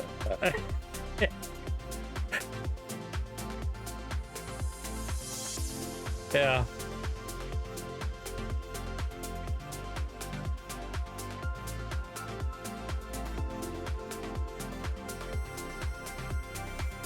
Oh, why is it doing that? That'd be cringe. Hold on.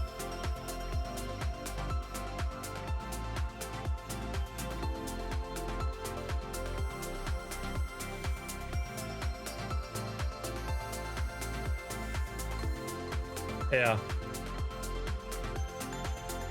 If you're a Guardian main, this is you.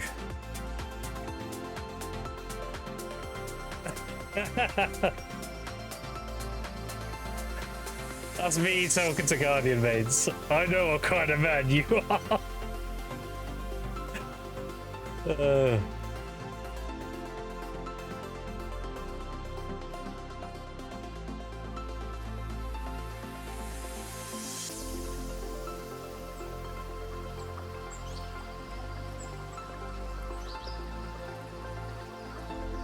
A man of culture, I know. Huh? I mean,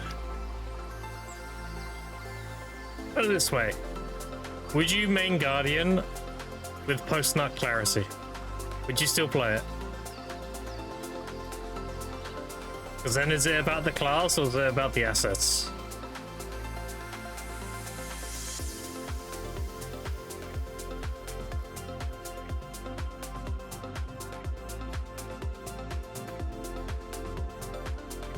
Lightning Rock setting of suck? Oh, there you go then.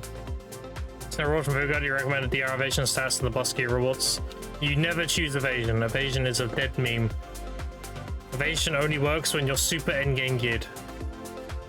When you're gearing up, you never pick anything evasion. You always go DR.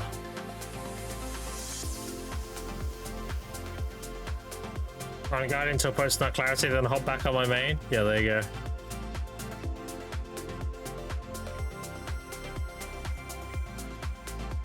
So evasion makes you less tanky against PvE in this game. DR works regardless of every single spot. You get more tankiness from DR. Evasion is only a stat that's utilized by people who are doing uncapped PvP. If you're doing uncapped PvP, then you're looking at having some of the best gear in the game. So having evasion at that early stage of the game doesn't make any fucking sense. So you always go DR, no matter what class you are. And your evasion will come from your crystals, not your gear. You can be in the Danu gear at that point. But always DR. Anyone tells you otherwise is a fucking idiot. Doesn't know what they're talking about. Okay, why is that game fun? There it is. There's the command. If you want a download link to it, you can join my Discord. If you go to video discussion in the pinned messages, there'll be a download link. If you want to know how to change your font, you can YouTube how to do it. You basically just make a folder within BDO and then you put the font in there and then that's it.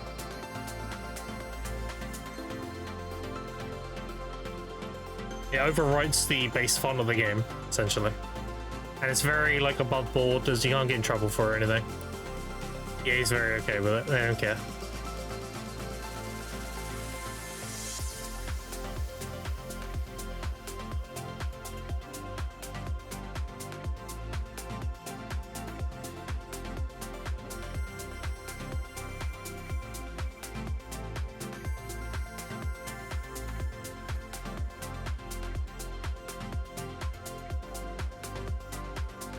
Yeah, I mean, that's my job, dude.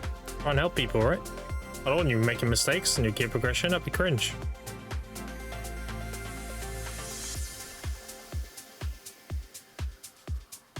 The two do's that you always do, regardless of what class you play or whatever, is you always go DR at the start, and you always get a pen debo neck. They're the two always. Doesn't matter if you're tapping Karazads or whatever the fuck, you always get a pen debo neck. No matter what, if you're going evasion or DR for PvP, you always start off DR. You worry about evasion when you're uber geared. That's when evasion actually works. Thanks, and no worries.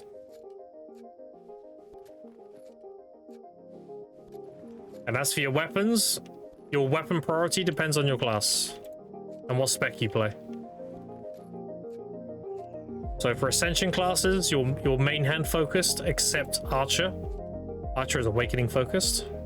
So in Archer's case, you'd go Awakening, then Offhand, then main hand. All the other Ascensions, you'd go main hand, Offhand, then Awakening. And if your Succession and Awakening, it should be self-explanatory. You go your weapon, and then Offhand, then the other weapon. Apart from Seraph, Seraph is 50-50. So she has all three of our weapons leveled up together. If you're a Sac Sage, for example, then your main hand, then Offhand, then Awakening. If you're Awakening Sage, then you're Awakening, then Offhand, then main hand. As for Garmathar, it always goes in your Awakening weapon, because crystal slots are the strongest power in the game. So you want that +1 crystal slot from having a Garmath in there. And you can put your second Garmath in your main hand, then your third in your offhand. If you don't have one in your offhand, you can temporarily use a Kusum. Kusum Heart gives you most of the HP. Alright, main Sovereign over having a Pen Black Star and 2 weapon slots. So when it comes to what you should do with Black Stars and Sovereigns, you get 4 guaranteed pens. You should have triple pen Black Star, and you should choose the Sovereign of your best weapon. So for your Succession, you should have a Sovereign main hand. Your Awakening, you should have a Sovereign Awakening.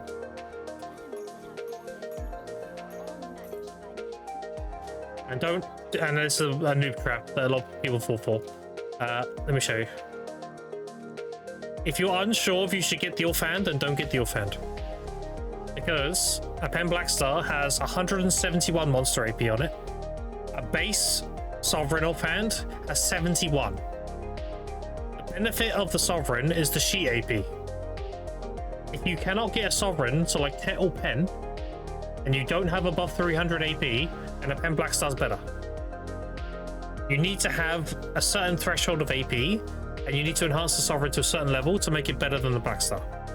So if you're not sure, just stick with the Pen Black Star. Because that's a bit of a noob trap as well. Main and classes suck and Taggart's Awakening, what should I do? Which one do you play more? Focus on that one. If you play the Succession one more, then prioritize the main hand. You play them equally, I mean, like you're basically a Seraph at that point. Level them equally, I guess. Fight until at least 309 Pen Black Star, exactly, yeah. In any case, your first Sovereign will be your weapon. Your first Sovereign will be like your main weapon. So Succession, main hand, Awakening weapon. You won't worry about the Sovereign offhand for a little while. And lastly, the last big noob trap is in here. This here. People have told me it doesn't do it anymore, but it's still in the description, so I'm still skeptical. So if you're a new player, you get a Tet Black Star here, you're like, oh shit, okay. And then this stone guarantees Tet to pen. So logically, you're going to be like, well, I'll use the hammers, and if I don't get it, I'll just guarantee it. Makes sense. But this deletes the Agris. So you get 8 hammers here, and you get 3 in the currency tab. You get 3 more here, so that's 11. So you'd be 11 out of 15 Agris if you fail them all. If you use this after, you'll get a pen, and you'll lose that 11 Agris. What you want to do is you want to use this first to guarantee a Tet to pen, and then do the hammer taps, because you get a Tet here, and you get a Tet in your challenge tab, which is down here somewhere. Blah blah blah blah blah blah. Blah, blah, blah, blah, blah, blah, blah. Here we go. So you get a tet in the challenge tab as well. So you guarantee the first tet, and then you use the hammers on the second. If you want to know what stack to use, I recommend around like a 250. 300's a bit overkill for a pen black star, it's not that expensive. 250's fine though. Between 2 to 250. If you're a new player, then probably around 250 because you know, pen black star's good for you. But if you're doing it to sell it or whatever, then 200.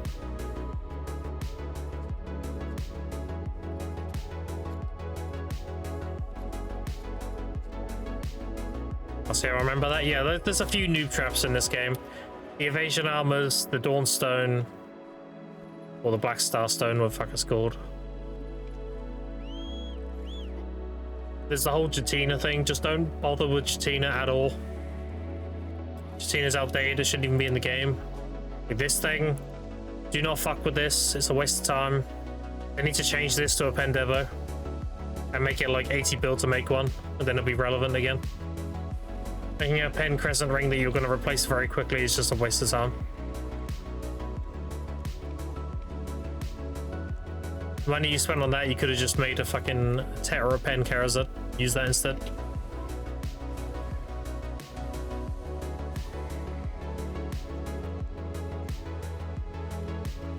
So yeah, they need to just change that to pen debo, and then it'll be relevant.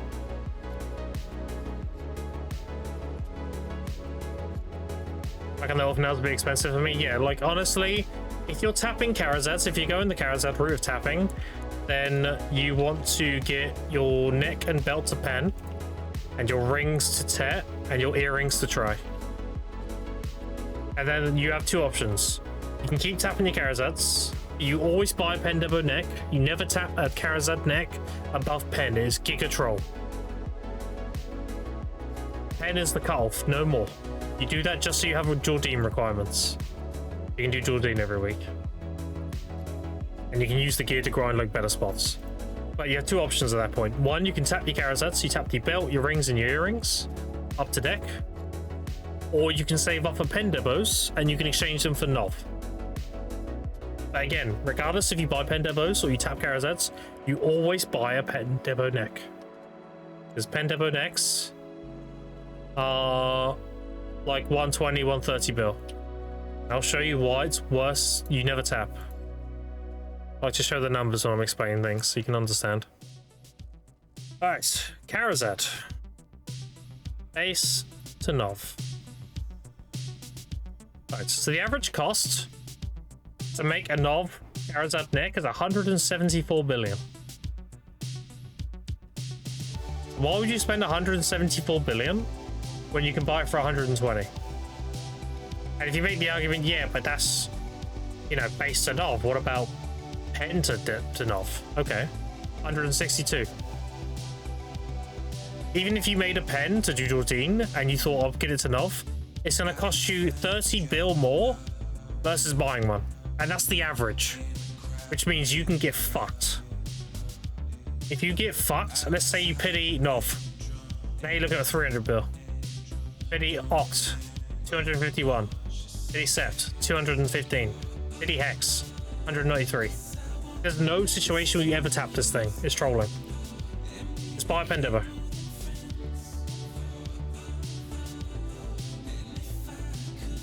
You never enhance it above pen.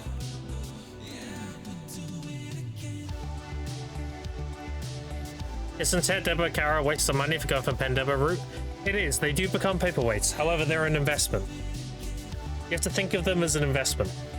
Tapping a Karazat from base to Tet or pen is going to cost you about 20 to 30 billion. But that's going to allow you to grind better spots, and it's going to allow you to do the weekly Jordine boss.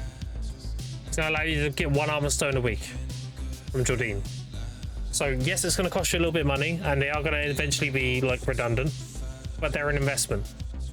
By doing that, you'll make more money per hour grinding, which in turn the Karazats will pay for themselves. Think of it like that.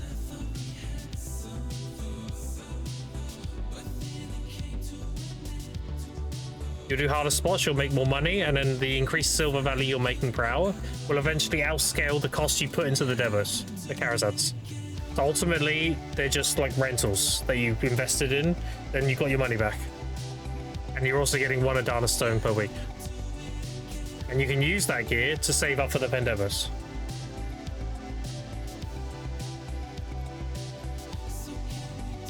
And then when you're done with it, say you got the Pendebos, all your like 10/tech Karazads, you just throw on a boss ult and then use them on that. They pay for themselves. Before, it was you would sit on Tech Debos and save up for pens. But with the introduction of the bosses, you do the Karazad thing because that allows you to get 1 Adana armor stone a week. Also, Karazad's because of soul crossing onto pen debos, be able to do it, save up. Yeah, like it's really up to you as a player. Regardless if you tap Karazads or you buy pen debos, you always buy the neck. So if you're tapping Karazads, you tap the belt, you tap the rings, you tap the earrings, and you buy the neck. If you're saving for pen debos, then you obviously just buy pen debos, right? Regardless of what path you take, you never ever tap the neck. Because I just showed why. The numbers are really bad. You have about, the math is, you have a 20% chance to save money and an 80% chance to spend more money. The math is not in your favor whatsoever. So you just buy a pen debo neck. You tap it at Karazad to like Tet or pen, and you stop. And then you save up for a pen debo.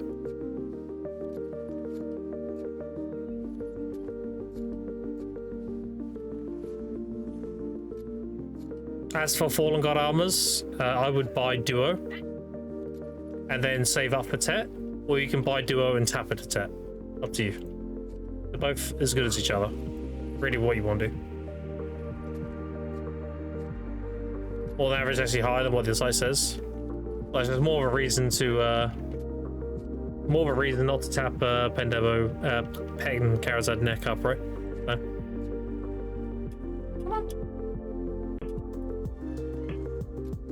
It's the only Karazad you don't tap as the neck. Now, if the neck somehow goes really expensive, then that'll be a different story. But it's been cheap for a long time, so.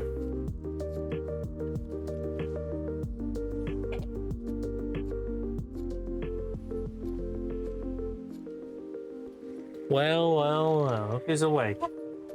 Why is your phone dead? When you charge it? Fail. What's my phone at?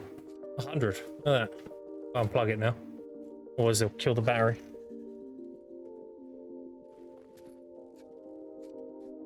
Oh.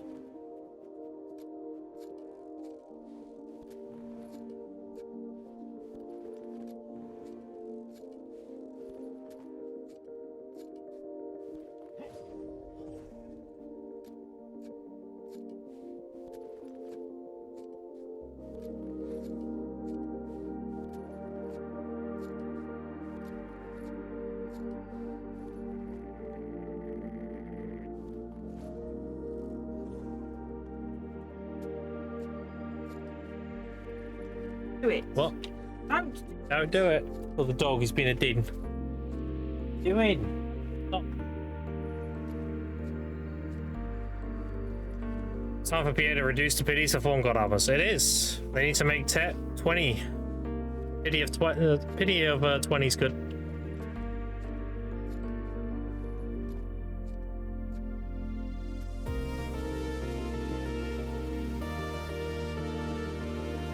$20 pity for whaling is more than reasonable.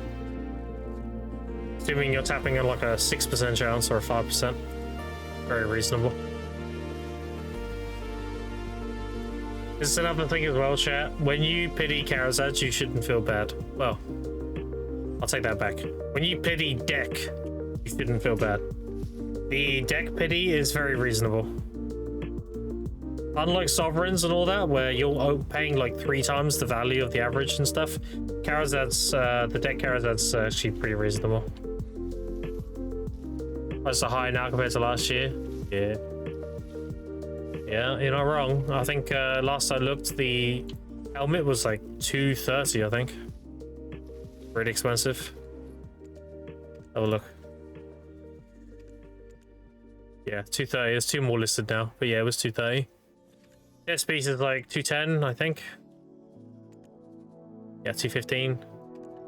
Gloves are about the same. Lower. Actually, no, they're lower. 205. Last sold 198. Okay, they're the cheapest so far. And the boots are 217. Yeah, so they're quite expensive right now. But the prices being what they're at now, I would say buying the gloves is good, and then tapping the rest is better. You can get the gloves that cheap, that's pretty good. I would tap the others. If you can get the silent stones, you know. Reel the silent stones and tap.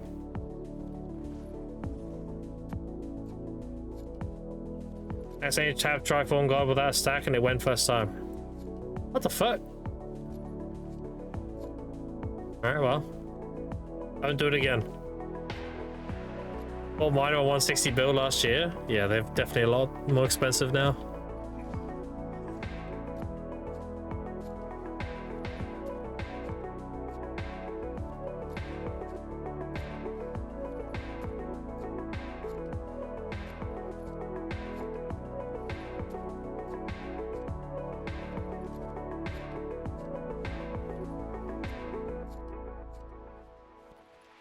If they lower the pity on the armors, the whaling, then they are going to go down in price.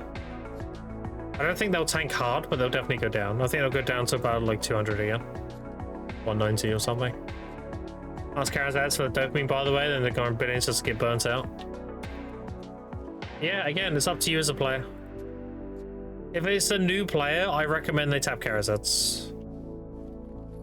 A new player, I would tell them, save up for a Pendebo neck and tap the rest of the Karazets. For that exact reason, they will burn out trying to get 6 Pendebos. It's a lot of money to save up.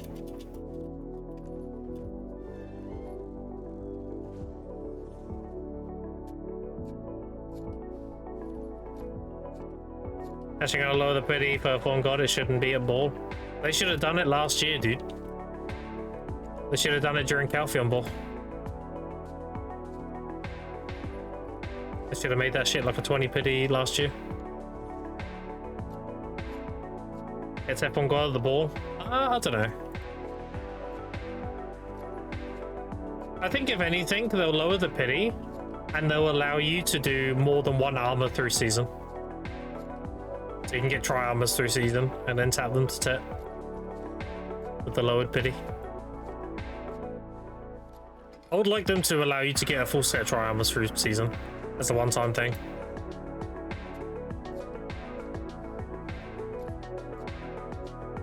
Anything fails on my whaling, but I've only been using free crons. Oh, there you go. Fine to me that due to Pen Black Star prices making a Dex of Valor weapon no longer worth. Yeah, like that's another thing. That's another new trap. You actually reminded me. Don't make your Dex of Valor weapon. Because the average cost of a Dex of Valor weapon is about 20 bill. And Pen Black Stars are less than that. And Black Stars are like 18 or so. Now that one's 20. Yeah, 18.5. They will go up over time, but currently it's not worth making the weapon. Given enough time, with enough of... Because the thing is, with the Academy, everyone got these one-time rewards. A lot of people who got these Black Stars, they used the hammers, and they penned them and they sold them. Which gave a huge injection of Black Stars to the economy. And it also meant newer players didn't need as many Black Stars. So they're just getting more from the Academy, using them. But given enough time, the injection of supply of Black Stars from the economy will go down, and they'll go up in price slowly. It'll be slow though, because you don't need that many nowadays. I'm just waiting for more now, yeah. Where do I get the quest for Blackwing? In Velia. Go next to Eagle Bartali. Martha Kean will be there.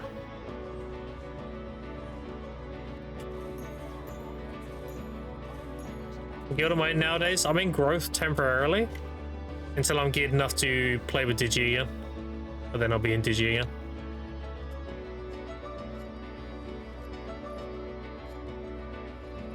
Even they don't introduce more Black Stars next ball.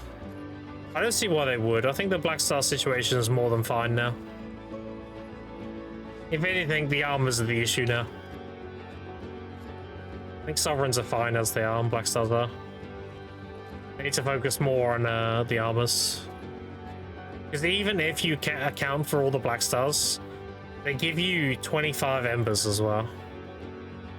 They're in here. Yeah, I have 20 embers of the primordial, just from the currency tab and everything.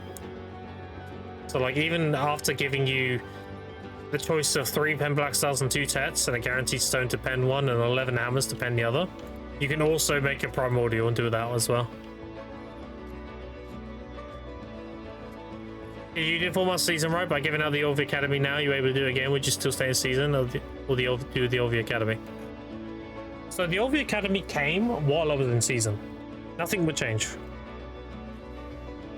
The thing is, on North America, you can make really good money within season. So it's like, do you want to make 3 bill an hour and that's it, and you're burning 2 loose rolls an hour? Or do you want to make 2.5 bill an hour, but you're generating 10 loose rolls an hour? That's season versus non-season. It was like, yes, I was making less money, not by much though. I was generating future wealth. Because every loose roll to me is 250 mil. So I was making 2.5 bill, but I was making an additional 2.5 bill in loose roll value. And as a free-to-play player, what would have happened if I graduated early is that I would have gone to the grind spot, I would have done X amount of hours, and I would have run out of loose scrolls. That doesn't make sense to do that. I would do exactly what I did this time. I would use season as an opportunity to stock up on loose scrolls and still make relatively good money.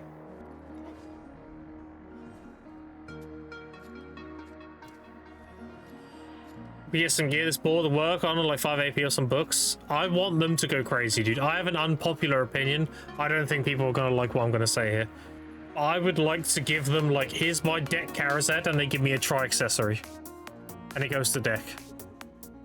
If you have an Oct, then it gives you a base. I want some like crazy like holy fuck shit, and I want that for the weapons, I want that for the accessories, and I want that. Oh, not the armors. The armors have just been done. I would like them to give us grindable down armor stones. But the gap wouldn't be crazy. It wouldn't be like, oh, that guy's got a fucking an Oct neck from the new neck, so he's gonna one-shot everybody. No, it'd be like 1 AP per enhancement. Like, it would add up, sure, but it'd be 1 AP per enhancement. And then you'll know that one guy in your region who has an Oct neck. You're like, holy fuck. And his chance of tapping that was like 0.2 or something, like an obliterating chance. I want that kind of shit. I want some like crazy ceiling, but not a ceiling where if somebody has it and you don't, they just you can't kill them. That's stupid. You want them to have like an edge, you know, but nothing that's going to be game breaking. I think that'd be cool as fuck.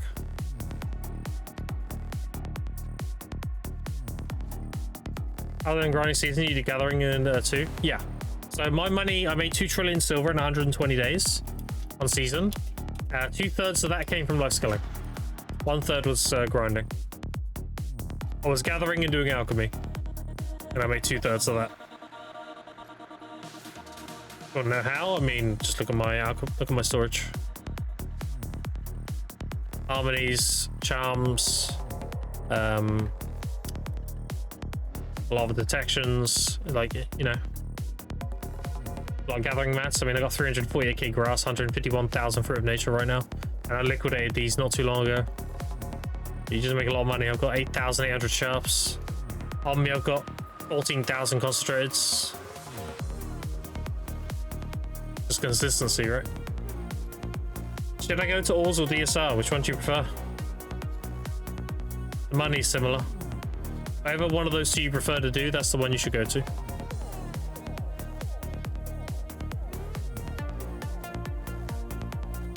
I will say DSR does have the benefit though of giving you fail stacks. So if you need fail stacks, then you can get them tax-free by getting hungers and essences.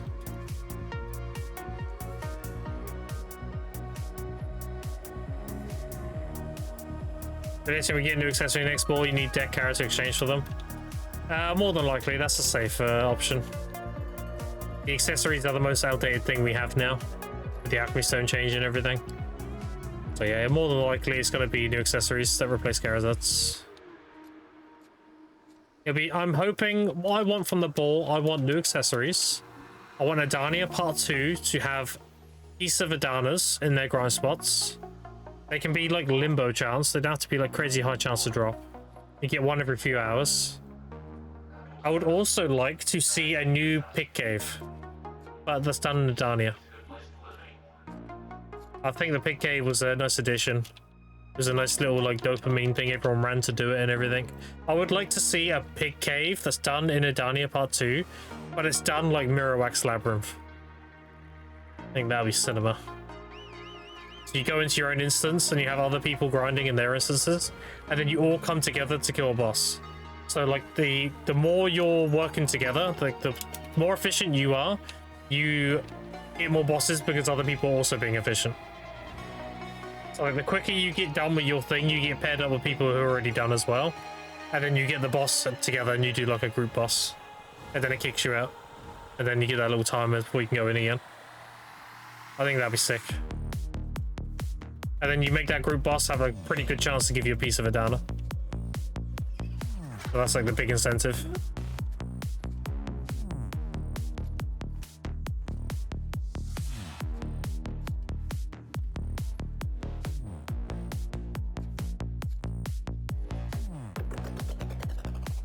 He's got no new gear. I'm trying to catch up. It wouldn't be a problem. It'll be done in a way where you can still be catching up. You have to think about like the difference between somebody having this gear now versus having the best gear of the new gear would be like a 5% difference. Like it's not about having an outscaling power creep. It's about having something to push for when you're up there. Like it wouldn't heavily impact the lower end. It can very easily be done.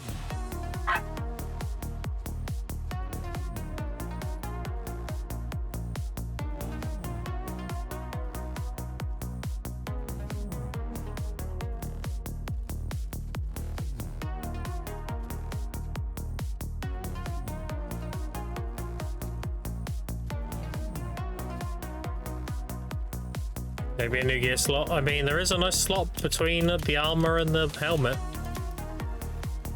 Right here. There's a nice big gap here. Just saying. 3 along the bottom here, and there's only 2 along the top. Could very easily be like a cape slot or something. Add pants and call it a day. I mean, we already have pants. It's underwear. Down these tri-mouse ring signal 3.2, no buying pre-ons to the Cyprian 4.3 gets sold in half hour. Yeah, so because they don't know any better.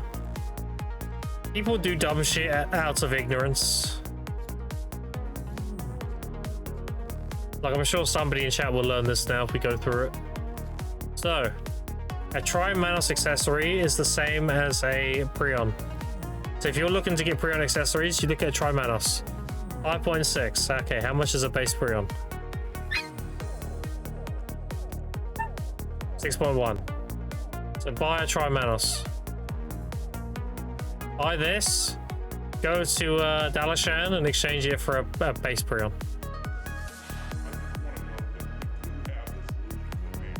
Every base Prion is a Trimanos. So whatever's cheaper.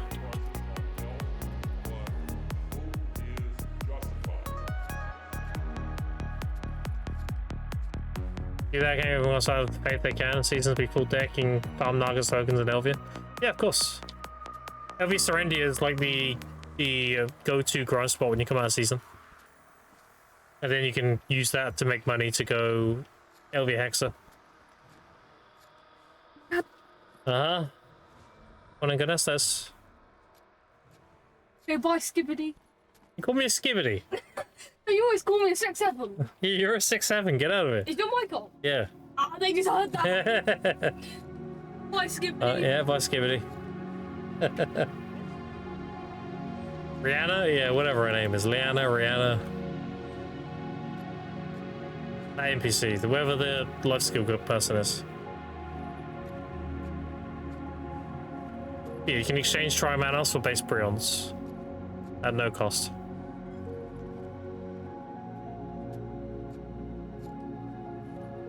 I don't know how to spell it in English. Liana. Or Liana, how you pronounce it? Liana.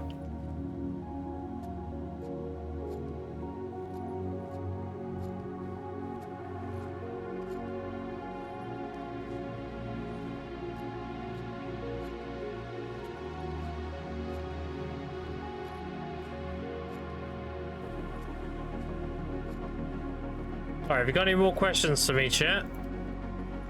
We're just picking plants and educating people at this point.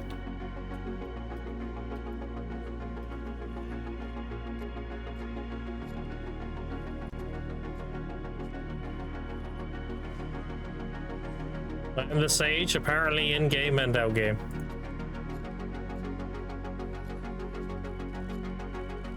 Shannon Energy Exchange is a good quality of life. Yeah, it is. It's really good. You don't have to go to Alliston constantly. Just do it from Dalashan now.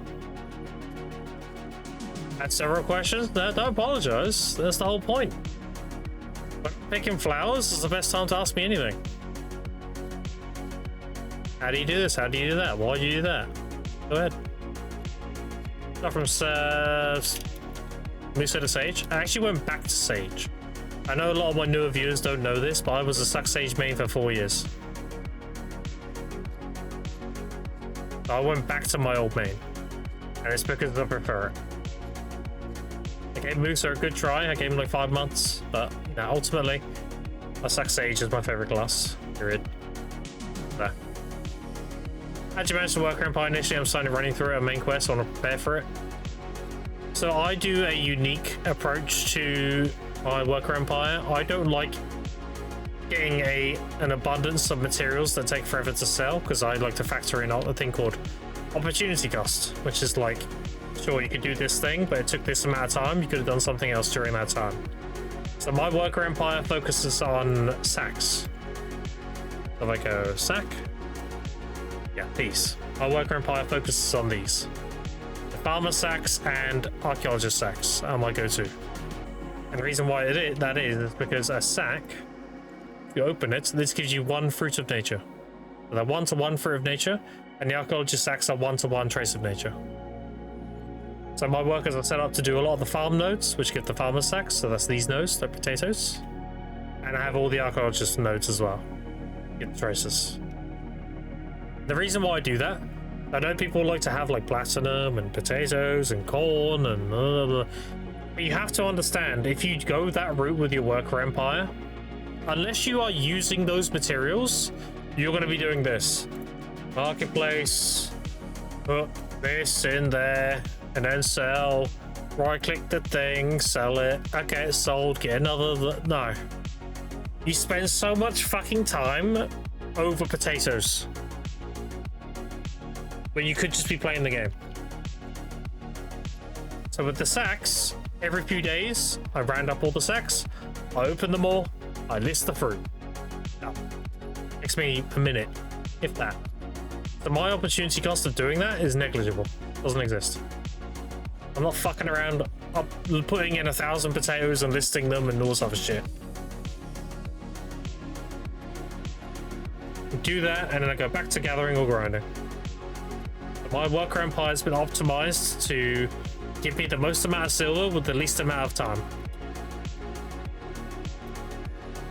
You get a lot of sacks, you have human workers. Human workers have more luck. More luck is more sacks. And the excavation nodes, you want goblins generally, unless they're Land of the Morning Light ones, because the Land of the Morning Light ones have like a crazy workload. In which case you use goblins if you can, giants if you can, or turtles, I guess. I know the Prankebi, the Dokebi ones, you have to use Dokebis, but yeah, you get the idea. If you're doing tree nodes for sap, then you want giants, because giants give you more base yield. And if you're making crates for trading, you always use goblins. That's it.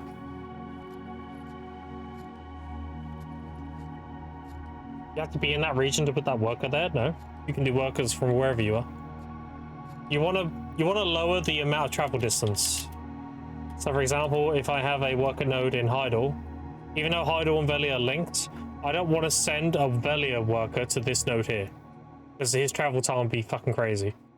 For this one, ideally you want someone from Glish, or this one you want someone from Heidel, or this one you want someone from Velia. You want to minimize that travel time. Because less travel time means more cycles. They'll get it. They'll go there and get it done and come back faster. So you get more cycles of loot per day.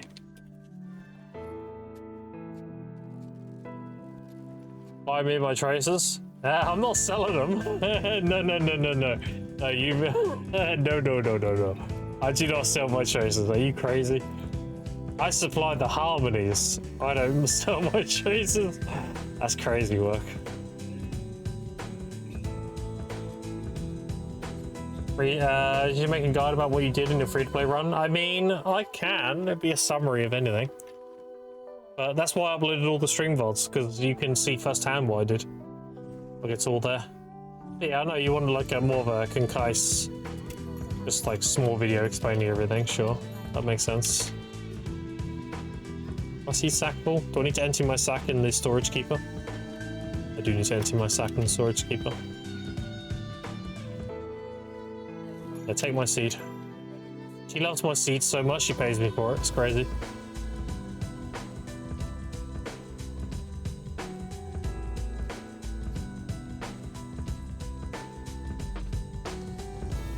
The harmonies, but Elysic shows very low profit for them if we make them from scratch. Some of them. Yeah, some of them. The human one's pretty good. Human one ain't bad. But yeah, you're right, the trace amount is pretty bad. I mainly use my harmonies. I've not been selling them. So if you look, I do a lot of DSR grinding currently, and if you look at my harmonies, I have like 500. And I have... They're all in there, so you know, 450 there. Convert to whatever I'm doing. I mostly use them. So I save a lot of money on consume costs. So I don't take the tax hit, because I'm getting their full value from consuming them. But yeah, you are right, the profit margins aren't great because of trace values.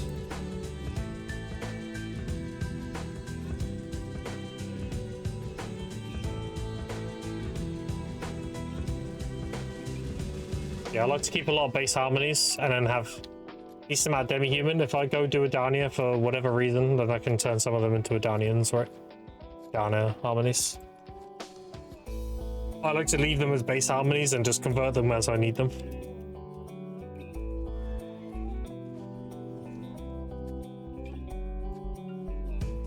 Are there more composure rewards other than Fuga on challenge menu?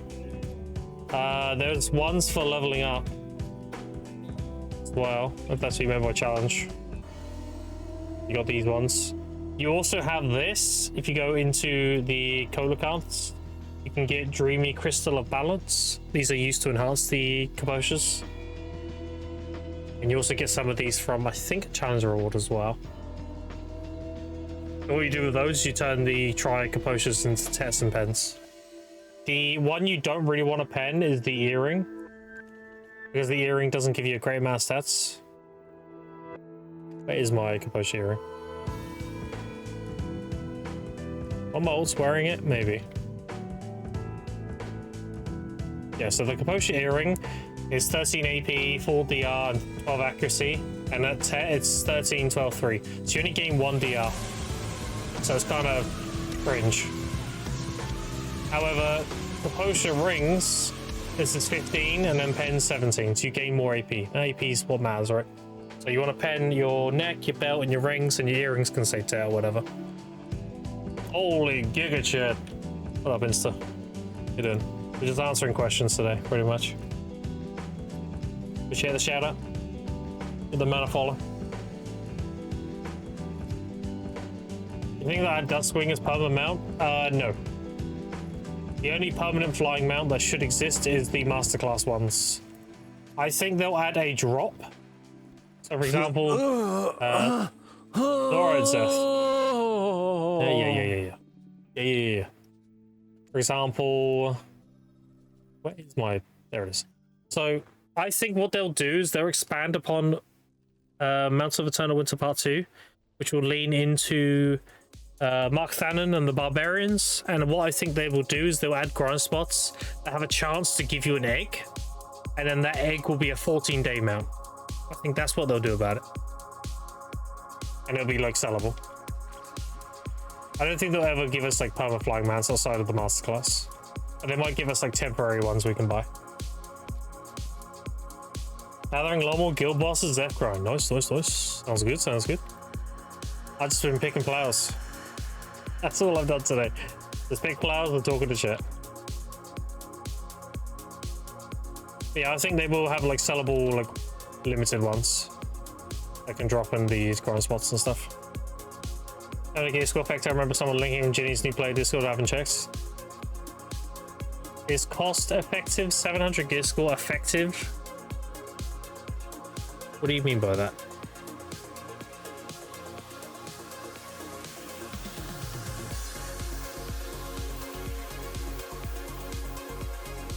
I mean, 700 gear score, you can go do like Elvis Serendia, right?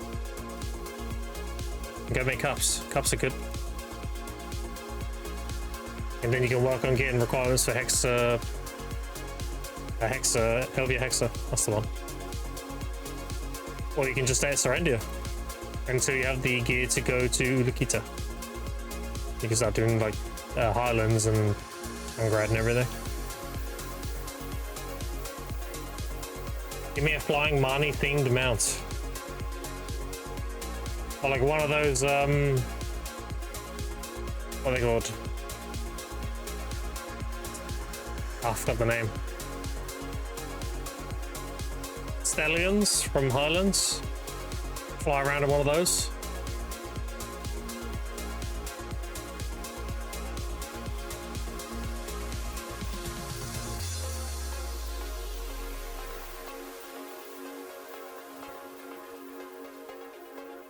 Marnie Moth? Or maybe, I don't know.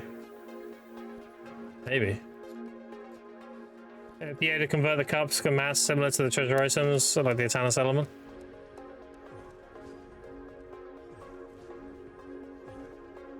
Yeah, I guess so.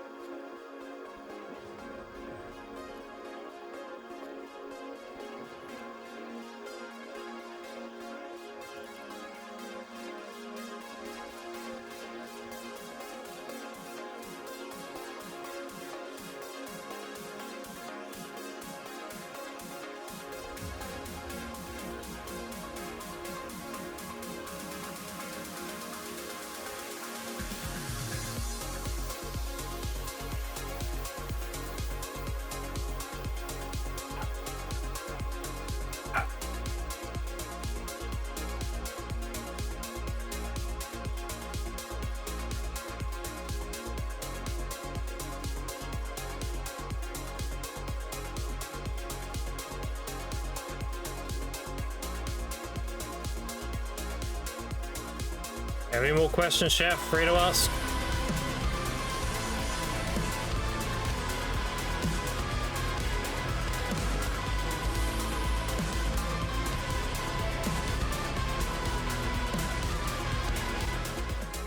What up, Vendor? How you doing?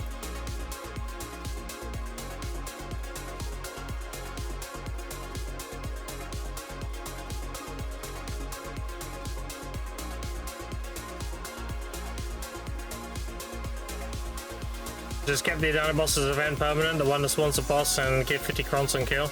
Oh, that one? The distortion one? Yeah, it's pretty good. But brother, not much. Just saving up and we're splendid. So we're at now. Waiting for things to go up in price. If I liquidate them more, I can buy it.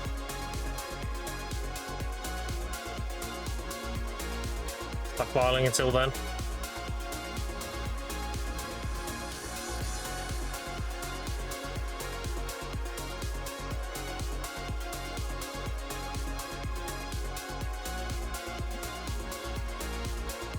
Did I stop? Was it here?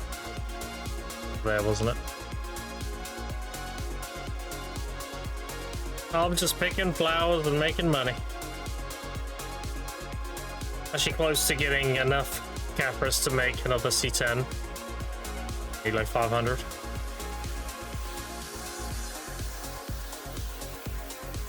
turn my Uragon boots C10, turn them into ATORs.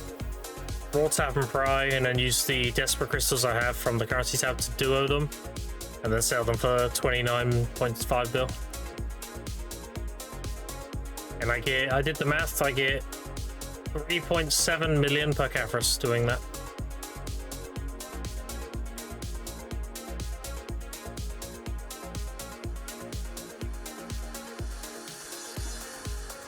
A nice little conversion.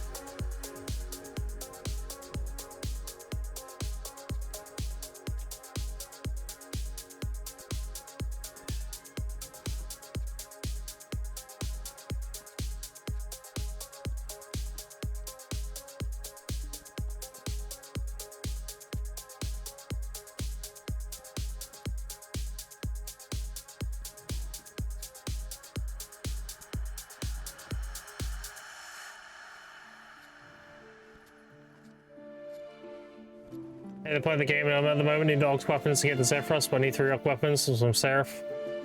Most of Zephyros, but not really. Yeah, you just gotta power through it, dude. Power through it. There is to it.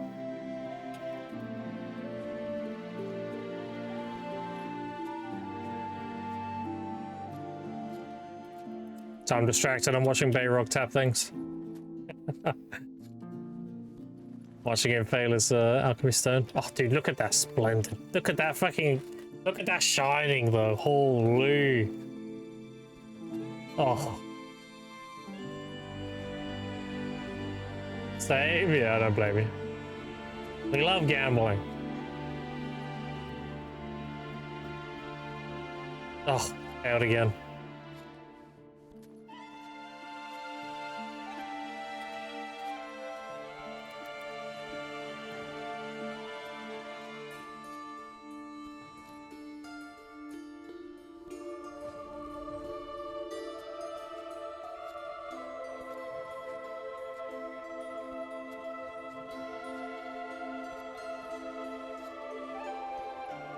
Let me do this actually, I'll picture it so I can see while gathering. 1 second.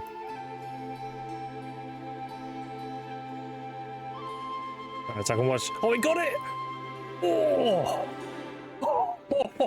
Dude, the second I pulled out, he got it! Holy shit!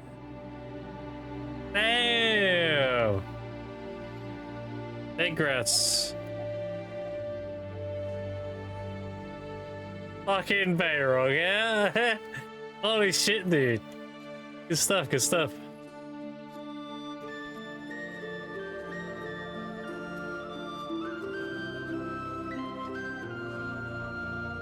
Huge.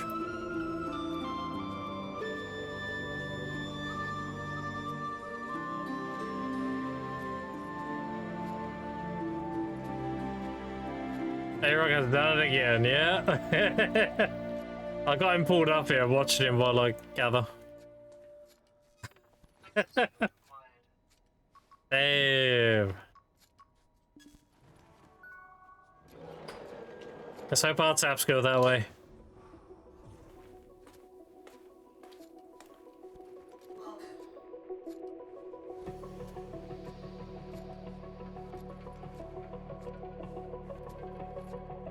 Rapplers, fuck those guys, I love them, but fuck them. Yes. Yes. It means I can fall under the radar. Perfect.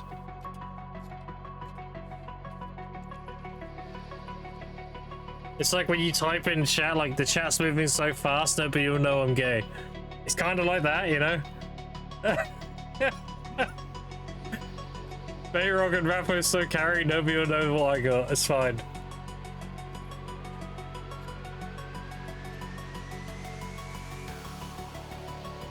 Good stuff. Shut your bitch ass up.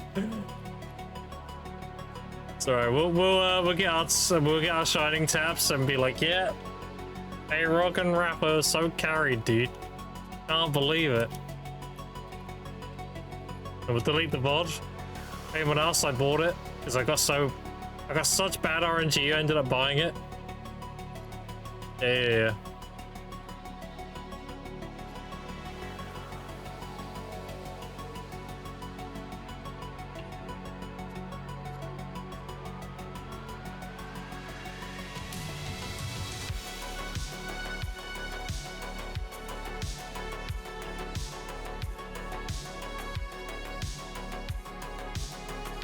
Now I wait for the armor taps. Yeah.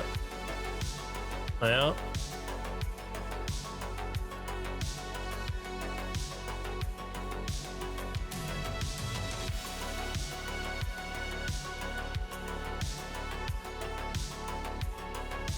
Hopefully that's me, dude. I won't mind getting my shining destruction and life.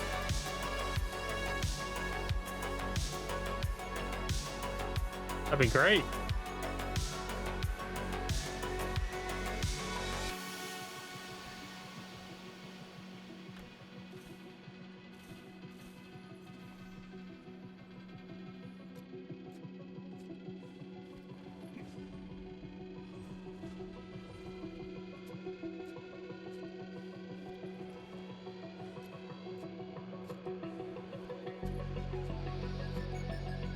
What did Bayrock get? He got his shiny lifestone on 36 taps. I think he's doing his armors now.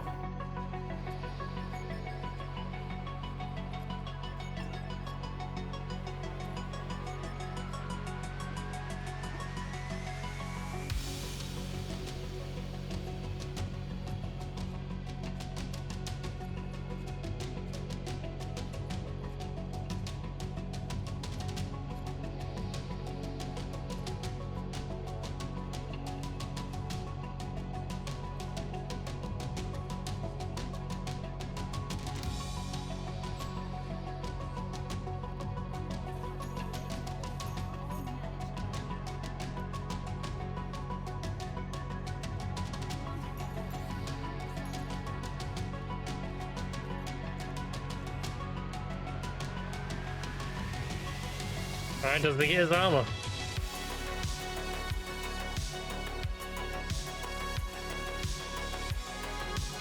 Wish him good luck.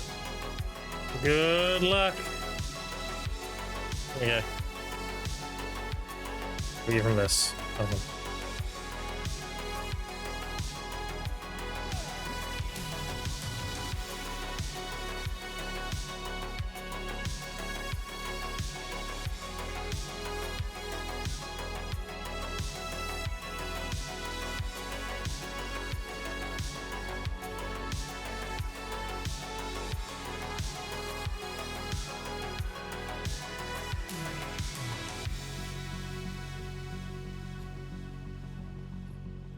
It's instant everywhere. Really funny. Yeah. Yeah, no, I want him to get with shit, dude. The thing is, I want everybody to succeed. I hate all the bullshit that everyone has to go through for a bad RNG and everything. I want most people to just get it early. Fuck it. Yes.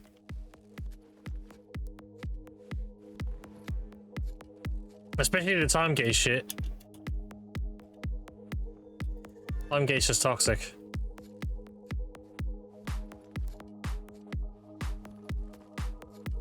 Also, we're getting more gathering slots as maintenance, right? Because aren't they making it so when you gather seeds, they automatically go into your seed pouch now?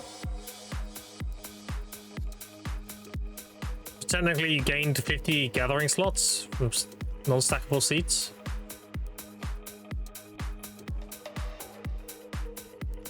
You really good G-Labs? I don't know. Yeah, I'm pretty sure that's what they're doing.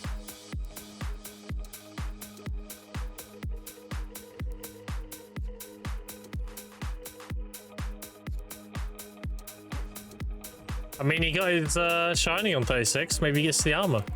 Oh, no.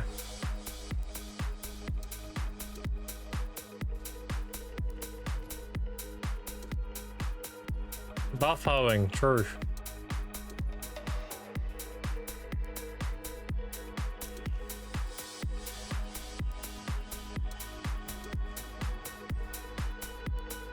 Yeah, those deck taps look painful. Knowing that you can't do anything about it, you just have to keep tapping. But you are just time gated by that part of it, you know? That's why I'm trying to save as many stones as I can, chat. Because you don't realize how many stones you need to deck all your armors. Oh, he got it! There you go! Holy shit! Nice.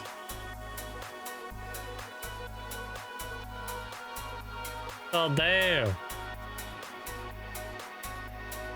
Got that around average, right? Like a little bit below average. He got on like 40, I think. So two some, yeah, it's about average, yeah. Damn. Knock Bayrog, I would.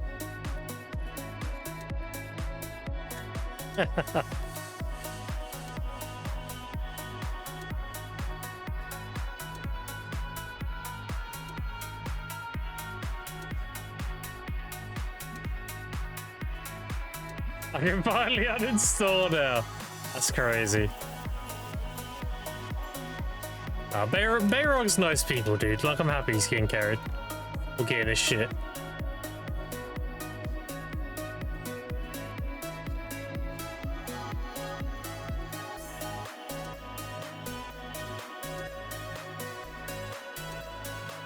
Does you got the mining pills basically dupe what the gear one character to another? Yes.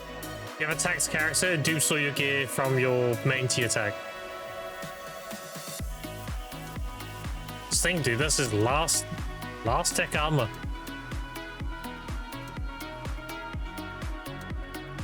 Got the good karma from his spreadsheets and workshops. Exactly, yeah.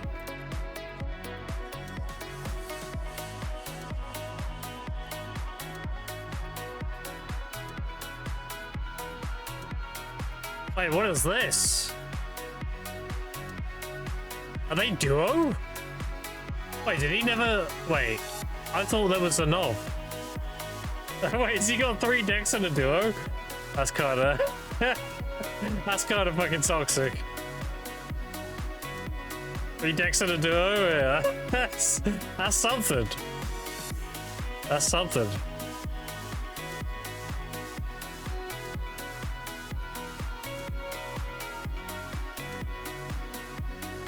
$100 stones? Holy! Did you just knock off fail stacks or crons or what? No reason to tap them? Oh, okay. Well, you never know, they might make pieces of Adana sellable. They might allow people to sell them for like 3 bleach or something.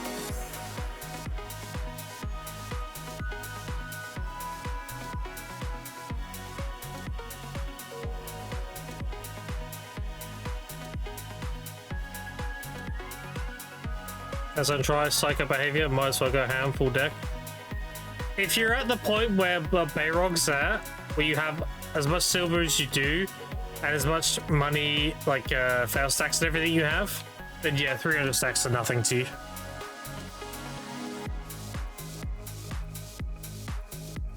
Fuck yeah, at that point, right?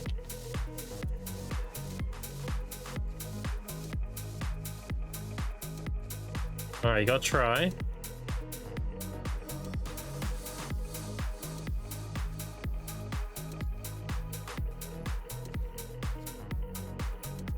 Hand, it's just that strong. It's a shame he doesn't really PvP though.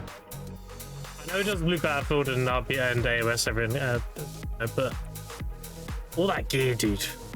Like, you want to utilize that shit in uncap, right?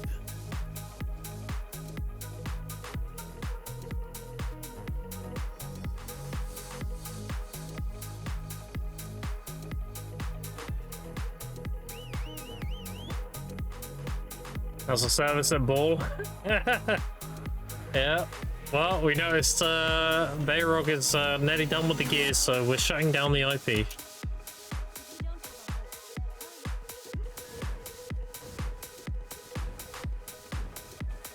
And for those that have deck armors, we'll send you a card saying sorry for your loss. That's it.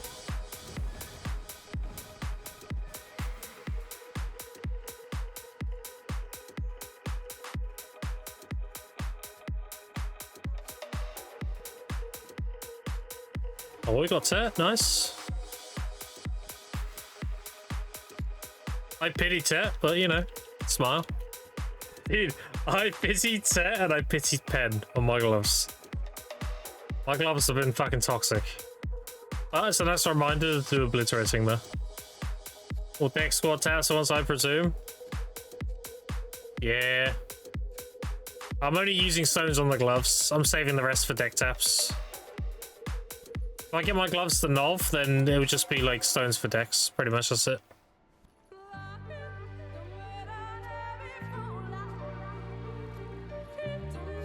Going to Islam next maintenance. Nice, congrats. Dude, you got pen and 4. I'm actually hate watching. Pitying 10 and then pen, and then he gets that in like 3 and 4. I'm hate watching now. Is this what it's like to be you, chat, in my stream? Fuck this guy.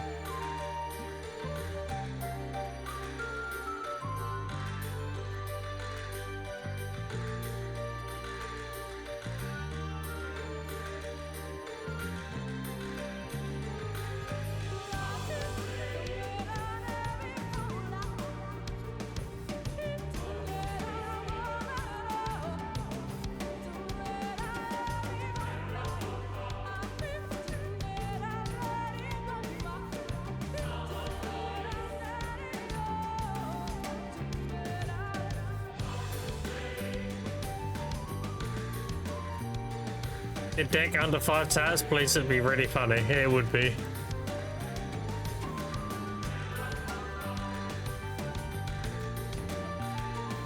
you know what's really funny to me though, personally? Is outgearing Bicep, outgearing Zethian, outgearing Choice on a free to play. It's like, yeah, excuse me, just go past them. That to me is fucking hilarious. Like all those years on their accounts and everything, I just come along with this like fucking new account, like, yeah, excuse me.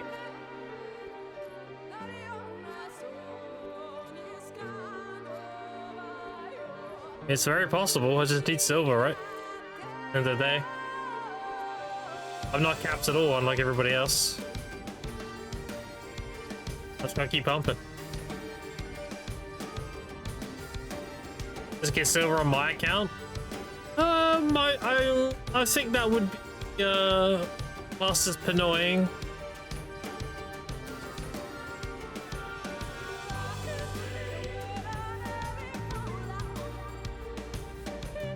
Grim annoying. Holy dude. You log on in a week, it's like, yeah, don't worry about it, look you get now. It only costs you $5,000. Like crazy high rates. Fast results, but holy shit, is it expensive? That'd be crazy. Thing is, would people actually pay that though? You reckon there's someone out there that would be like, yeah, fuck it, dude, I'll give you 10 grand to get this shit really good in like a few weeks? That'd be crazy. Giga whale. Someone, I'm sure. Yeah, I'm sure there's people out there like that. By chance, yeah. Just to buy an account in game. Yeah, of course, in game. In Minecraft. Yeah.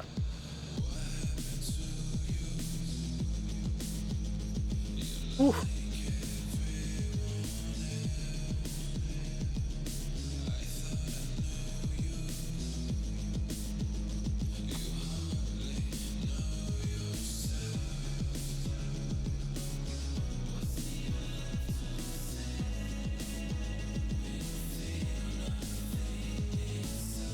As far as stacking money, fishing, doing weeklies, yeah. I mean, you know, the game's in like what I like to call maintenance mode, where you don't really like go hard on it, but you also don't put it down. You just kind of make sure you maintain the weekly stuff and everything. You know, getting passive income and all that. You're waiting for the next like thing to happen for you to really deep dive again. I don't personally go in maintenance mode. I'm always big dickin', but I get why people go in maintenance mode. They don't have like any, they have a lack of motivation or like want to do stuff. They're just like, yeah, I'll leave this on a lesser like maintenance mode, and until something happens, then I'll pick it back up again. And when I pick it back up, I'll have all these login rewards and all this my extra money. Ready to go. Can't do shares, no BDO. Well, the didn't PoE have its big patch? A lot of people playing PoE now, right?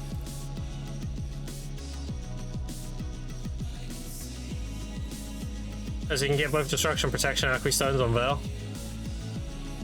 would be pretty OP.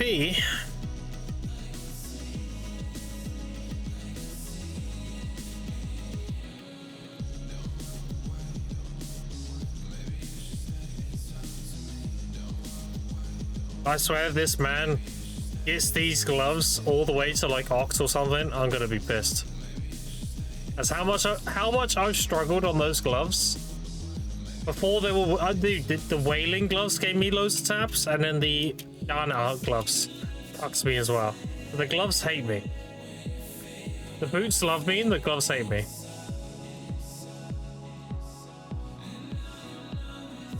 Oh, I did the gloves because they give you the 50 accuracy. So that means I'm not trolling when I like go do uncap.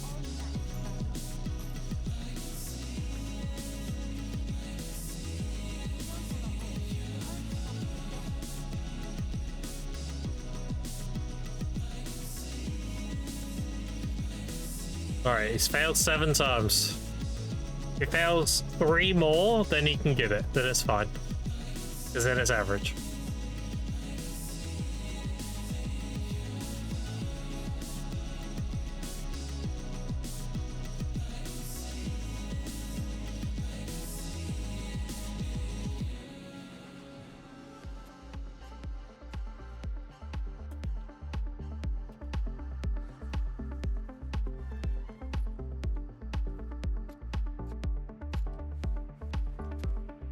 With Bayrog's kind of money, I would be fucking 350 in those stacks to save as many armor stones as possible.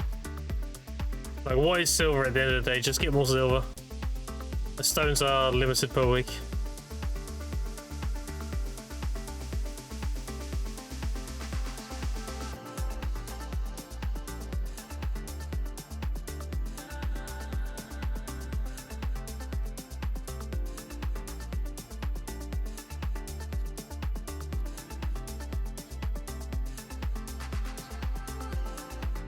I need to succeed 2 more taps on my gloves, and then we're good. Because if I get 2 more taps and 2 deck weapons, I can do Cartian. Do Cartian every week. And at that point, we're trying to save up for an obliterating to do Caphras. And I'll just do my full armor stone taps on my gloves every week.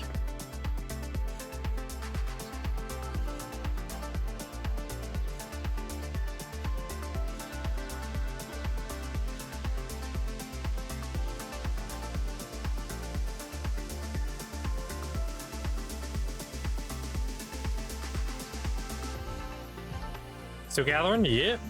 Burning my event buffs. I'm burning these things so they don't get deleted. And gathering's good money on NA.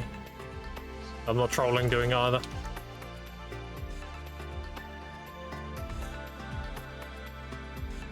And the money technically got buffed as well, because they increased the price, the max price of ginsengs. I actually have currently 2 ginsengs. Yeah, I have 2, so I'm waiting for them to go to max, and I'm gonna sell them both. I'm big chillin'. What's now the buffs of expiry day? Yeah. Yeah. Oh, I got 3 chests but no green thumb. Fuck. That's the dream right there. You green thumb the 3 chest brock. Only ever done it once.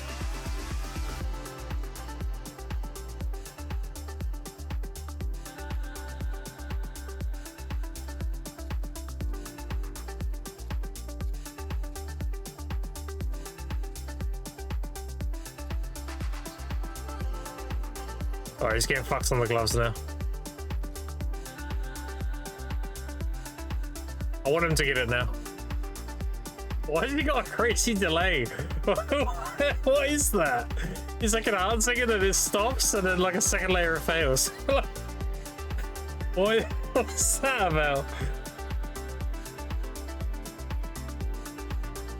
Oh no, he's getting cooked now. I'll give him the gloves now. Paid his dues. There we go, alright. Alright. That was good, that was fine.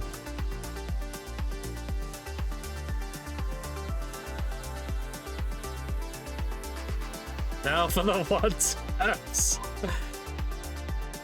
Now for the hate watching.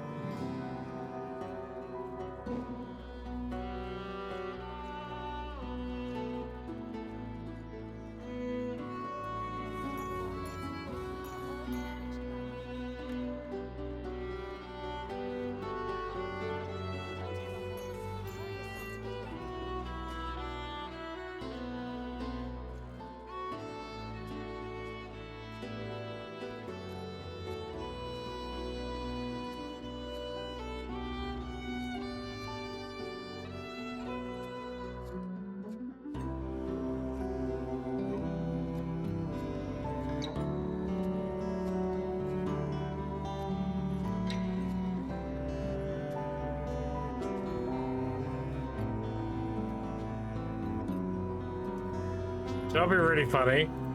Do you know when you're grinding Tangrad, someone's like, why don't you grind DSR? You grind DSR, someone's like, why are you not at Ozaka? Why are you not here? Imagine if you did an hour recording of every grind spot from medium to end game, and you just put a video of every single, like every video of you grinding at every spot all on the screen at once. And you're like, well, I'm currently doing Tangrad, DSR, Ozaka, Officer, Zephyr. I don't know if you can say, why aren't you doing this? You're like, well, I'm doing them all, look. A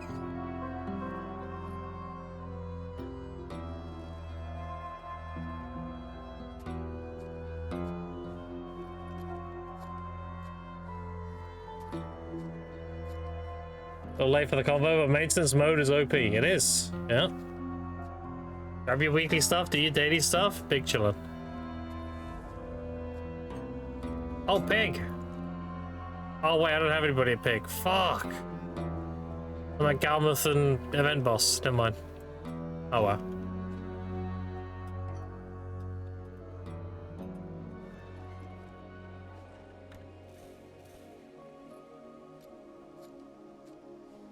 Two deck weapons and full pen armors. Yeah, there you go, dude. Maintenance mode, good burr.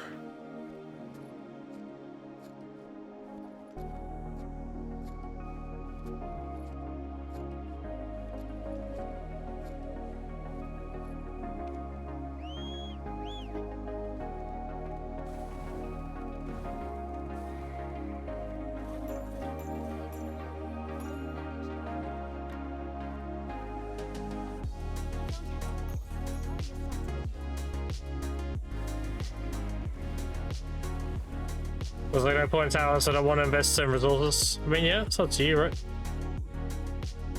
If you want to.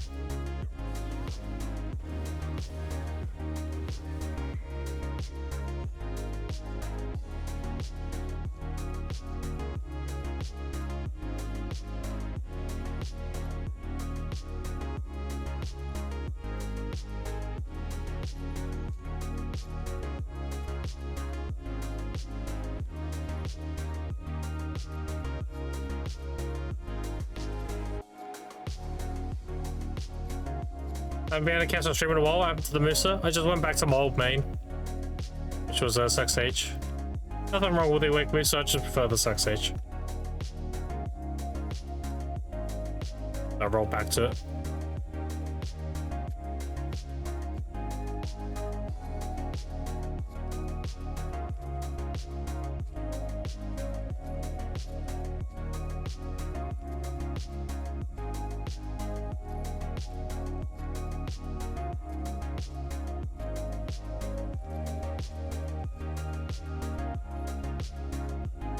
All there is to it.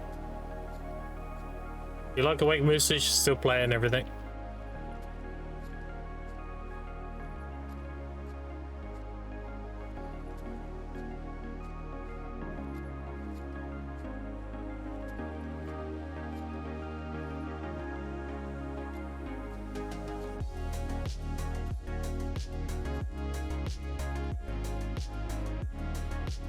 Over clearing this?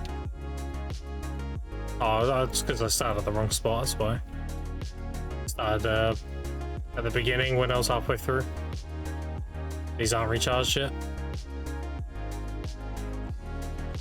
Did I get third deck weapon first, armor stocked or something? Honestly, AP is always the play, right? I'd always prioritize AP over DP. So I would go triple deck.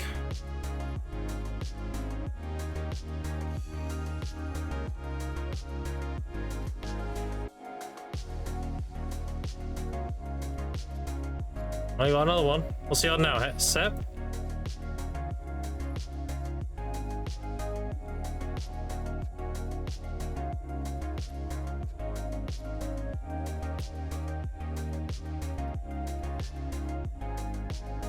Hawks? Oh, sorry, I was talking about Bayrock. Sorry, I was watching Bayrock tap. Yeah, you should get that deck. AP is always king.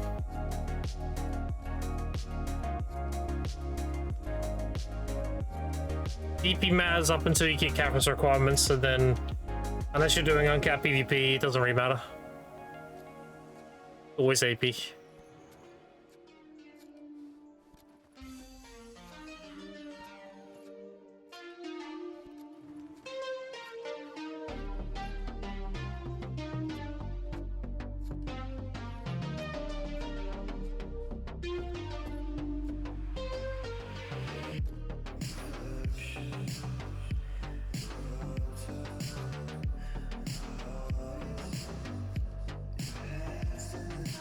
Is there going to Oak Pity, then one tap, off deck? Don't worry, I'm watching, yeah, don't worry. I'm literally watching while gathering. Alright, I know.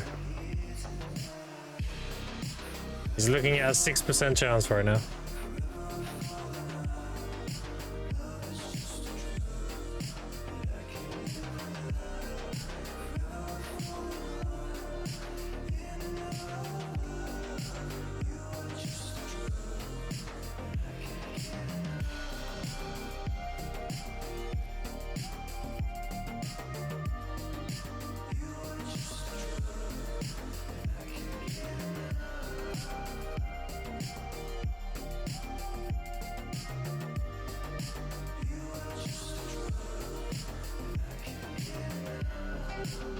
There would need to be higher than Zeth. He's already higher than Zeth by a mile.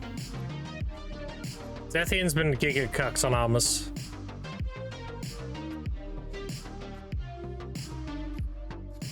Yeah, Zethian's had really bad RNG with armors.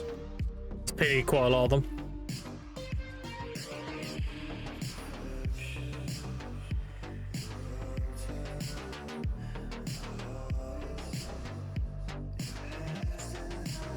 It's actually realistic that I can outgear Zethian at this point, just because how bad his armors have been. I can really outgear Zethian. Like that's crazy. It's all because it's tied to RNG, right? So you can't exactly get more stones. I mean, if Zethian could get more stones, he would, and then he'll be super geared. He would just keep grinding stones and tapping, regardless of the RNG. But if you're limited to how many a week, I mean, what can you do? Any other alternative is the Blitz Racings. And if you're someone like Zethian who's already kind of committed to the armors, having like Hex and Step and everything, he's a bit too deep to consider that now, right? Whereas myself, I have not got any commitments currently. So I can just go straight to obliterating, no problem.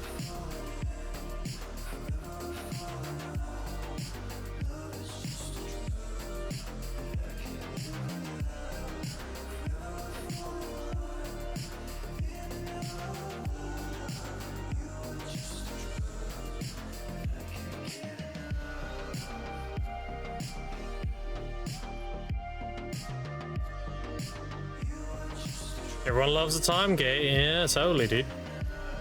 Thing is, they've done good time gates in the past. Like, look at Karazad.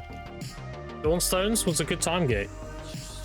Prevented people getting full deck done day one, but it would also only lasted a few weeks, you know? Whereas the Adana armors, you're talking year, like over a year. That's stupid.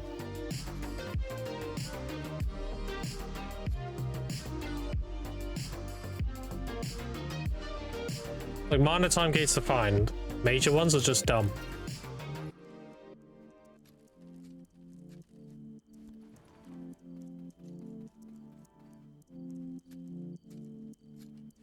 Yeah, I won't commit too much of it. Yeah, I'm hoping this is the end of it. The ball will be the telling sign. If they give us a new accessory at the ball and they're like, oh, you get limited stones from Adania Part 2 bosses. And then I'll be like, oh, fuck, dude, why? Like, why are we doing this again? You know?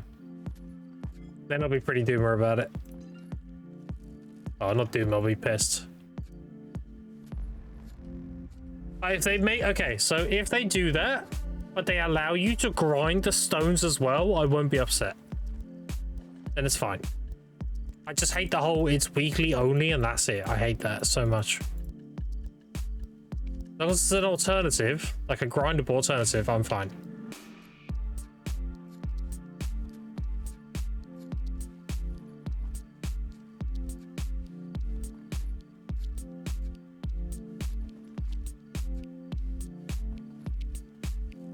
Oh, we got it. Nice. Got carried. Got in 10 taps.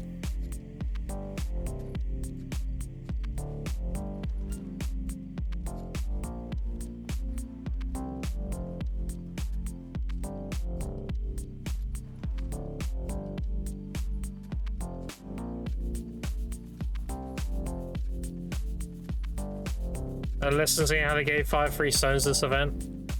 Yeah, I mean, I'm hoping what happens is they do the ball and they just alleviate the whole time get on the armor stones. They allow you to grind them in the new grind spots in the Adania Part 2. I mean, if they do that, I'm not doing obliteratings. There's no point. If they do that, then I'm just gonna go get stones. I'm just gonna go grind the new spots and get stones. And I'll just keep doing it until I'm full deck. Be zero reason to do obliteratings at that point.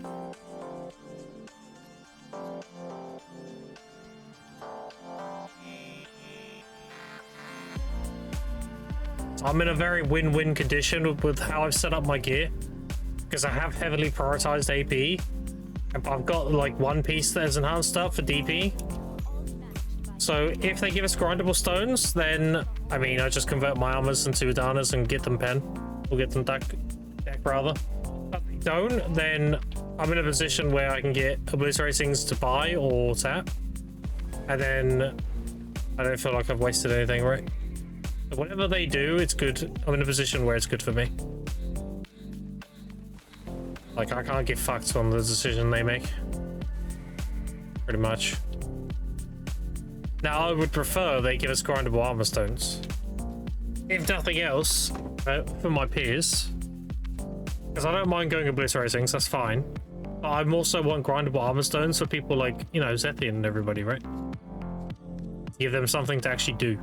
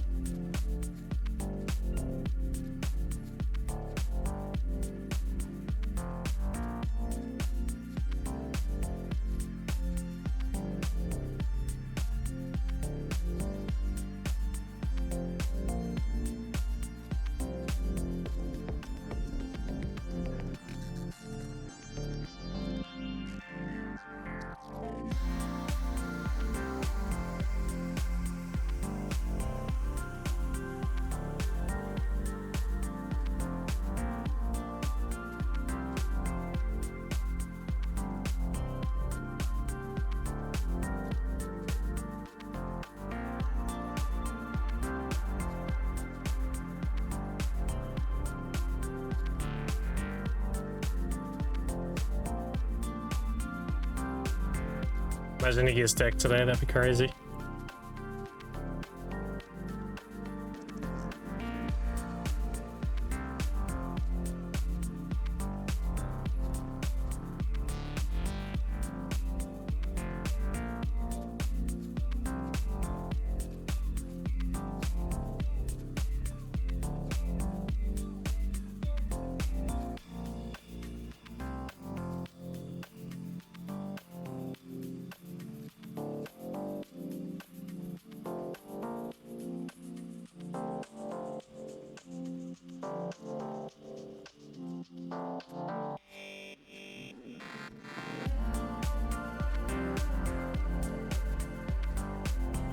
I don't think he's getting it.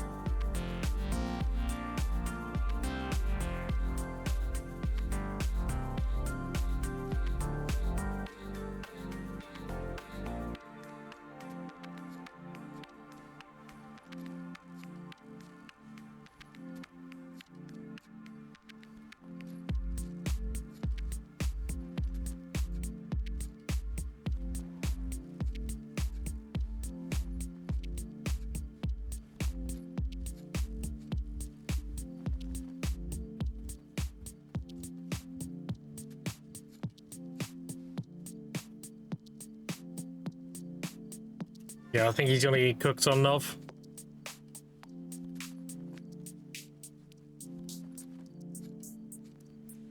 I reckon he's gonna end the day with triple deck and 1 oct.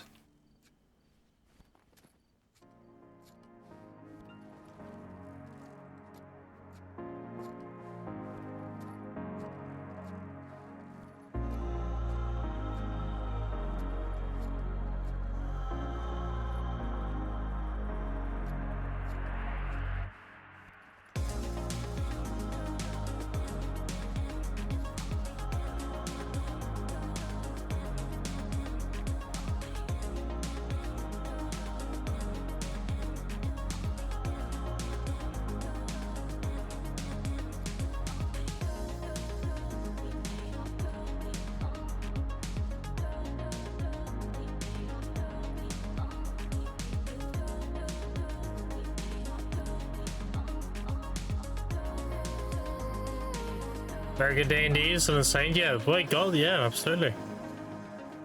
Even just having Ox and triple deck, which everything's been crazy today. Hey, Rocky got his shining as well. I'd say it went extremely well.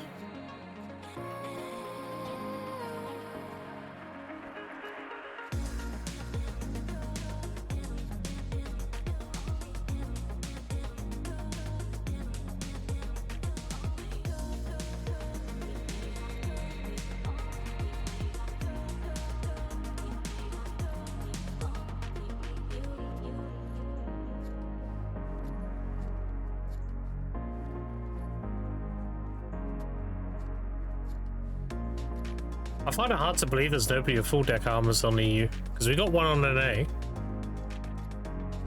They got Fluoros.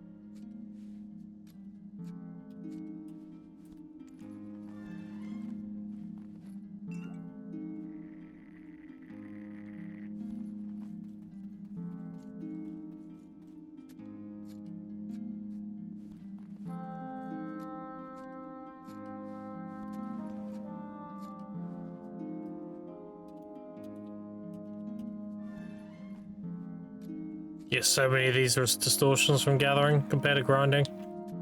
Actually criminal.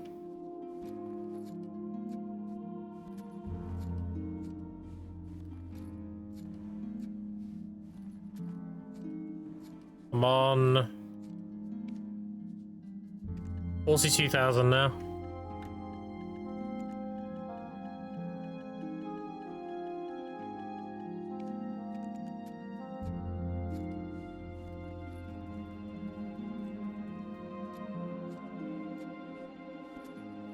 $42K, yeah.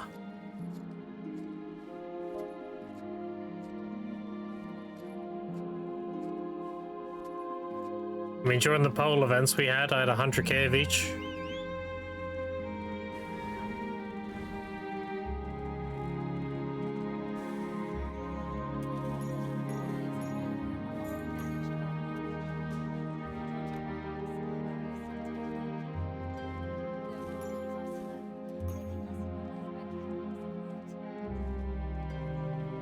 Gathering a season a while ago? Yep. Season gathering, go burr. Gathering in general is already good money, people just don't realize. Always has been.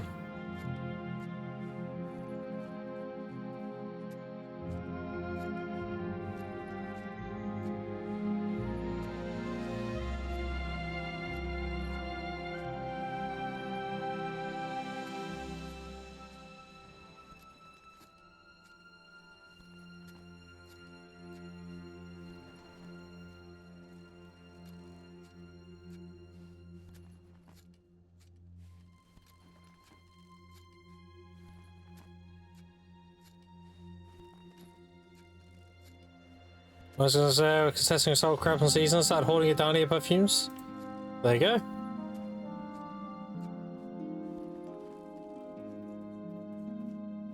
Looks like Bayrog's getting cooked.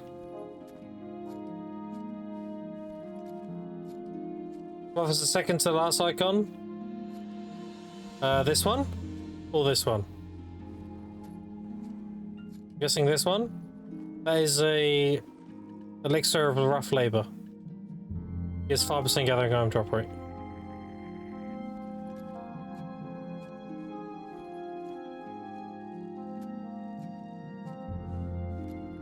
Good to know? Yeah, no worries.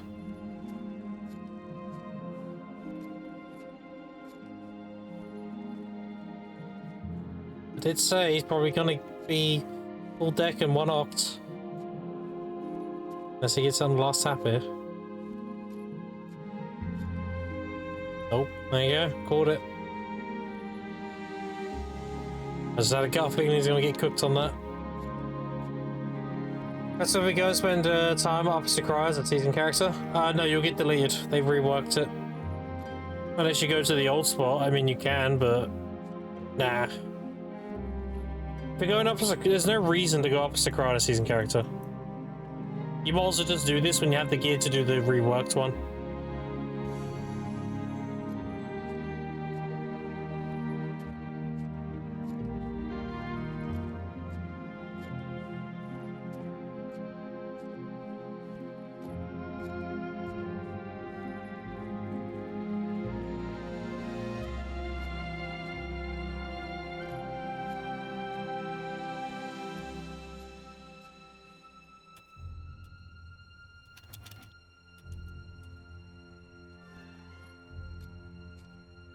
She says events are not trying to, but I should definitely go gather soon.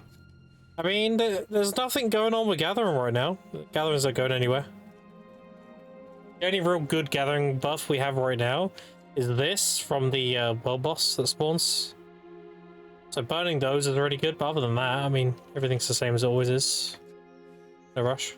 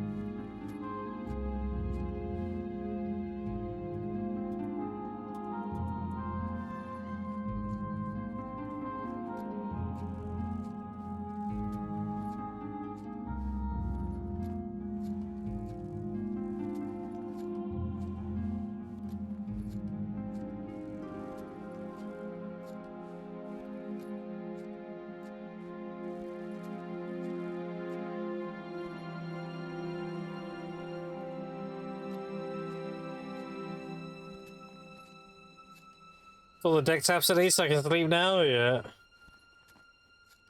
Good luck on stream, I appreciate it. Catch you next time, Mojo. Thanks for hanging out.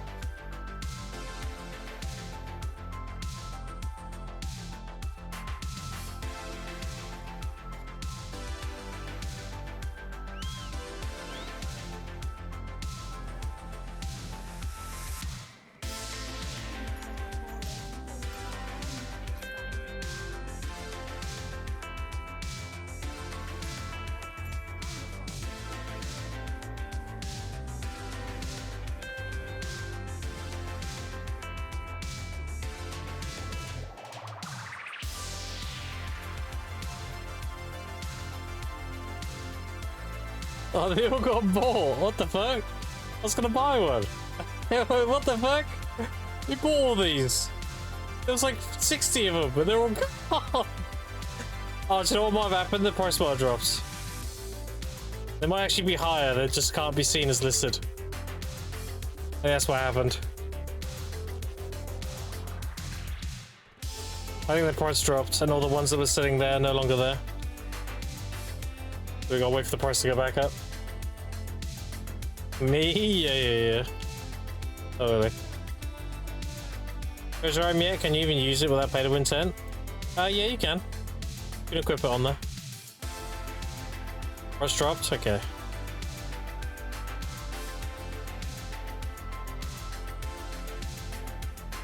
Where's my Jing RC dude? I don't know. I'm looking for it.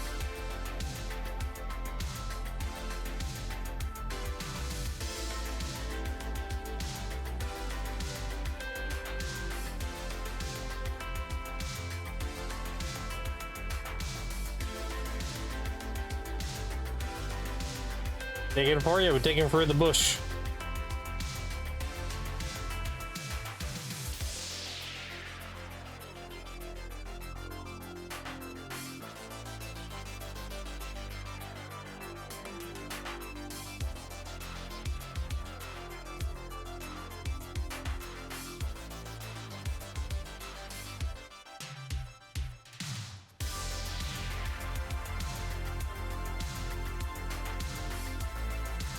Around to find the hole. Okay, buddy. Jesus.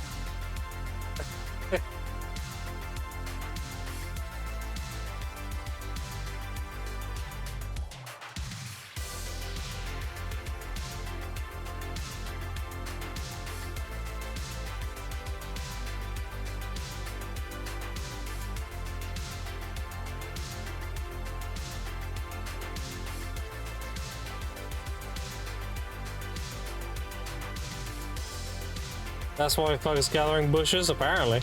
And he keeps going on about hoes as well.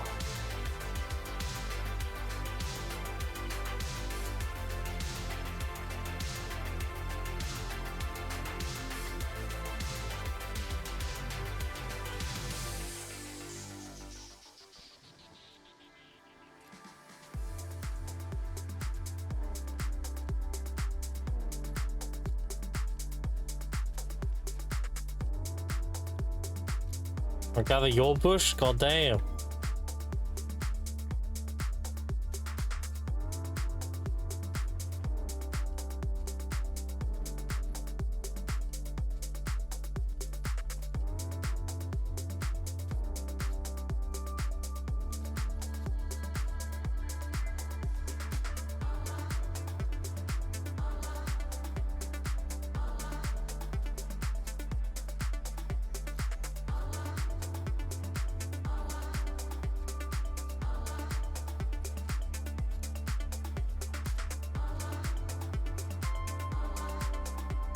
The pimp, of course, he one-taps all his hoes. True.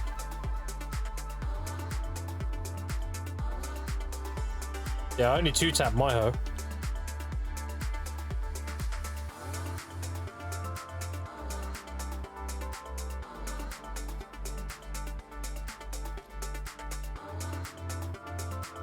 Boss armor just come from the world bosses? Not really, no.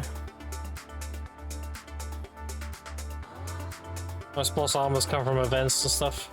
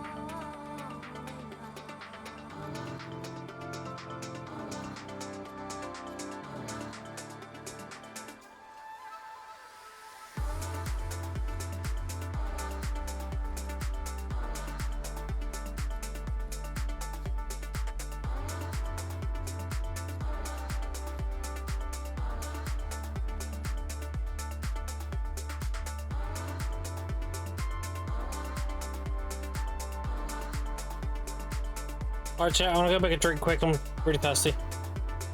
So I'm gonna AFK here for a little bit. I'll see you in about 5 minutes, I'll be right back.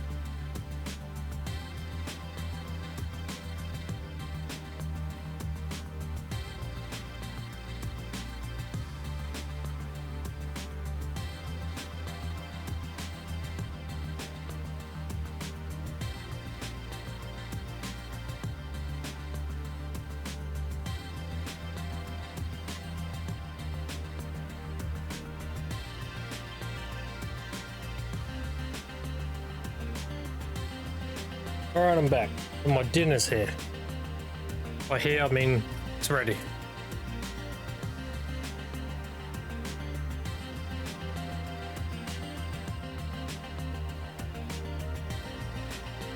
Eat my dinner quick and we'll get back to it.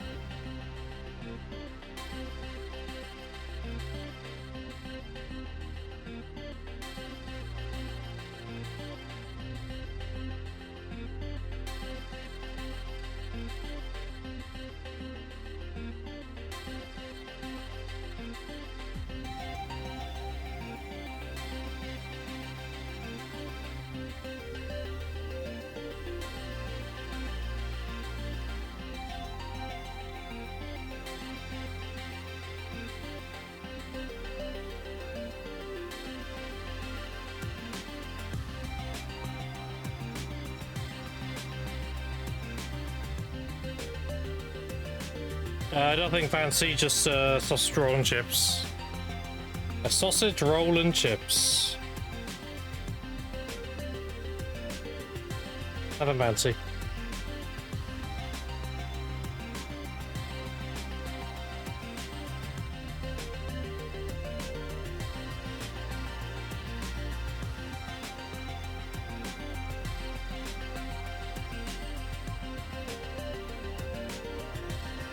Chest piece, you want so for the chest piece you want red nose, the helmet you want griffin, the gloves you want beg, and for the boots you want Uragon.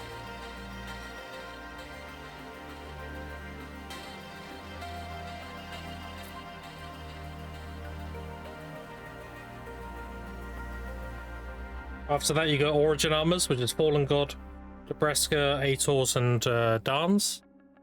Dance and Aetors, you want the blue one, which is DR, not the green one.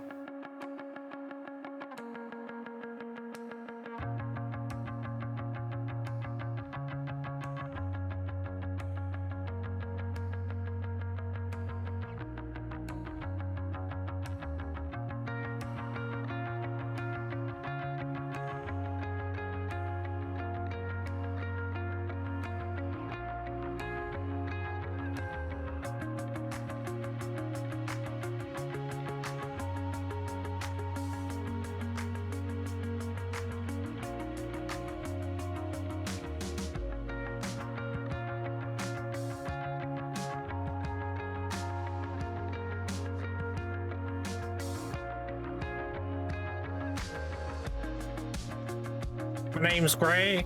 I'm old Greg. Yeah, Greg sausage roll. That's actually what these are. That's what I'm eating. So, exactly what I'm eating right now.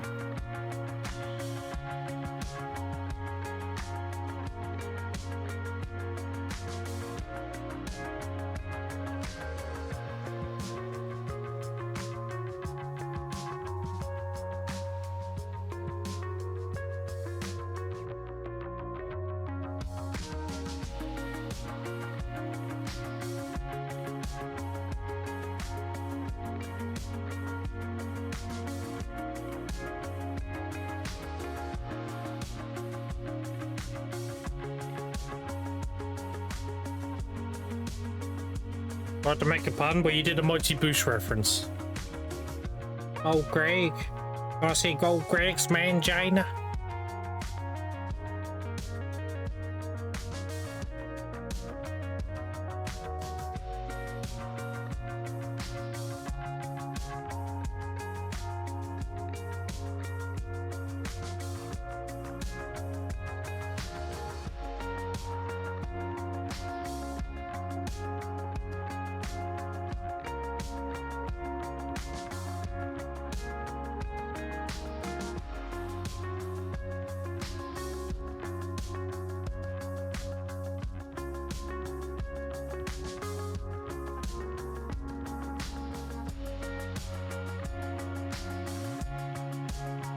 Really British video about the girl having a boyfriend. I have a boyfriend, fuck off. You're up on that one? I am just taking over there to my boyfriend, fuck you. I don't remember the name. There's so many funny British humors. There's so many of them.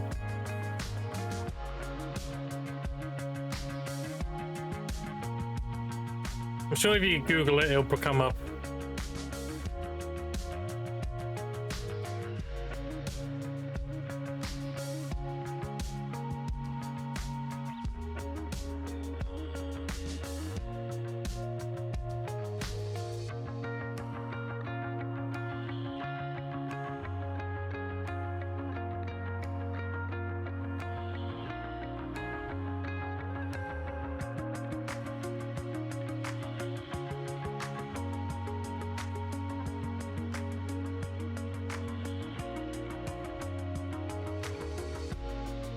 That was good. I'm done.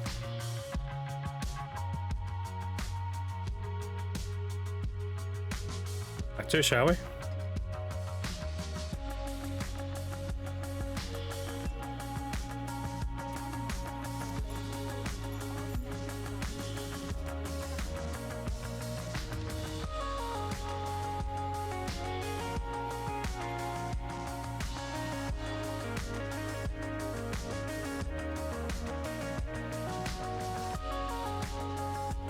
Place together with I have like 20 minutes saving for money. I have one other rock place in the desert.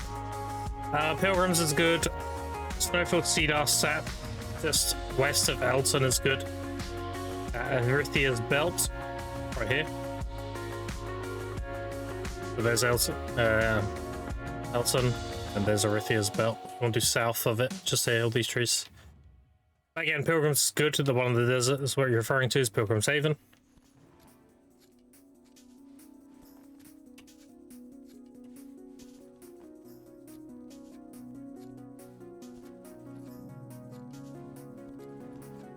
What I'm doing is the self-made rotations, my Olvia rotation.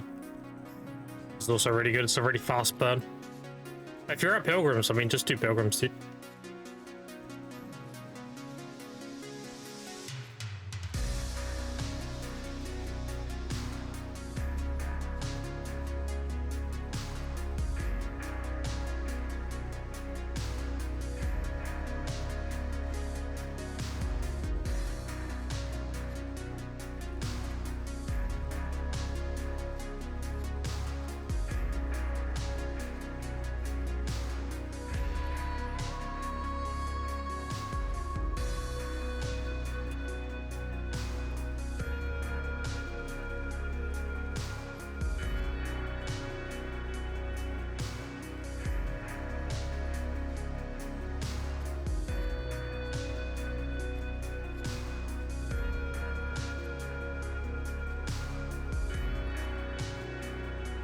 Rangy wants to place a couple others around, doing cows for the memes on farm.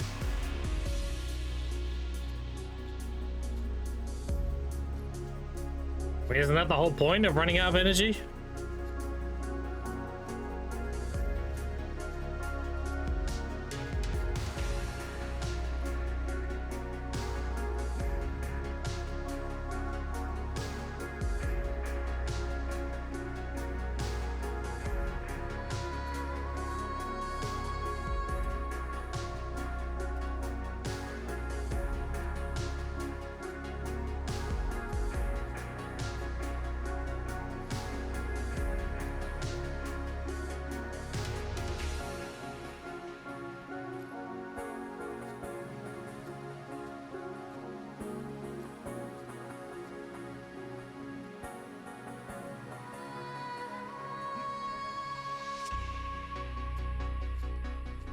Blood and stuff like that isn't worth too much anymore? Nah, not really. Meat is kind of meh. Unless you're doing scorpion, snake, and lion for Valencia meals. Blood is good if you need the blood for harmonies. Other than that, though.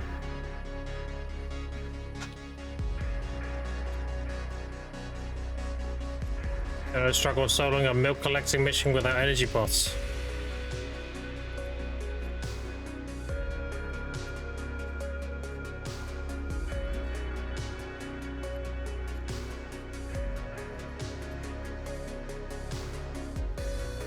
Imagine needing milk.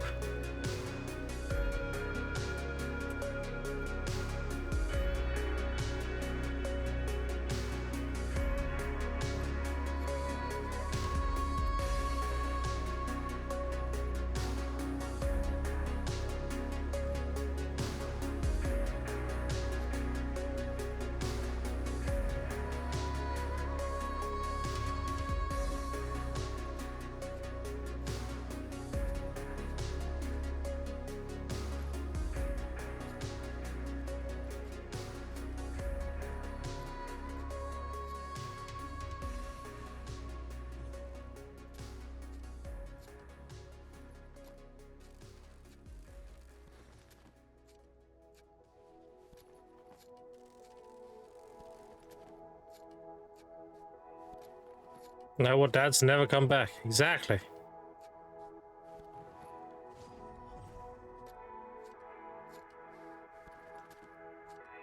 When dads leave and say they're going to get milk, what it really means is they're going to get a girlfriend and squeeze their titties.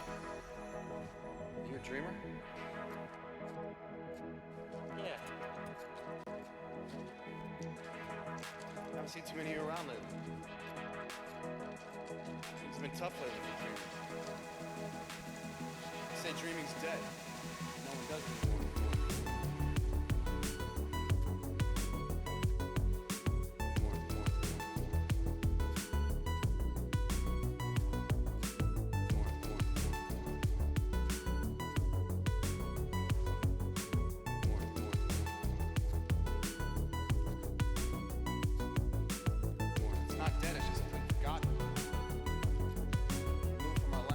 People stockpiling Campus and Blackstones for more? I have no idea.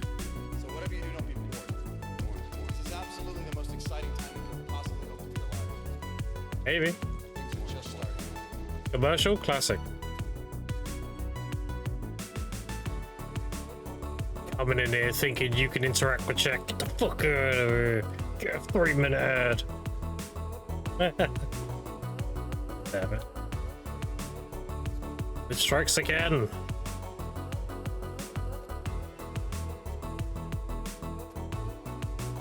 You know the Batman and Robin meme where Robin's Batman slapping Robin? Batman is Twitch and Robin's the viewer. He goes to ask a question and slap. Bad.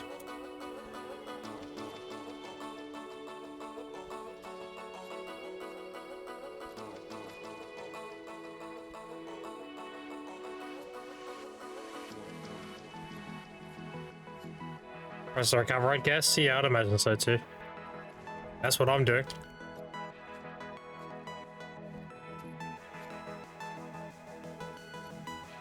Deal or no deal, yeah. Trying to change all that now. You are too.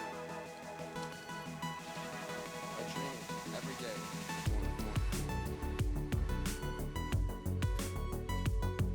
every day. Hello, Mr. Banker. The banker is a wanker. Rhymes because it's true.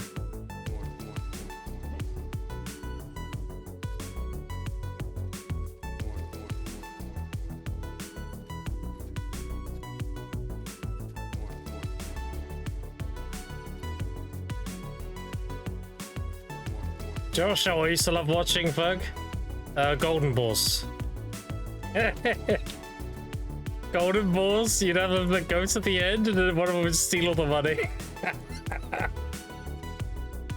Oh, fuck. Like, get fucked, you absolute clown. He just begged you to take it with you and he just took everything. Like, you just got turbo fucked. Holy shit.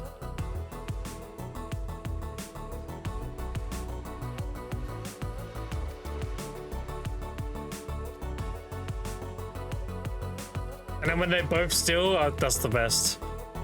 I'm like, you fucking clowns. So you just deleted all that money.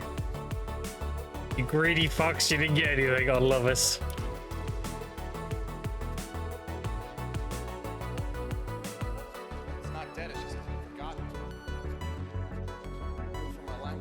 And then they stopped airing it because I guess people got upset.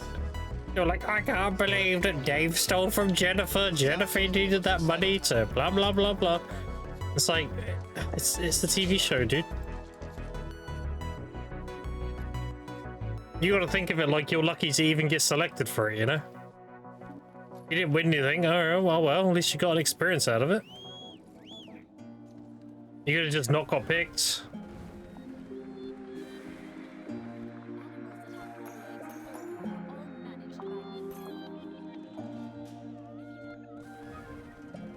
Phone a friend? How does phone a friend work if you join Who Wants to Be a Millionaire and you don't have any friends? Who do they call?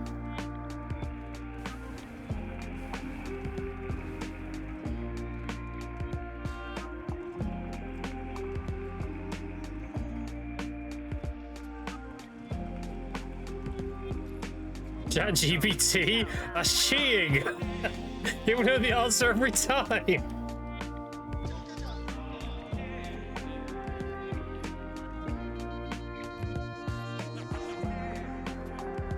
Minutes of fame, a lifetime of shame, yeah. What's my next goal? Splendid. Splendid Alchemy Stone. And then deck the rest of the Karazats. And then it'll be Northern deck main end.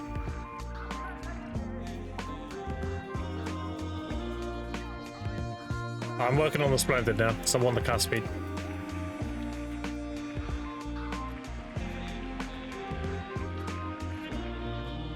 One phone, chat phone with a friend to say, hey, I just won $1 million. Yeah, that was a good one, I remember that.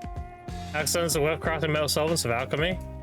Well, you got this beautiful website called Bediolitics. Right here, look. Every question you could possibly ask me about what's worth making and what isn't, it's all there.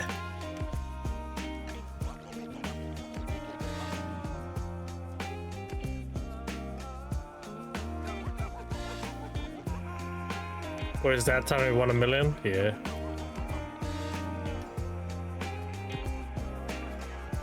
I mean, fuck it, dude. You know the answer. You might as well aura farm before you leave.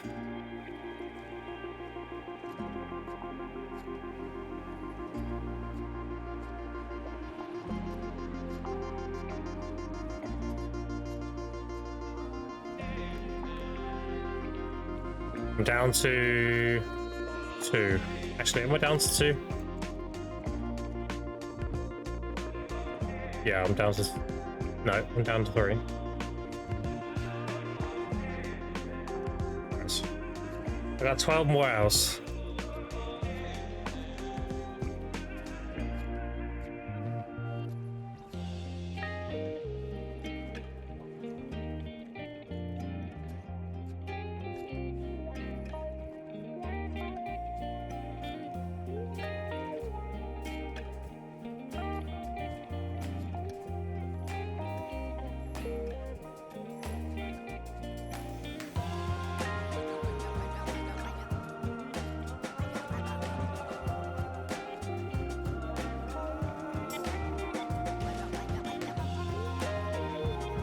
I won't be here tomorrow, chat. Tomorrow I am taking the kids out for food.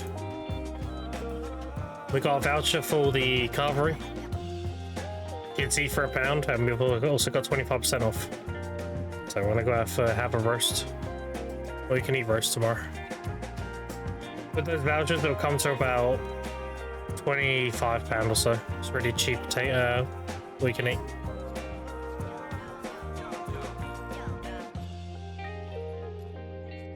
There we go. I'm gonna bring my own drink because I know these restaurants always get you on the damn drink. I'm gonna bring my flask of tea. I'm like, no, I'm good. Just give me the carvery. Oh, that's nice. I'll try. Yeah, go ahead. If you want to download link to it, it's in our Discord. Go to the video discussion section. It should be pinned in there. Just download it.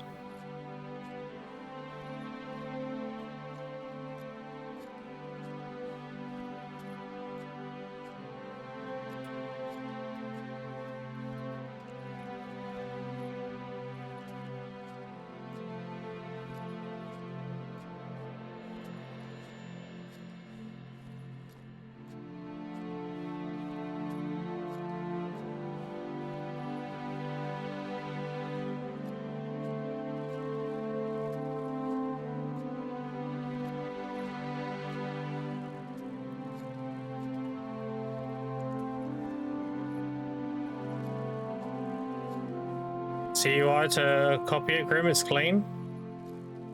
Sure. So, have -30 at gamma, -10 contrast. I have the warm filter on. As for my crop,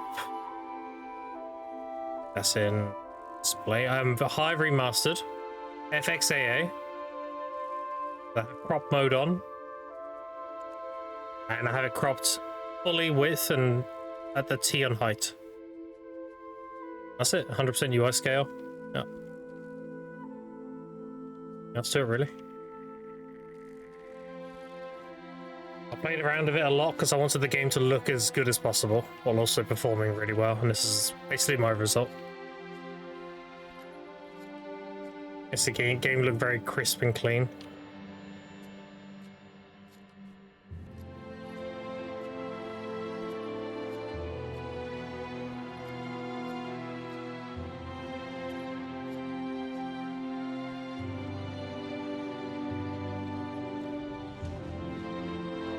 And playing a suck stage specifically, all my skills look very pretty. They're very pretty.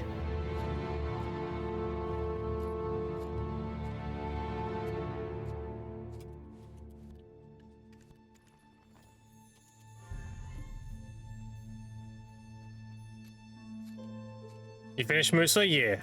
I did Musa for 5 months. I went back to my Suck Sage. Suck Sage is my favorite class. I tried moving from it, it's just I missed the Sage. So I went back. And I am pretty much done re-rolling now. Suck Sage forever now.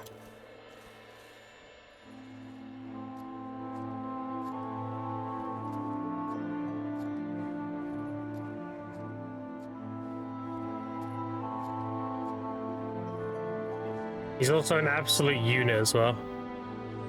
I'll show you.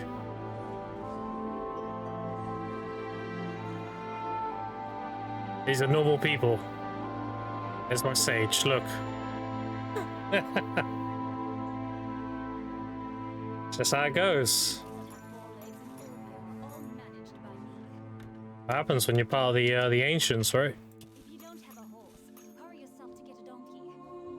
Though donkeys are slow, they can listen. I can all test it out now. I'm done. I love my Suck Sage. I regret rolling off it. I enjoyed it for the first few months. It was fun. Yeah, I did start missing my Sage. So I'm never gonna roll again now. I'm good.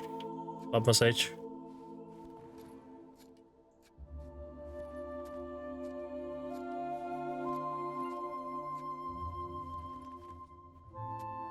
I'm at peace with the fact that I'm a Suck Sage main forever.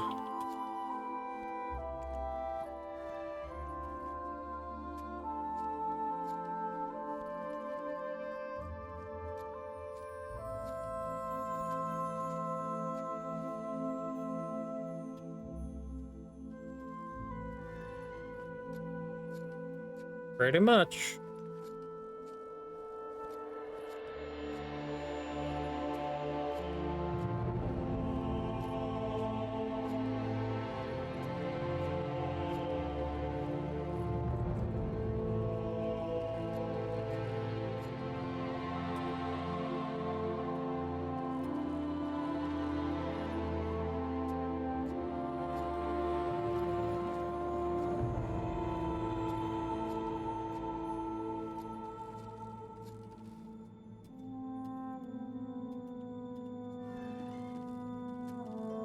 Whoever asked how long it took me to get those Terra Shards, I'm already on 250 again.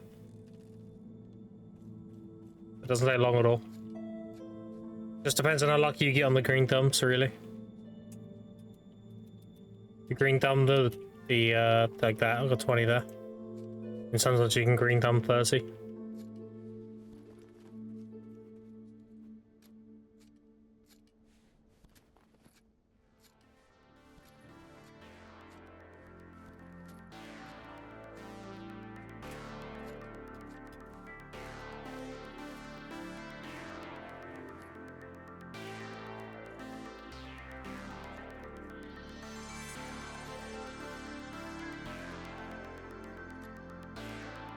I probably should do my alchemy during this buff too, so I get more yield.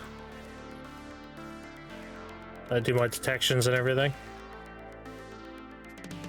Because it puts me on, yeah, I'll be 2,800 alchemy mastery.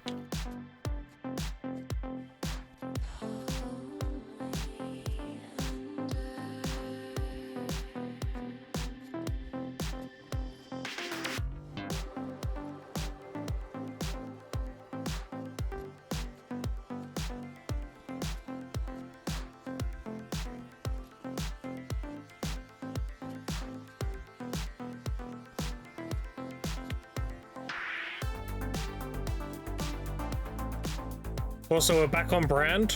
I am the fucking boomer synthwave enjoyer.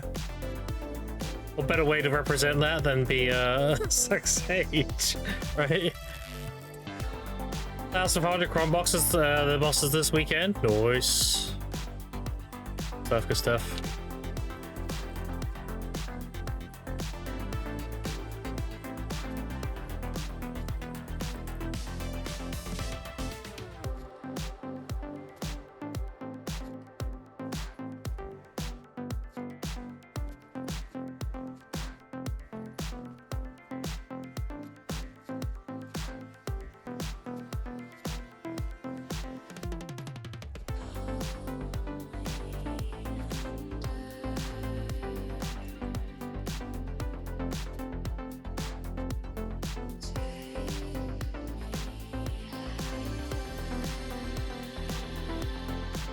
I had quite a small dinner today. I might have some rice layer today with a sesame seed dressing.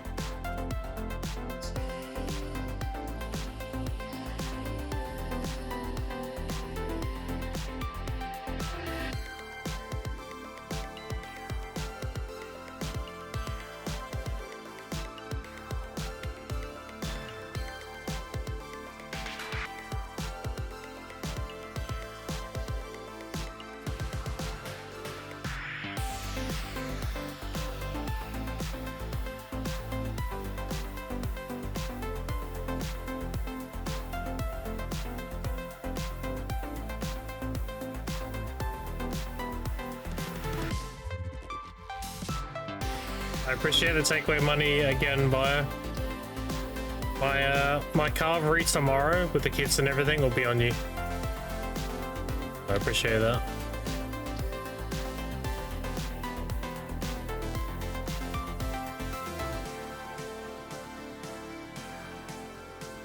Nice little tree there. I'm going out for a while.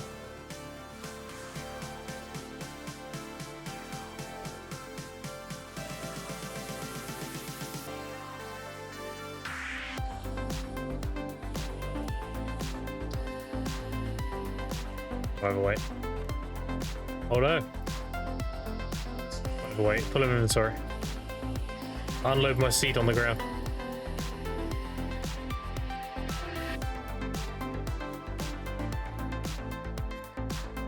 Streamer fed so he can stream. True, dude. True. I don't require much.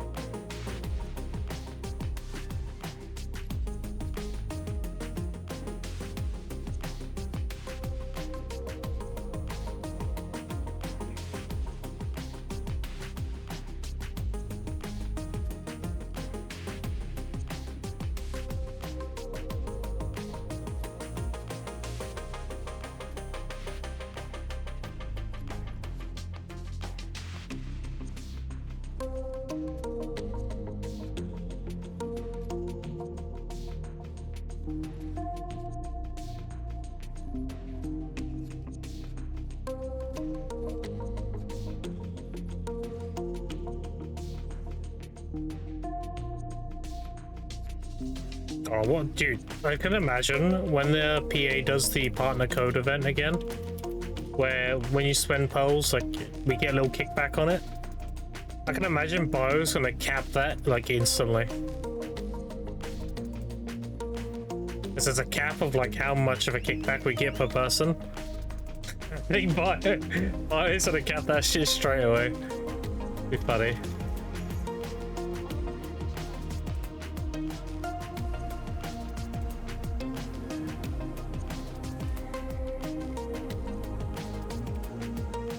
That'd be crazy.